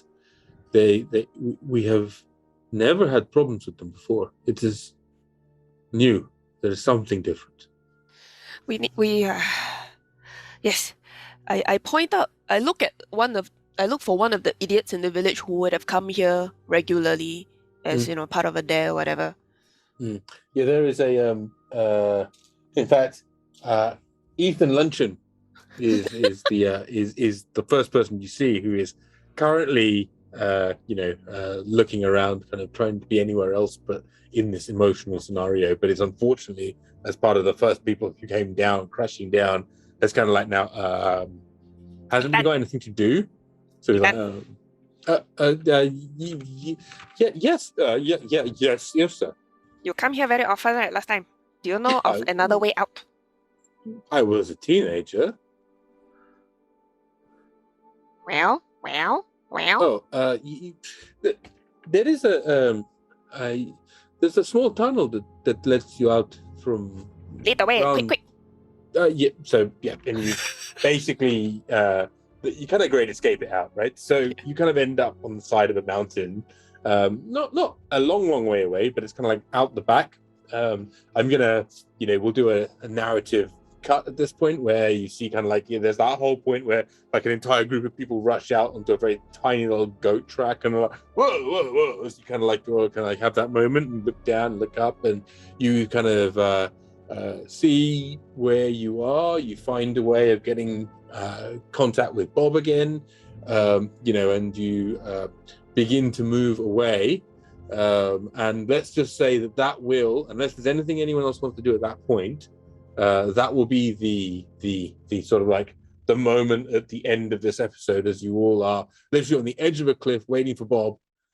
Joey, what is this saying? Yeah. So I in the midst of the reunion between Yrsa and Sven, like basically he sees that everybody's kind of busy, kind of watching it, and I don't know whether anybody notices it. So he sort of looks at one of the dead wizards. He goes like, "Huh," and he takes his rapier and he cuts into the heart of the wizard to see whether there's any intan there.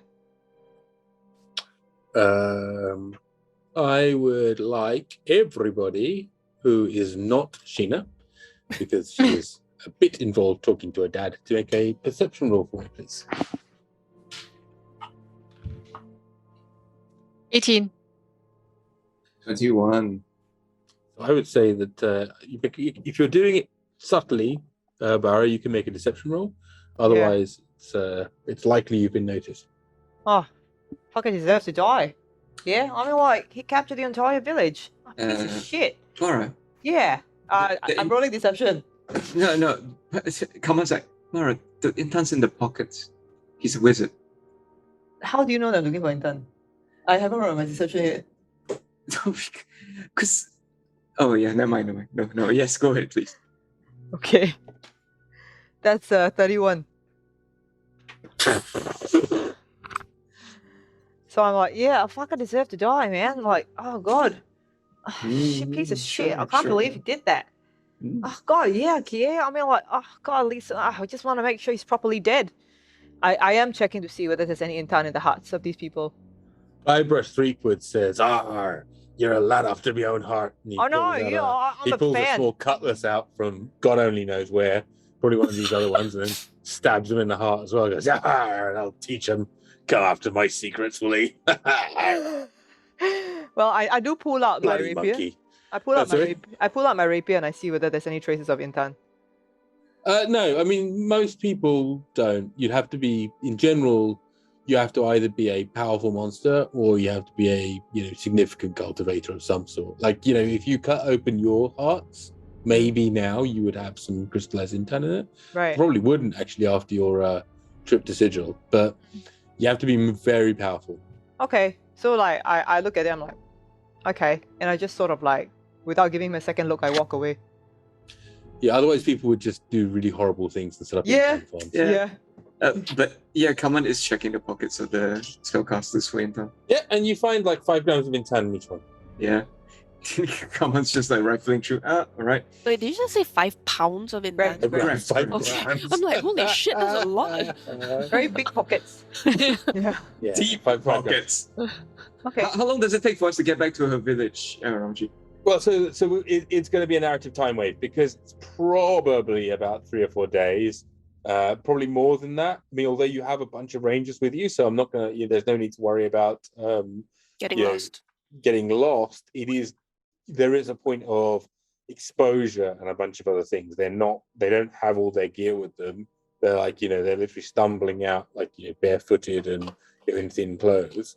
So they don't have a lot of weapons either. So good. Yeah, could we loot the guards and stuff for extra Yep, clothes? yep. So presuming that within reason you managed to get like 10 sets of clothing, there's still 40 or so people that aren't properly dressed and stuff, plus a couple of minotaurs who are, Hard to dress. looking around going, moo.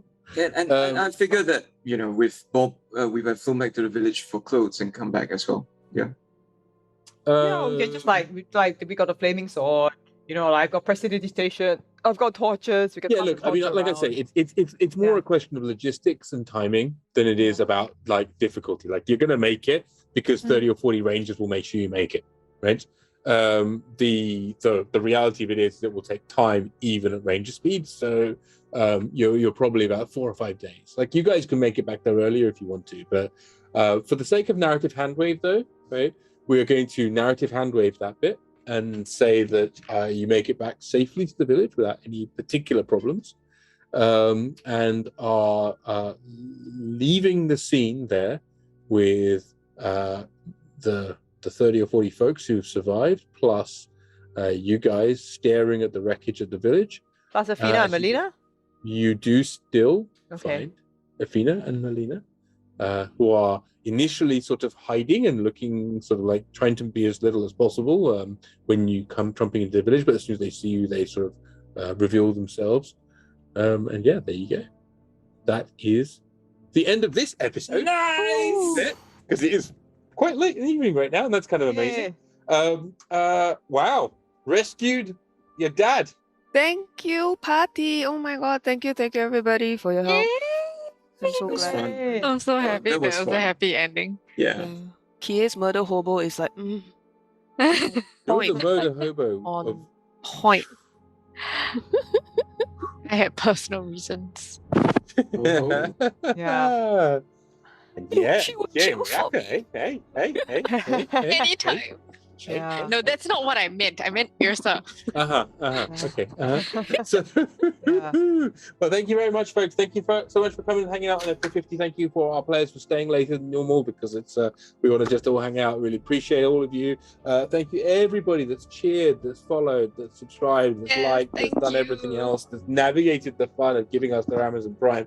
Please take a moment, hit the follow button. Please take a moment and like us on YouTube and comments on our videos because all those comments actually matter. We read every single one of them. Join our Discord, do all that good stuff. I will say no more other than thank you very much. We'll be back on Thursday night at 7 p.m. for Singapore RR or Vampire. And yeah, beyond that, thanks. Peace. Bye. Bye.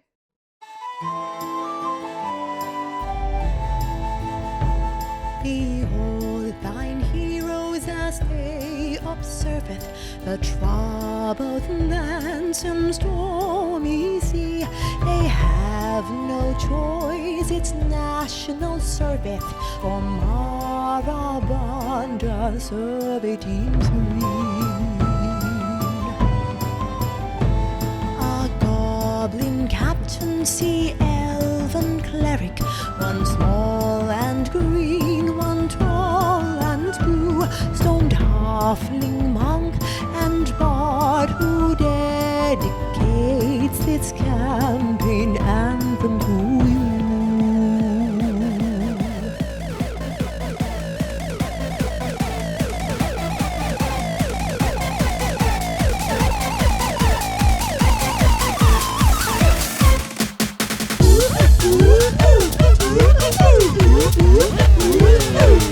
Embarrassing that all these party who stream sweet D&D. The folk culture is our name, but you can call us T4C. Asian influence home rule with less Eurocentricity. Now for some Asia Pen gang chants featuring Audi and Randy. One coffee take up for me. One coffee sit down for me. Oi, oi, oi. Oi, oi, oi. 新赛啦，麦伦来啦。新赛啦，麦伦来啦。Dragon power. Dragon power. I sound quite transatlantic, actually.